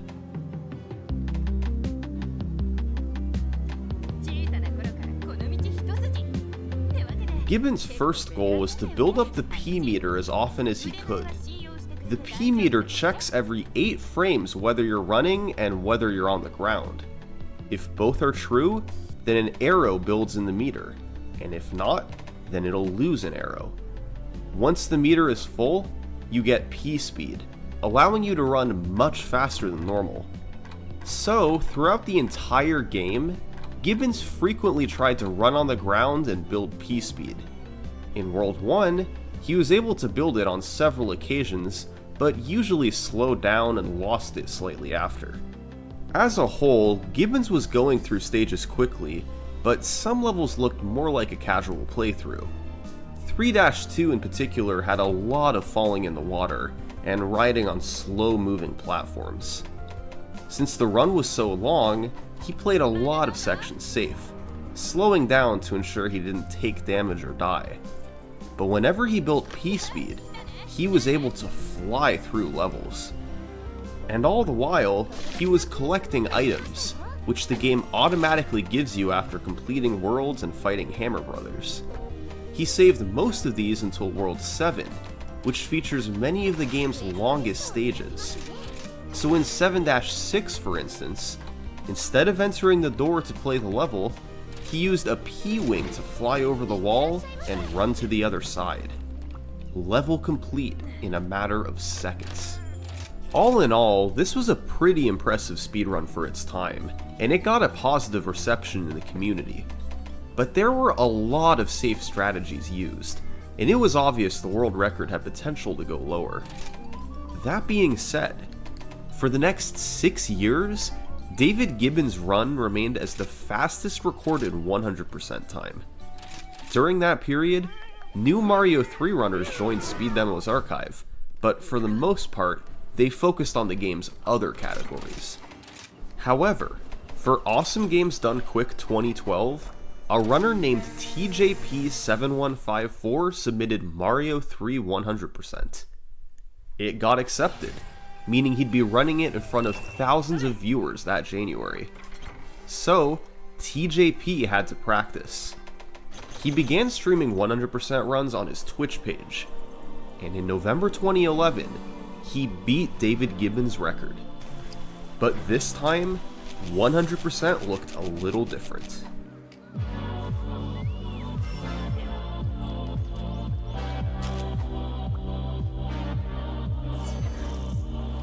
On November 6th, 2011, TJP beat the record by over 2 minutes, a 1:21:56. and he was able to take full advantage of what had been discovered over the last 6 years. First off, he was far better at preserving P-speed. For instance, in 2-2, he turned back at the start of the stage to build P-speed, then precisely jumped to maintain it through the whole level. 4-3 was more of the same, maintaining P-speed by mapping out his jumps perfectly. It was overall a higher level of gameplay than Gibbons' run. There were also smaller optimizations TJP made. It seems logical to jump to get the wand sooner after a Koopa fight, like Gibbons did, but Mario eventually has to slowly fall to the bottom of the screen after grabbing it. So, if he grabs it on the ground instead, Mario falls a much shorter distance and actually gains time. He used this throughout the run to save a few seconds. But here's the thing about TJP. He was practicing for a marathon, not trying to optimize a world record. He was also a showman, never afraid to go for the toughest tricks even if they were risky. So, despite some impressive time saves over David Gibbons, TJP also died 5 times and took damage on numerous occasions. It made for an entertaining run, despite some obvious places to improve. But the biggest addition to TJP's run? He used every trick to his advantage. Welcome to the wonderful yet punishing world of Mario 3's glitches. This is stage 6-9. Normally, you enter the pipe and play through the level, but instead, TJP did this. It's called a wall jump, an incredibly difficult glitch in Mario 3. First off, you need to jump into the top 6 pixels of a block, and then jump again the frame you hit the block, although in rare cases you may get a second frame. That means you have 6 pixels of wiggle room, and then must time a jump down to the 60th of a second. That's not easy. But then there's stuff out of your control. In order to have the chance to wall jump as Small Mario, you must be at least 2 pixels into the wall. When running, Mario moves 2 pixels and 8 sub-pixels per frame. There are 16 sub-pixels in a pixel, meaning essentially he moves 2.5 pixels per frame. Depending on how you're lined up, the wall jump can be impossible.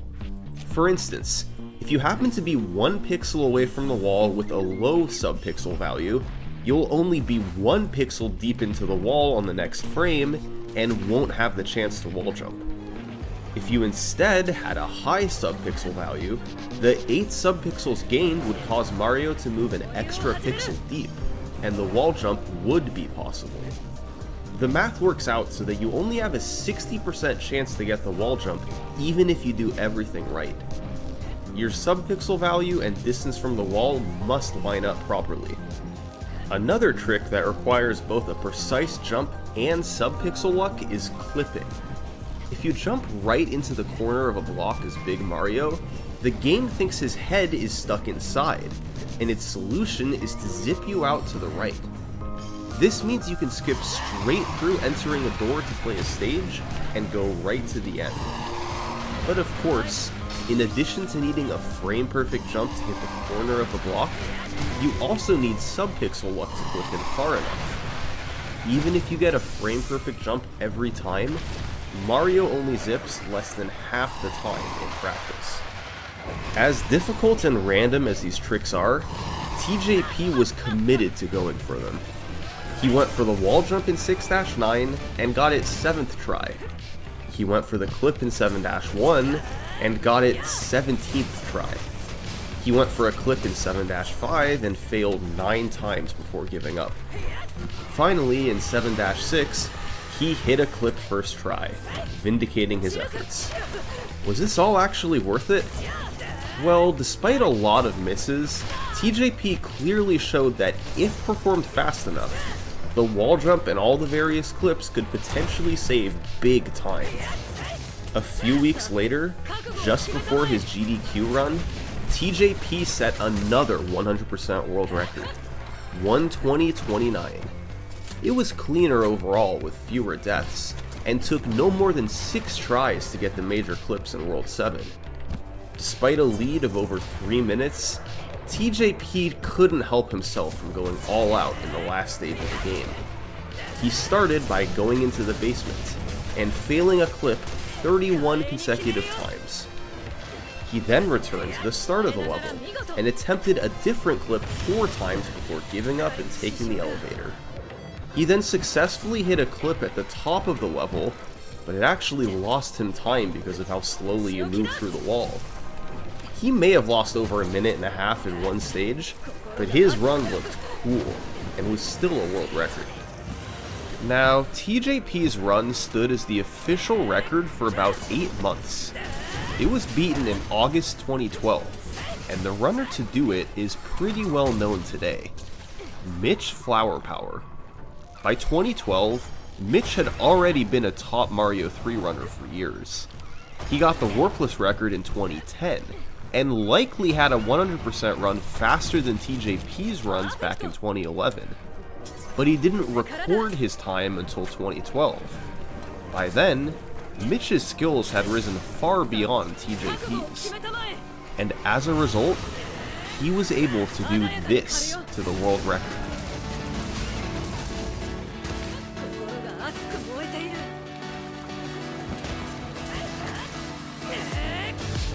100% had just been taken to another level. And the way Mitch did it, P-speed, P-speed, P-speed. He had practiced runs of individual levels for years, and was able to apply P-speed techniques there to full game runs. The only problem with this record, it wasn't exactly 4K quality, a low resolution camera pointed at a TV. But the gameplay on the screen was unbelievably high quality for the time. Take 1-3 for instance. Mitch did a tiny jump over a Koopa to build P-speed while jumping off the boomerang bro. Take the first fort in World 4.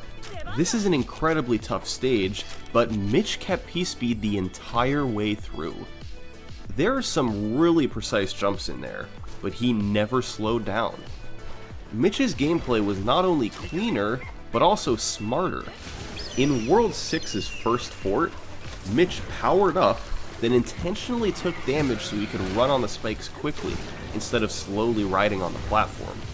There were time saves like this all across the run, allowing Mitch to be multiple minutes ahead after 6 worlds.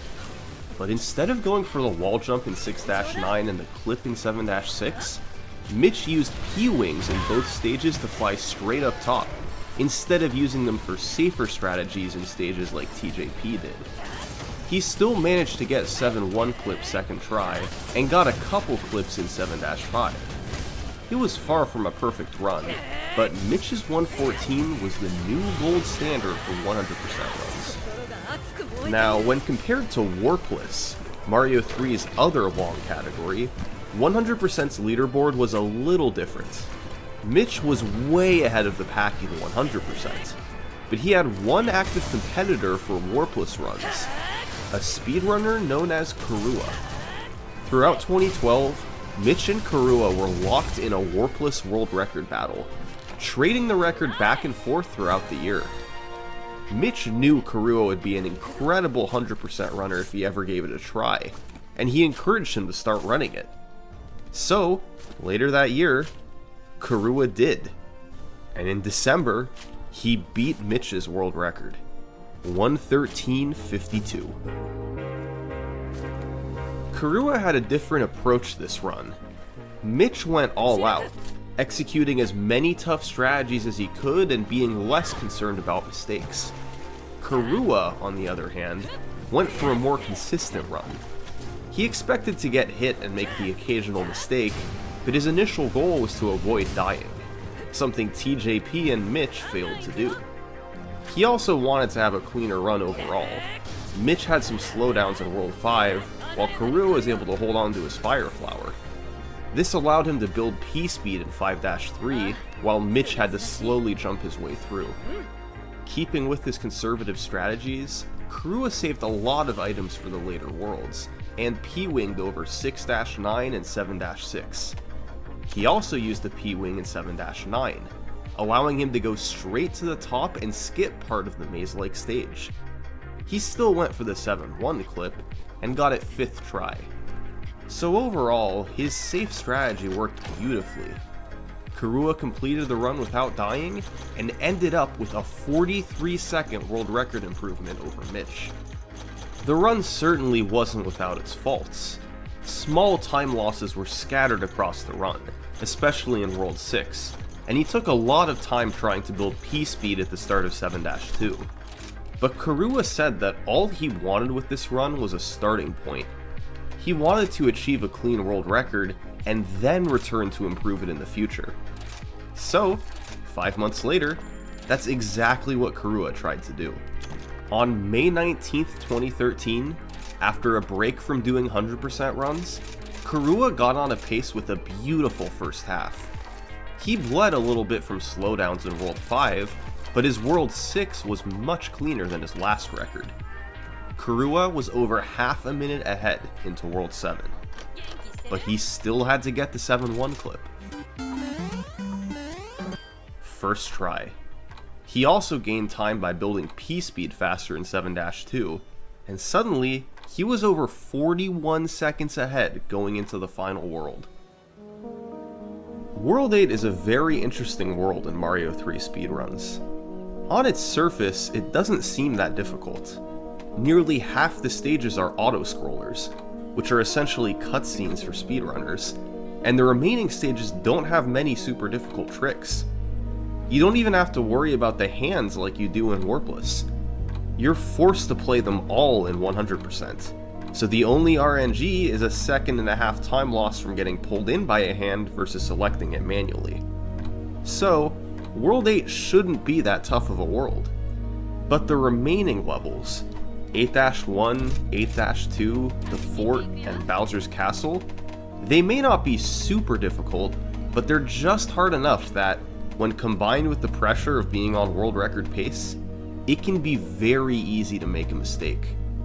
With the pressure off, top runners rarely make mistakes in World 8. But everything changes when you're on world record pace. One slip of the button, one mistimed jump, and your world record chance can vanish.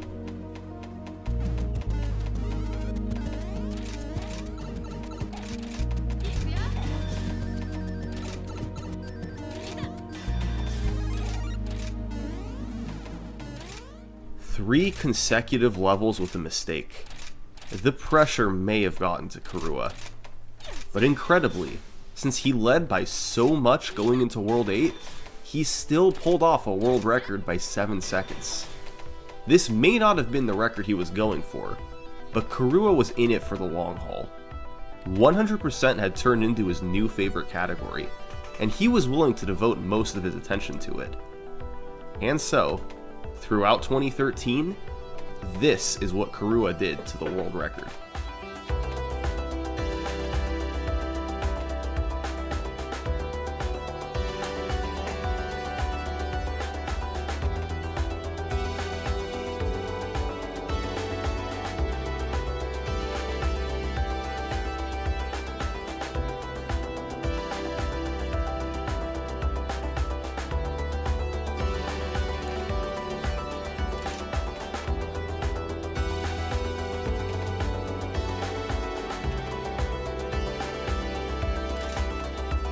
Four months later, Kurua had taken the world record all the way to 1:12:40.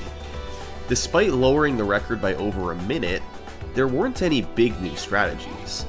The improvements came from making fewer mistakes and slowly adding in small time saves. An example of this is 4-1. Kurua used to never build P-speed in this level, and just jumped his way through while slowing down as little as possible. But starting with his 1:12:40, he picked up a Koopa shell, then used it to run into a Para-Koopa so he could avoid taking damage and build P-speed. He could then preserve it across the remainder of the level and save a few seconds. This was Kurua's category. Mitch was close to him at the start of the year, but as he chose to focus on other categories instead, Kurua was able to pull away. And as a result, The gap between the two of them was nearly 2 full minutes. But then, something interesting happened. Mario 3 100% was accepted into AGDQ 2014, just as it had been 2 years prior with TJP. Only this time, it would be a co-op run, with Mitch and Karua both playing. So, Mitch had to get ready. He'd spent the year playing the game's warpless and any percent categories, setting a total of 5 world records between the two. But he hadn't played 100% in over a year, and since then, Karua had lowered the record 7 times. So, during preparations for that year's GDQ run, the question was, could Mitch keep up with Karua? And on November 13th, 2013, that question was answered.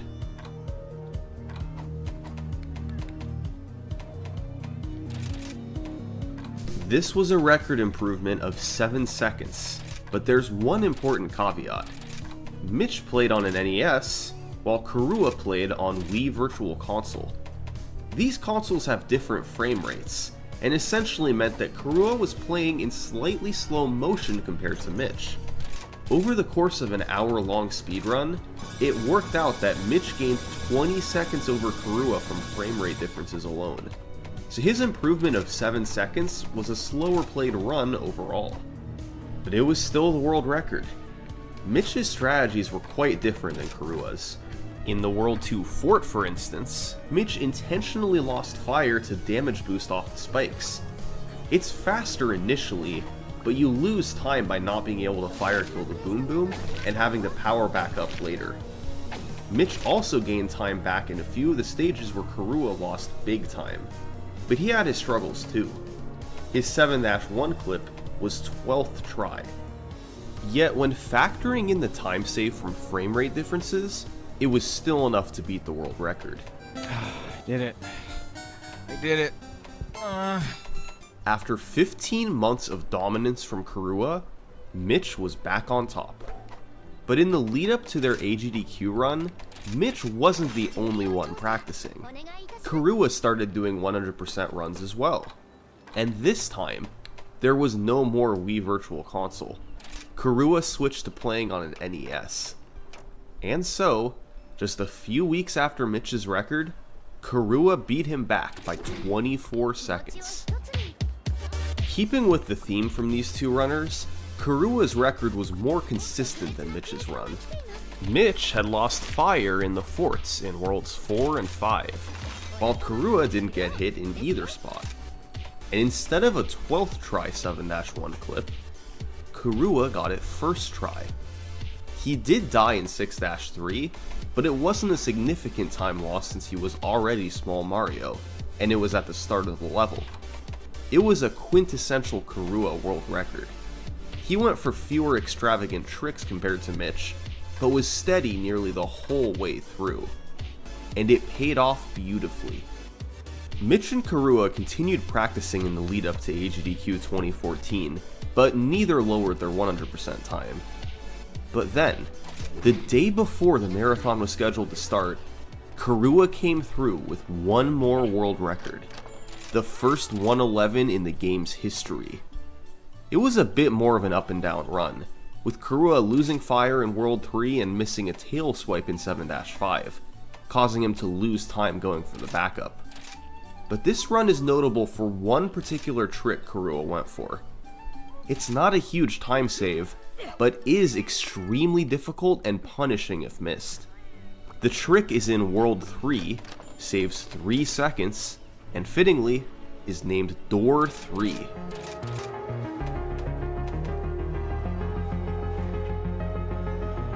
In World 3's first fort, there's a hallway of doors that lead to different areas. You're supposed to go into the 6th door, then jump up to a higher door and enter the boss corridor. However, if you instead enter the 3rd door and press up to re-enter the door as soon as Mario spawns on the next screen, you can enter it again and are sent straight to the boss corridor. This saves 3 seconds over going to door 6, but it's incredibly risky. You only have 1 frame to press up as you spawn on the screen, and if you miss, you fall into the water and lose 11 seconds. It's extremely high risk for not a huge reward. But Kurua went for it since his run was off to a slow start, and it paid off. A few days later, Mitch and Kurua had their GDQ run, and then both players took a break from 100%.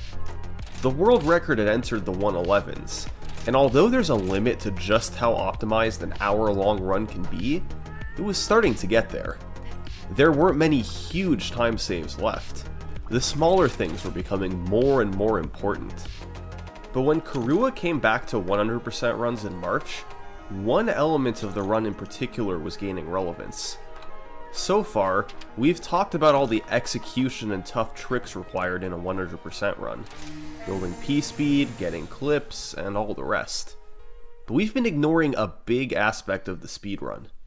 Mario 3 100% has one other major component, RNG. It's time to talk about the Hammer Brothers.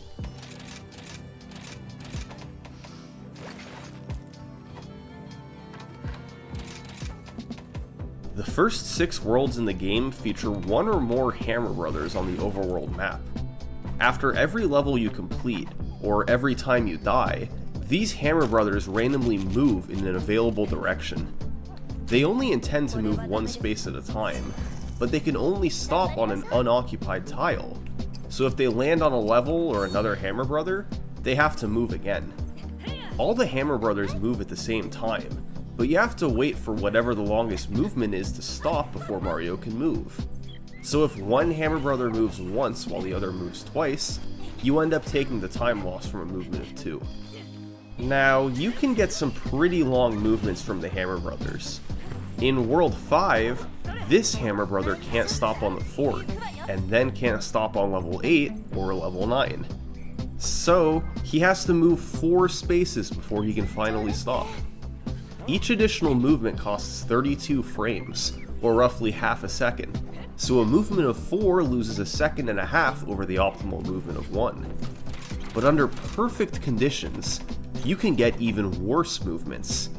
If the Hammer Brothers never land on an open tile, they have to keep moving. They can even get stuck on top of each other if they meet at a 3-way intersection. Speedrunner Stewie Cartman has one of the longest Hammer Brother movements on record, and movements like this can theoretically take place in any playthrough of Mario 3.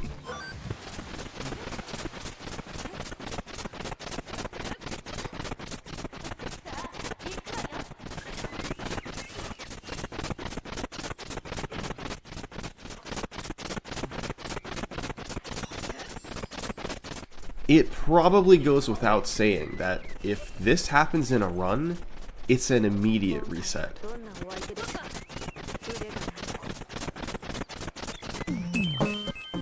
Even without a super long marathon movement, Hammer Brother movements can still cost a player big time over the course of a 100% run. An extra movement is only half a second, but there are dozens and dozens of spots for movements during a run. In World 5 alone, getting the worst possible versus the best possible Hammer Brother luck is about 21 seconds of difference. Extrapolate that to the full game, and one speedrun to the next can have significant time variance from RNG alone. So, when Kurua came back to attempts in March 2014, Hammer Brother RNG mattered more than ever before. On March 27th, he got on a run that pulled ahead big time after World 3. This was partly thanks to quick Hammer Brother movements, but mostly because he didn't get hit in the fort like his last record. World 4 featured great Hammer Brother luck.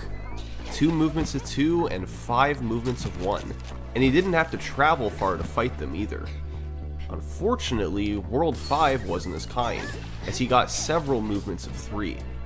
Still, going into World 7, Kurua had built up a substantial lead, and it just kept getting better. 7-1 clip was first try once again, and he got the tail swipe in 7-5 that he missed in the last record. Kurua had a 17-second lead into World 8. but we already know how hard this world can be under pressure.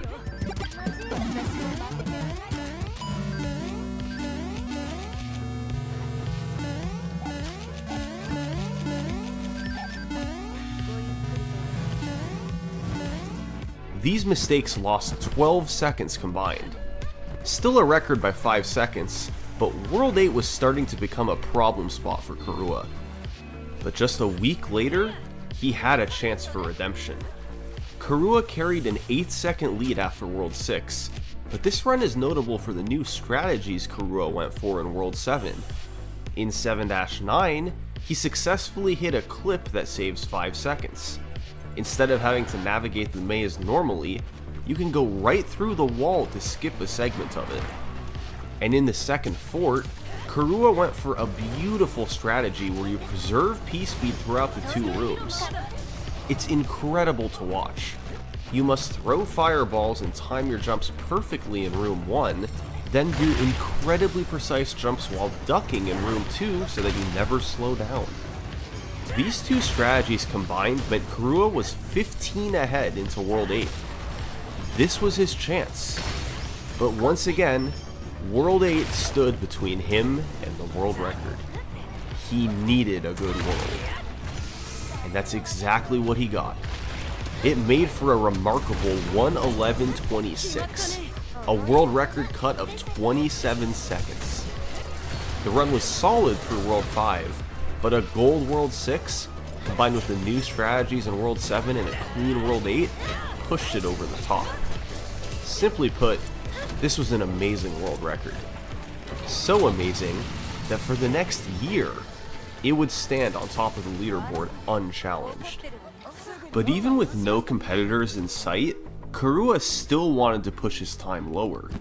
In early 2015, he came back to the category, largely thanks to a few new strategies he could use to shave off some time. The biggest one was an overhaul of level 6-5. This is the infamous stage where you're supposed to build P-speed, then fly up with a Koopa shell to clear out the plants and make it to the pipe. Building P-speed is easy, but it took speedrunners time to pick up the Koopa shell.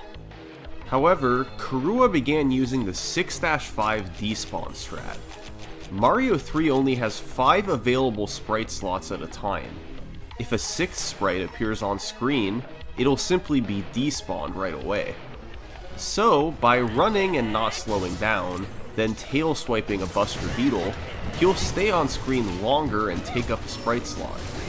The next beetle is in slot 2, the Koopa is in slot 3, and the last beetle is in slot 4.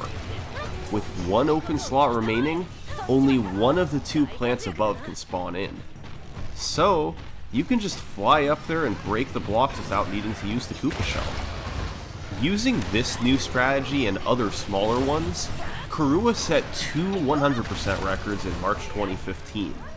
A 1:11.24 followed by a 1:11.02. The gap on the leaderboard was now enormous. 54 seconds between him and second place. He had set 12 of the category's last 13 world records. He had held the record nearly non-stop since 2012. And now, his lead over anybody else in the world was nearly a full minute. And it was a good thing, because shortly after his 1:11.02, Kurua obtained a working holiday visa, meaning he was going to be moving to Japan for the next year, and he wasn't going to be doing any speedrunning while gone. He had plans to come back to 100% runs upon his return, but for the next 12 months, he couldn't defend his title. But fortunately for Kurua, his world record seemed to be in no danger. He left for Japan, still with no threats to the record in sight.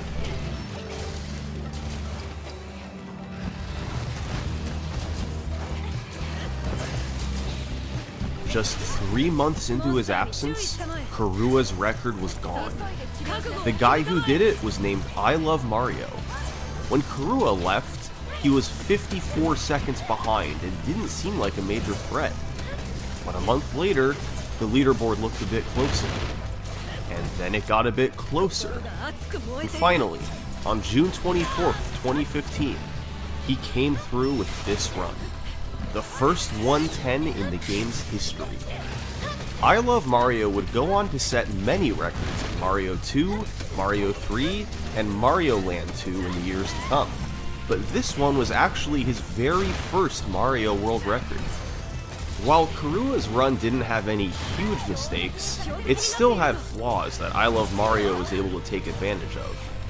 His big time saves revolved around building P-speed, namely in 4-1, World 4's second fort, and 5-5. In each of these stages, he managed to build P-speed early through precise platforming to save a couple seconds. They added up to be a pretty nice time save. 7-1 clip was second try, and the world as a whole was quite clean. Credit to I Love Mario. He had swooped in and taken a world record that looked to be pretty safe. Karua was shocked. He knew his record wasn't perfect, but to be beaten after just 3 months away was definitely a surprise. But he was set on not doing attempts until he came back. Over the next few months, the leaderboard would become a bit cluttered at the top, but I Love Mario's run remained the only 110. The new year arrived with no changes. And finally, in the spring of 2016, Karua came back. His record had only lasted 3 months, but I Love Mario's world record lasted the remaining 9. It was still the time to beat.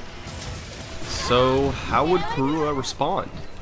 Well, in the past, Karua tended to mix in other games with his 100% attempts. But this time around, he decided he was going to do an all-out grind. His goal wasn't just to get the record back. His goal was to lower the time as much as he physically could.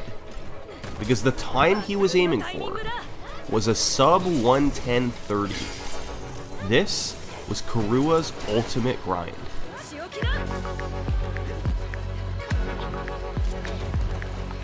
To get there, Karua was going to have to squeeze all the time out of 100% that he could. He had a couple ways to help. Part 1. Getting all the Koopa fire kills.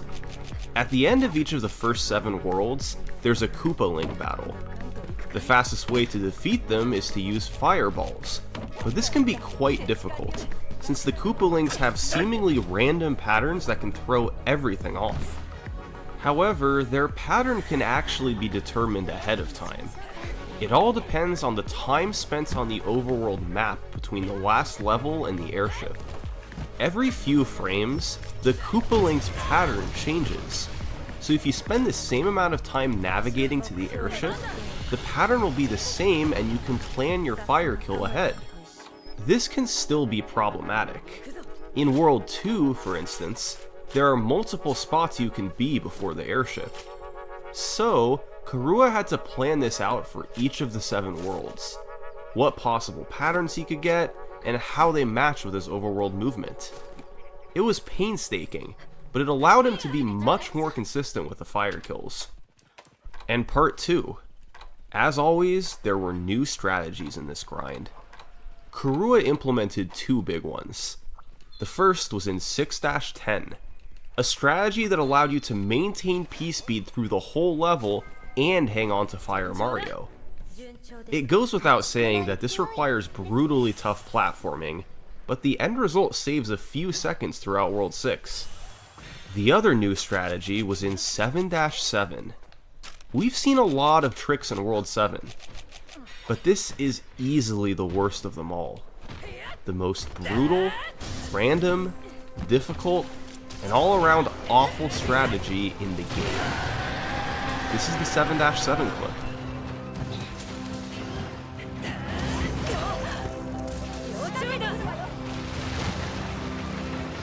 To get this to work, you need to land on the corner pixel of the pipe. That means there's both a vertical and horizontal component of getting the clip. You need the correct vertical pixel, plus the correct horizontal pixel, and the correct subpixels for both the horizontal and vertical directions.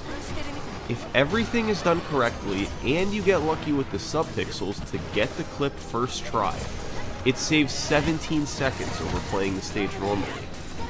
but getting it first try is both figuratively and literally a pipe dream. Past runners had tried for the 7-7 clip before, but not to much success.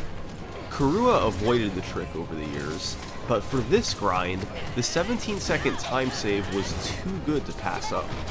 But every miss shaves a few seconds off of the time save, and by the 6th try, it's impossible to gain time. Kurua only got it about 25% of the time by the 6th try, meaning 75% of runs were essentially killed by this one trick, an hour into the run. It's absolutely brutal.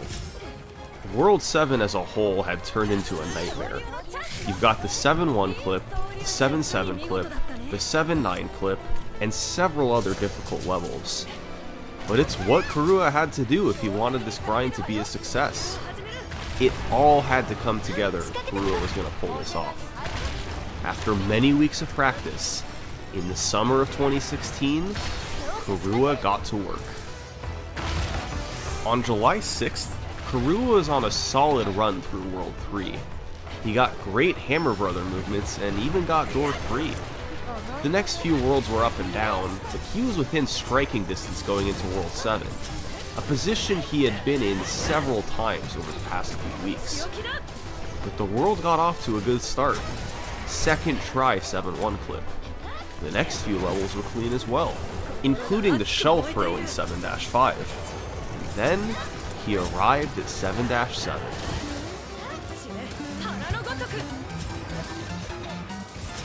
This just got real.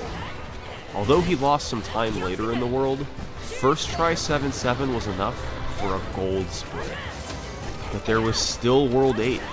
We've seen Kurua struggle here before. And sure enough, in 8-1, he lost P-speed to lose a few seconds. But he still closed it out for a 1:10.52. For the first time in over a year, Kurua was the 100% record holder. He was officially back. That was the game plan to get his goal. Take a lottery ticket into World 7, pray the ticket hits to get all the clips required, then hold it together in World 8. Kurua had 23 seconds to go. This is what he did over the following weeks.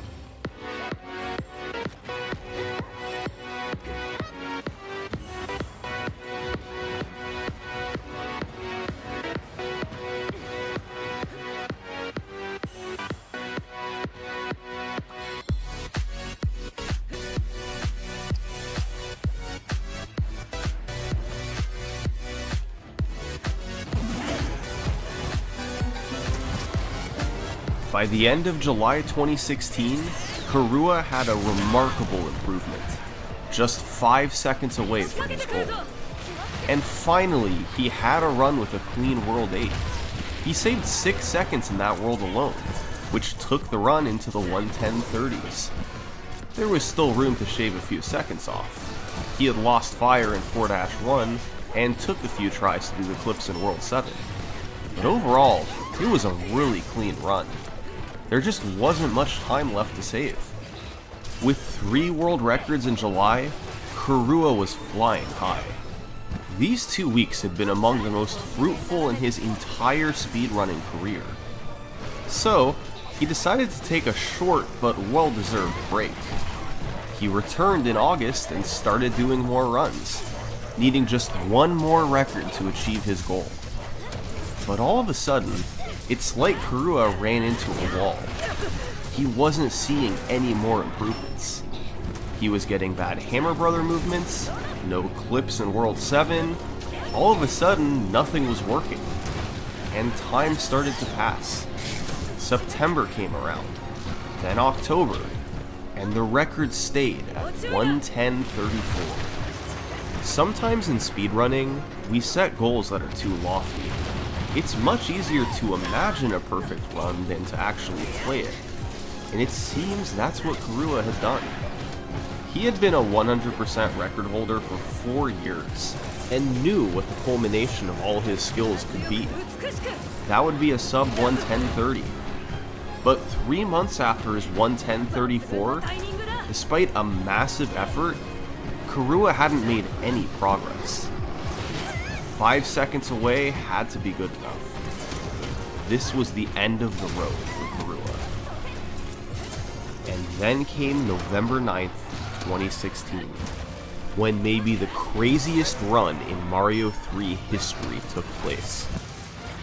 Do you remember anything about the attempt session leading up to it, or was it just like any normal day?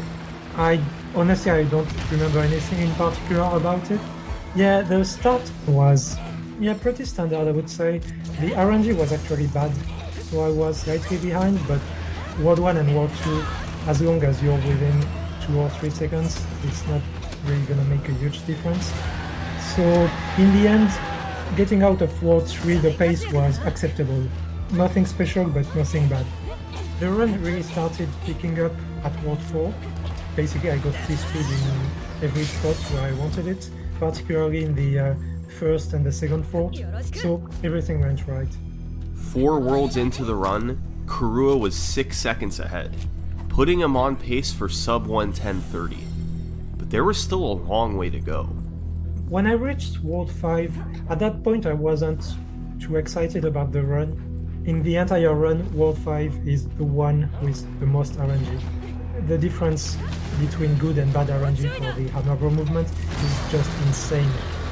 So I got a really low number of movements, and I just nailed every single stage. Like, the world was virtually perfect. World 6 is, in my opinion, the second hardest world after World 7.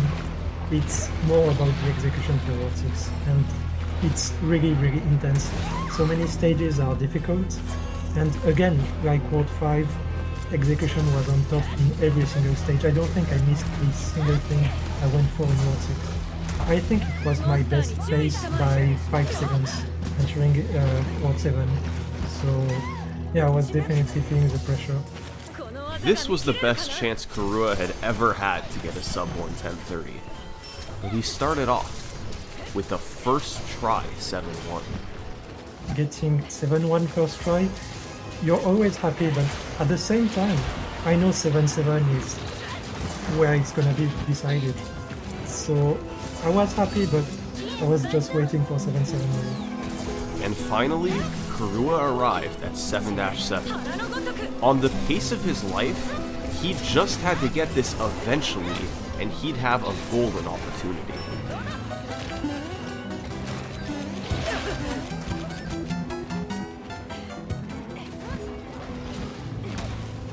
I think my heart rate rised quite a lot after getting 7-7 first try. Like, wow, this is actually happening. Getting the 7-9 zip was a bonus, just the cherry on top. We had been looking at the wrong line all along. We're not talking about a sub 110.30 anymore.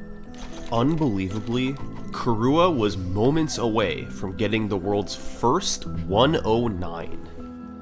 And it's weird because on one hand you're like, did I misjudge my goal? Or is it just that special? And I think it was just that special. That run it really was special. But we had all seen Karua's struggles in World 8 before. And now, with more on the line than ever before, he had to get a good World 8. Interestingly, I wasn't feeling really pressured by World 8, even though I failed before. Despite that, I was very confident because I was playing well, so I wasn't really feeling much pressure in that regard, I think. He kept going, level by level, getting closer to the 109.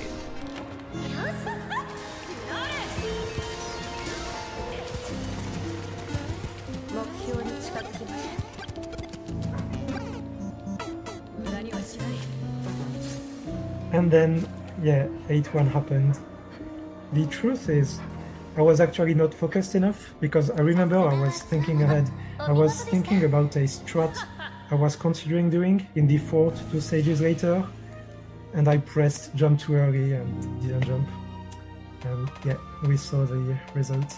I didn't know if I could even finish the run because I was so upset at myself. And I ended up getting a hit in 8-2 because of it. I just didn't care at that point. I actually knew I would probably get the record if I didn't do anything incredibly stupid afterwards. So I expected to maybe get a record by, I don't know, 5-6 seconds or something. Instead,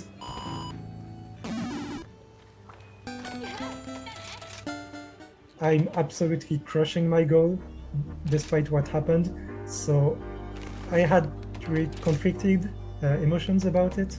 At the time I was really upset, but that run was so special that I still became quite happy about it quite quickly. What a bizarre speedrun. Kurua had accomplished his goal. In fact, he had crushed it, yet it felt so unfulfilling. He was in a position to take the record years ahead of its time, but fell short at the last minute. You know, after the dust had settled, did you have any thoughts about trying to lower the time further, or did you know that you were done? I briefly considered continuing and getting another PB, but it would still be way worse, relatively speaking, compared to what that run could have been. So yeah, I just need to stop there. I'm done.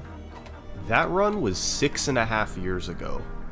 Kurua hasn't done a 100% run since, and he stopped speedrunning as a whole in 2017. But my goodness, did he go out on top.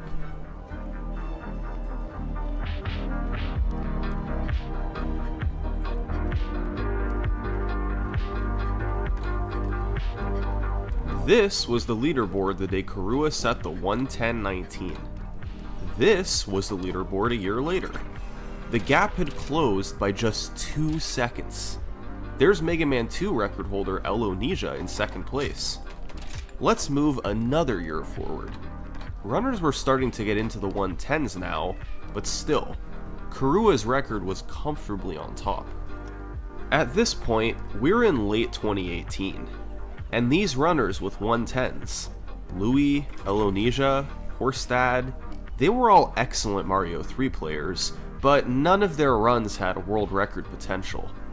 Even 2 full years later, none of these guys could catch up to Kurua. It seemed like the 1:10:19 was destined to stay on top. There seemed to be no hope. Wait a minute. Mitch had been a 100% record holder before, back in 2014. Since then, he had focused hard on Warpless, being ahead of Kurua there for most of the last 4 years. If any runner in the top 10 had a shot of beating the 1:10:19, it would be Mitch. He had limited interest in 100% over the years, but in late 2018, he decided to give it another shot. His PB was a mid-111, and he very quickly rose up the leaderboard. By the end of November, he was in second place, 12 seconds behind Kurua. He'd then achieve a 1:10:29, and later a 1:10:26. These runs were notable because they both had a chance at the world record entering World 7, but he couldn't get the first try clips that were in the 1:10:19. Even with the 20-second time loss in World 8, Kurua's world record was so tough to go against. There was just no margin for error in the first 7 worlds. 2019 came around, and Mitch was still 7 seconds behind Kurua's world record. On January 4th, Mitch got on a run roughly even with Kurua's record entering World 3. He'd then proceed to lose time in each of the following 5 worlds. He lost Fire in 4-4 and lost P-Speed in 6-10. He missed 7-9 clip and took 2 tries to get 7-7. But entering World 8, Mitch was actually going to have a shot at this, because he kept it close. Losing time against Kurua's record was expected. Mitch was 16 seconds behind, and could make that time up in World 8. But of course, he had to avoid a critical mistake.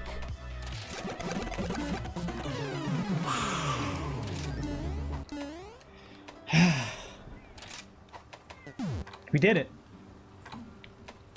Nice. Nice. For the first time in 5 years, the 100% record belonged to Mitch. He didn't use many new strategies either. He simply let his skills from the past few years take him past Karua. Overall, it was an extremely balanced run, with solid Hammer Brother RNG and no bad worlds. And most importantly, after a 2-year reign at the top, the 110-19 was no longer the time to beat. Mitch and Karua were synonymous with Mario 3 speedrunning.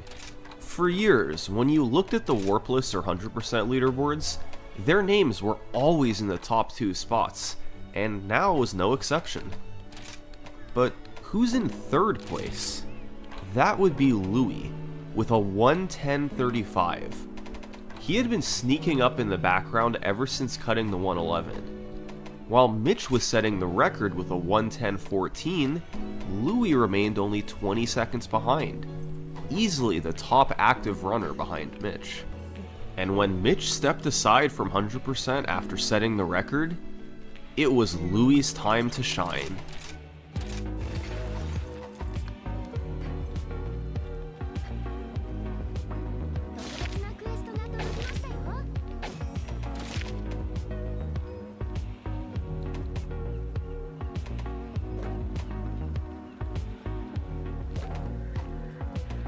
In July 2019, after a steady series of PB improvements, Louis broke through with a 110.08, taking the top spot by 6 full seconds. This was the first time in 4 years that neither Mitch nor Karua set the 100% record. And there's one key trick that Louis was able to use to his advantage: 7-1 subpixel manipulation. To get the 7-1 clip, your subpixel value needs to be correct. This value can range anywhere from 0 to 15, and normally it's impossible to pick your value. But there's a few rules you can use to help. Rule 1. Tapping left or right for 1 frame will usually decrease or increase it by 1 value, while tapping it for 2 frames will usually move it by 4 values. Rule 2. Having a subpixel value between 0 and 6 means the duck clip will work in 7-1. And Rule 3. When wrapping around from subpixel 15 to 0, Mario visually moves forward.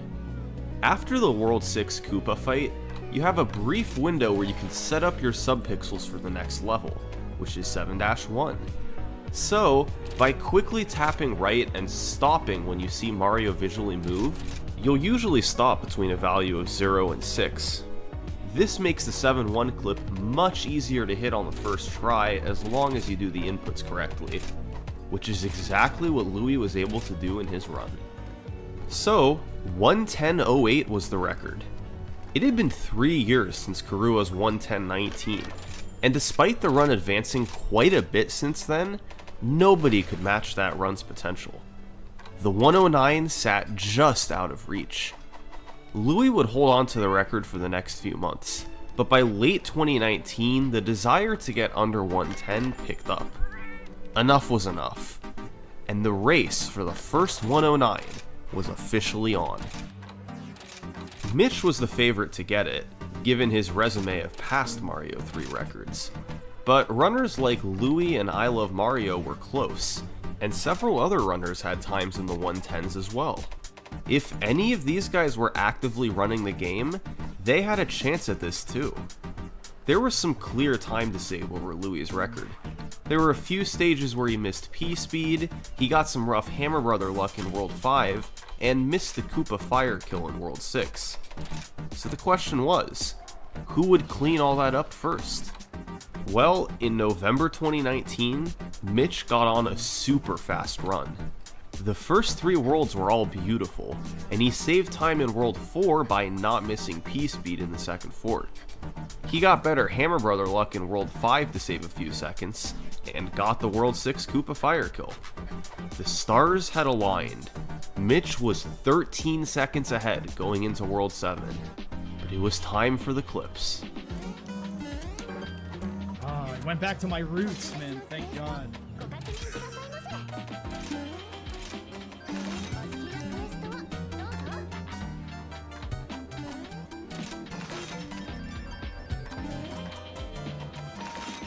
Okay. He matched Louis' first try clips. Here we are again, 109 pace into World 8. Mitch needed one more clean world, and this would be it.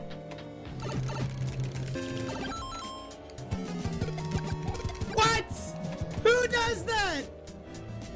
Get it together! No way, dude. When do I mess up that level? I think I've lost like too much time at this point. Well, it was still a world record, but once again, the 109 had been lost to World 8, 4 seconds away from the goal. Since he'd gotten the record back, Mitch stopped running 100% after this, leaving the door open to others to get the 109.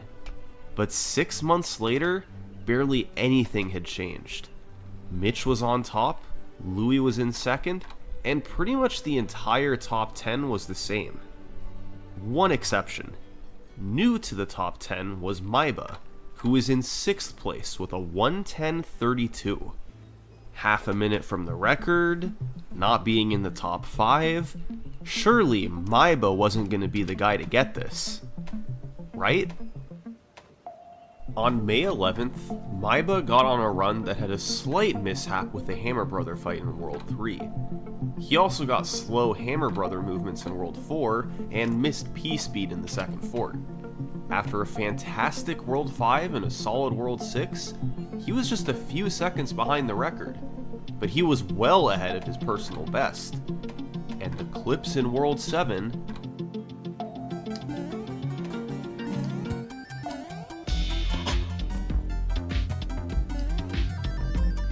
Nice. Maiba was on the run of his life. Everything was working. Was he actually about to do this? Go straight from 6th to 1st place? Once again, just one world separated him from the first 109.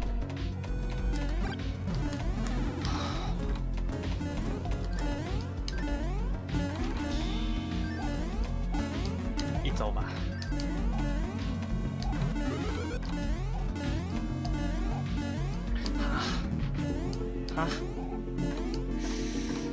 How did this keep happening?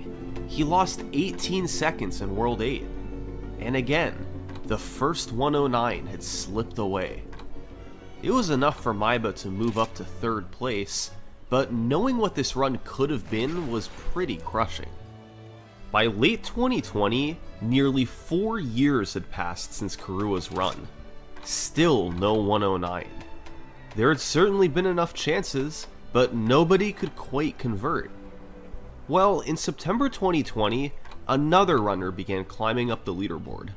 His name was Chikubi. He took his PB under 110.20 and then into 3rd place. Maybe he could be the one to do this.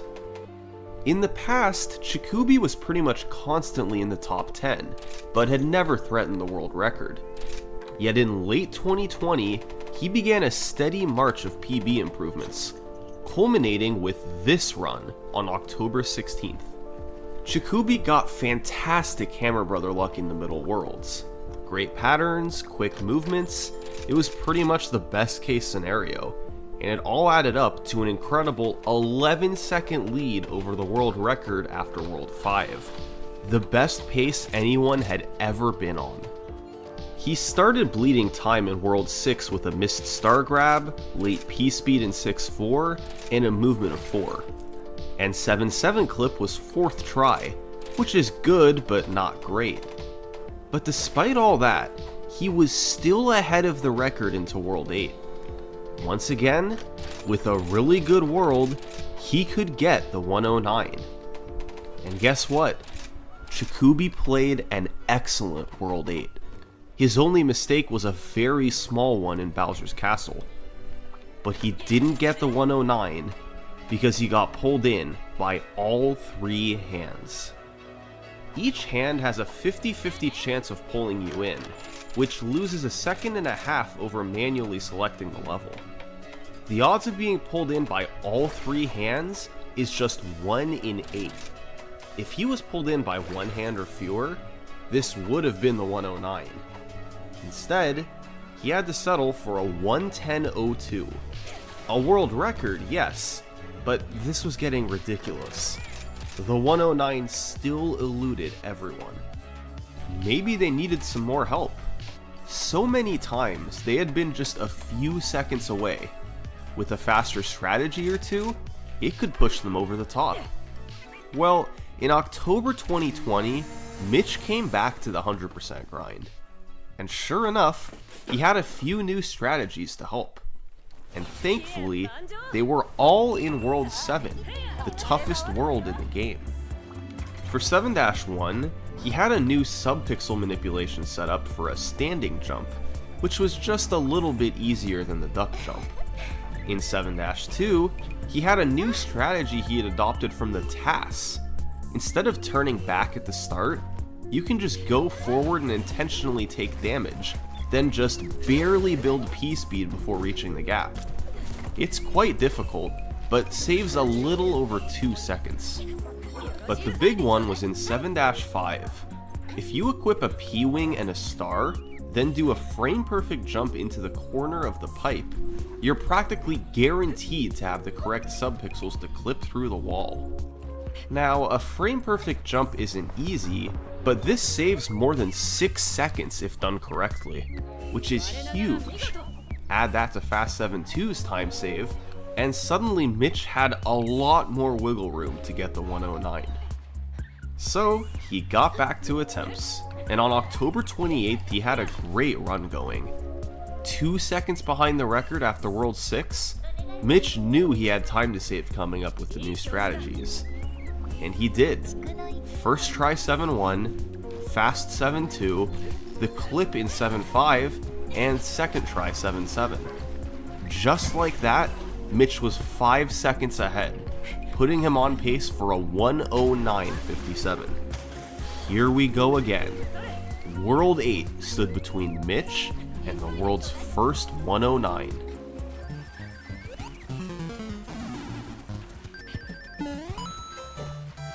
That's it. That probably cost me the sub 110.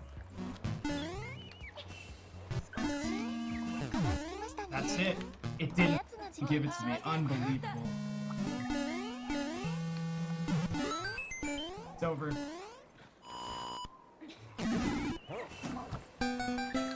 Ah, come on, man! Come on, dude. How did this keep happening? It was another record, but yet another failed 109. Karua's run 4 years ago set the trend, and ever since then, World 8 was like a shield to the 109. Mitch took damage, he missed P-speed, he failed a clip. It just seemed impossible to get a good World 8 on a good pace. Mitch, Jacoby, Maiba, Karua, some of the best players in the world had tried and failed. The 109 just wasn't happening. Did somebody else need to step up to get it done? Well, a few more months passed and 2021 came around. Early that year, Mitch decided to give the 100% grind one more try. He was 2 seconds away and had far more time than that to save in World 8 alone. He could do this. And on February 7th, 2021, Mitch had this run. It bled time early. He got worse luck in World 2 and made a mistake in World 4's first fort. He also had a time loss in 5-2 and had to travel far to fight the Hammer Brothers. As such, he was far behind entering World 6, but he cleaned up some small mistakes there and had an excellent World 7. This looks familiar. Mitch was a bit behind, but had several seconds to save coming up. Just once. World 8 had to be clean. This had to be the time to do it.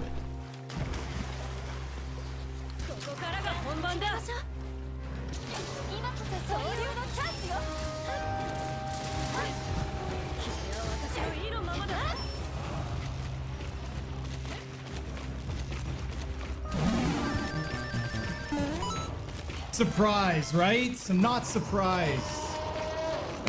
The one level with the bad RNG. It happened again. Another time loss in World 8. Was the 109 just cursed to never exist?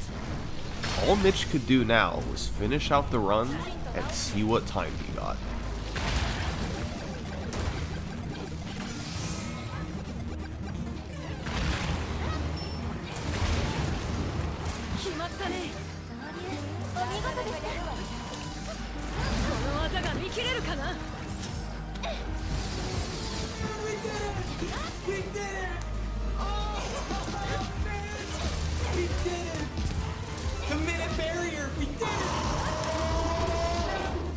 In 2016, Karua paved the path.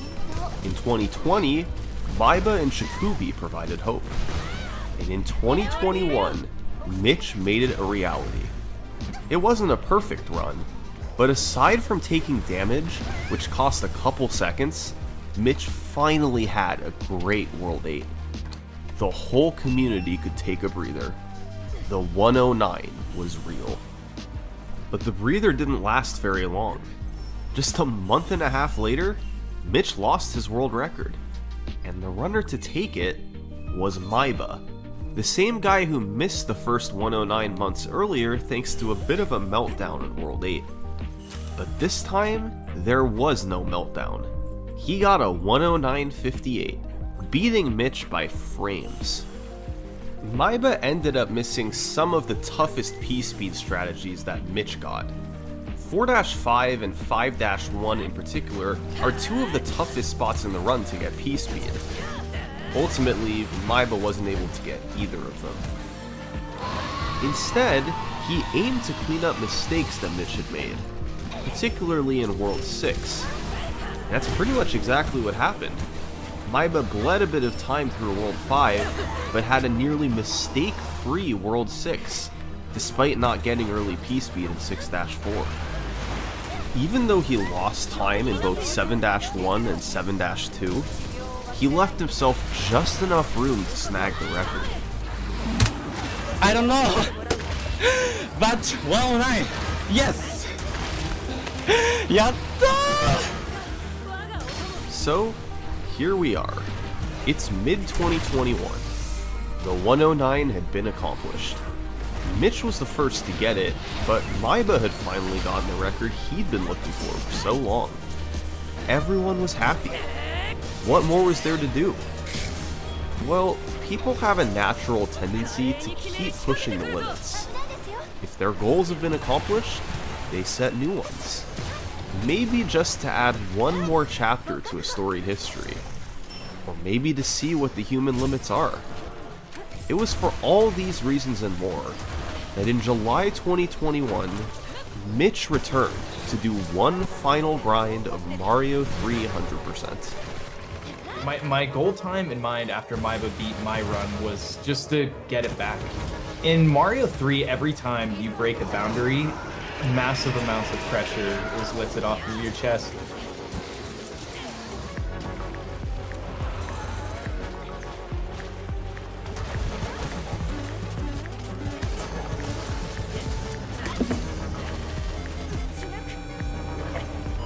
What?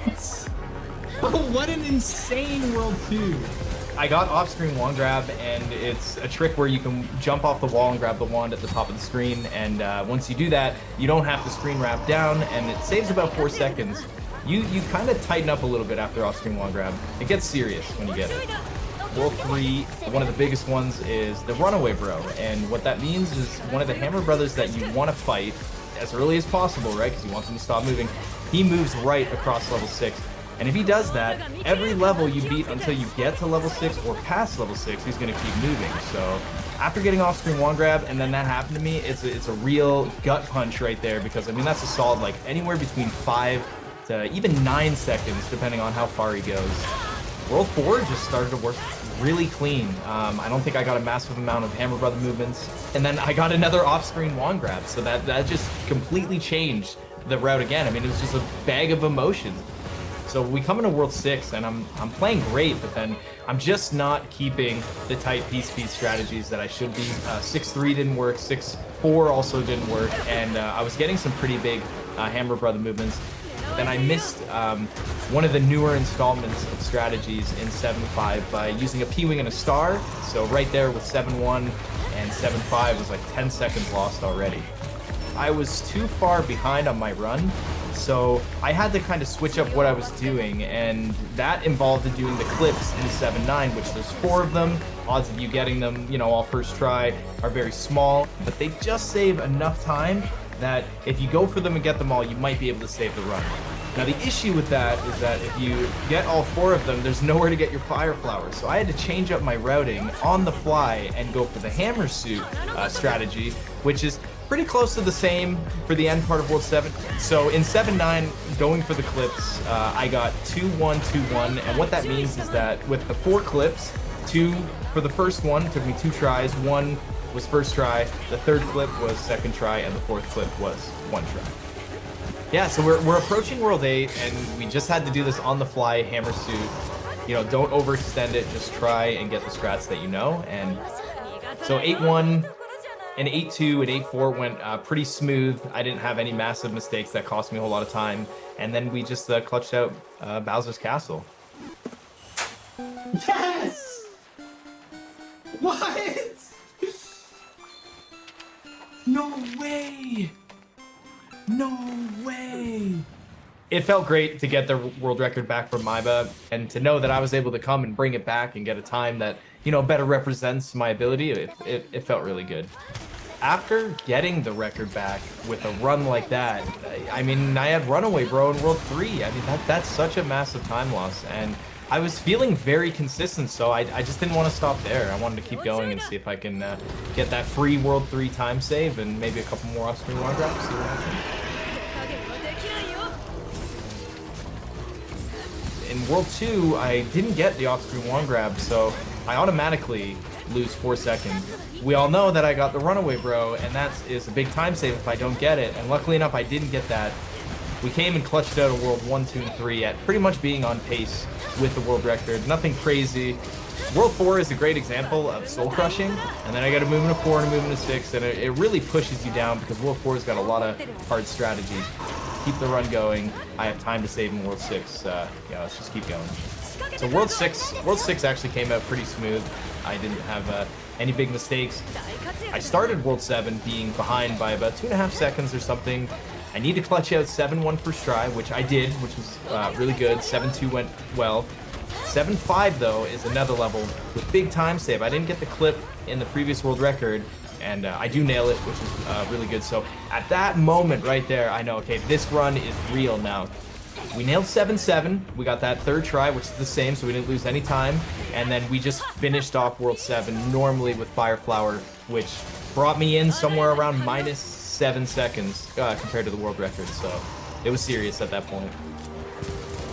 With this run, I was finally able to execute some new P-speed strategies in World 8 in the hand levels, where you use a star and 8 trap 1, and you turn back and you get like P-speed. I was able to do that in this run, and then I got a P-speed strategy in hand trap 2, which is another about a second time save.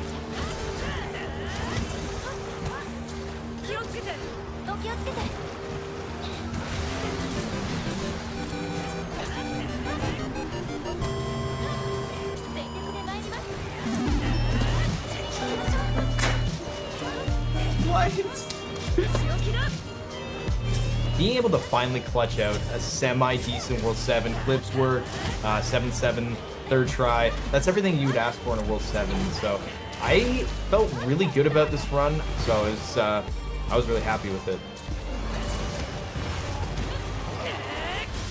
Did your goals shift at all after getting the 52, or were you like, let me just keep going and see what time I can get? So my answer is I have no idea why I kept going.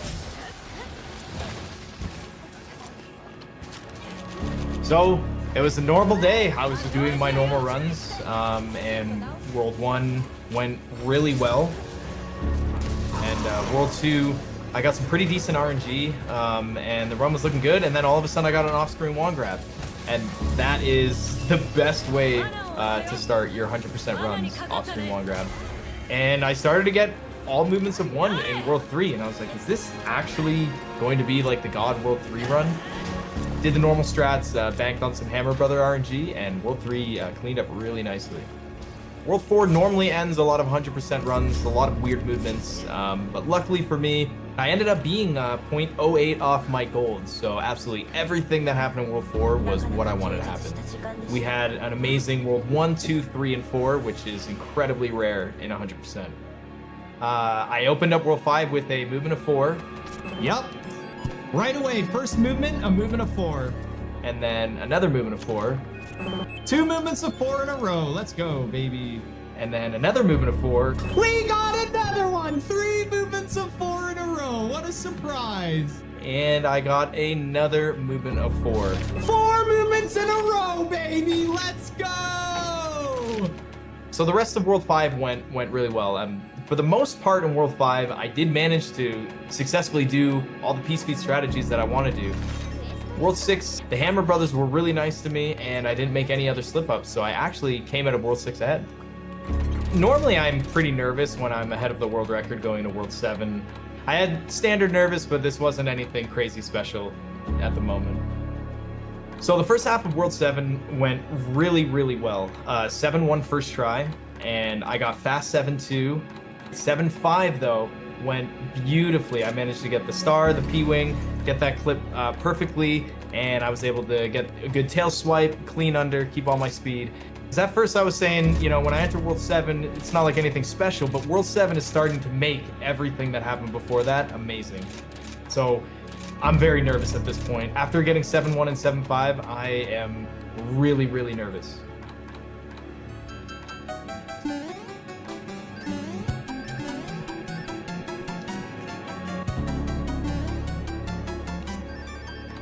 I was so like blown away that I actually nailed it first try on a run like that. I just did not believe that I got it first try. I couldn't believe it.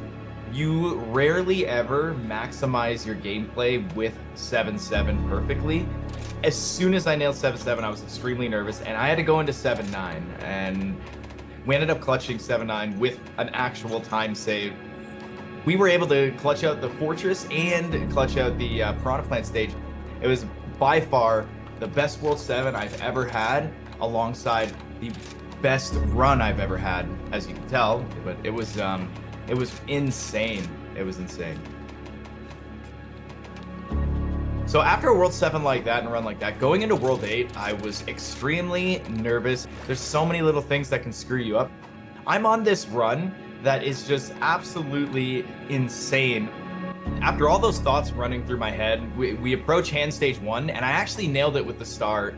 8-1 worked out okay. 8-2, I was surprised worked out okay. One of the things to note with Bowser's Castle is that the 3 hardest things I would say in the level is the statue room at the end, getting P-Speed there, the 1-up clip, and then the last one is the duck jump at the very end on the donuts. Once you get past the donut spot, you can say to yourself, oh my god, I actually did it. However, Bowser does have one pattern where he can jump and shoot the fireball at the same time. And when he does that, the fireball will be shot where you're standing. You can't avoid it. There's nothing you can do.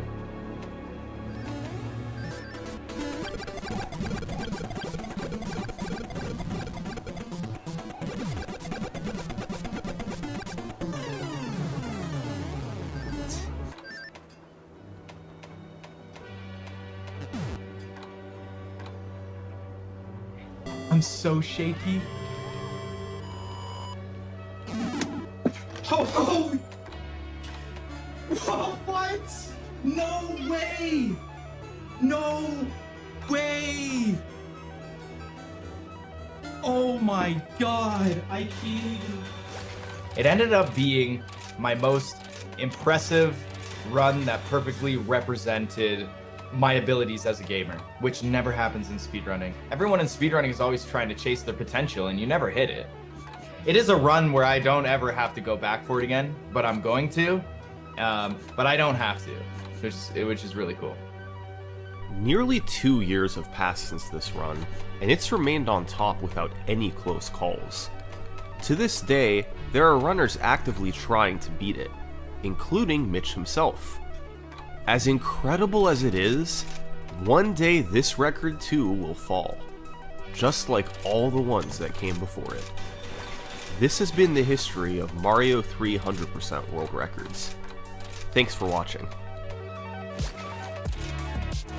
If you'd like to be notified when I upload a new video, please hit that subscribe button. Thanks.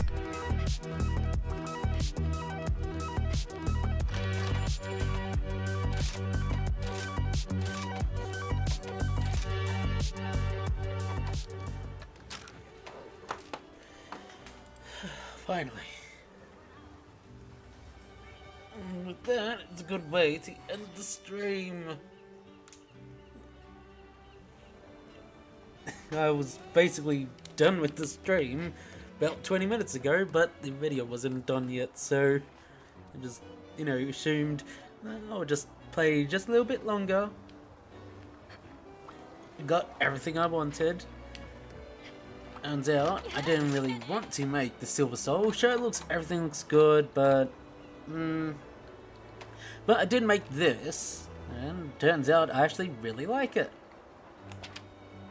And I do get this off a lot. Turns out I'm very good at perfectly time evading. Not all the time, but enough to sure definitely make up for when I don't hit. And hey, Counter-Strike's there.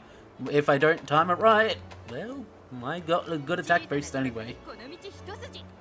And as I thought would happen, it does, whenever they enrage, it does immediately activate so you don't get affected by the roars. I suppose, and then with, what was it, this. Poison paralysis or an elemental blight. Considering, it's saying, you could, there's no poison up, so it's saying you could use everything else, but poison's there, and it's making this stronger, so, yeah, go with poison.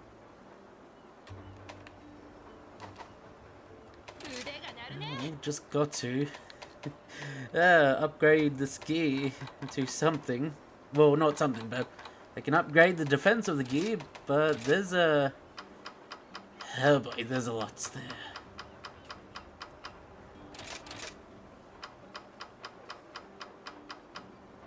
And oh wow, it's extremely costly.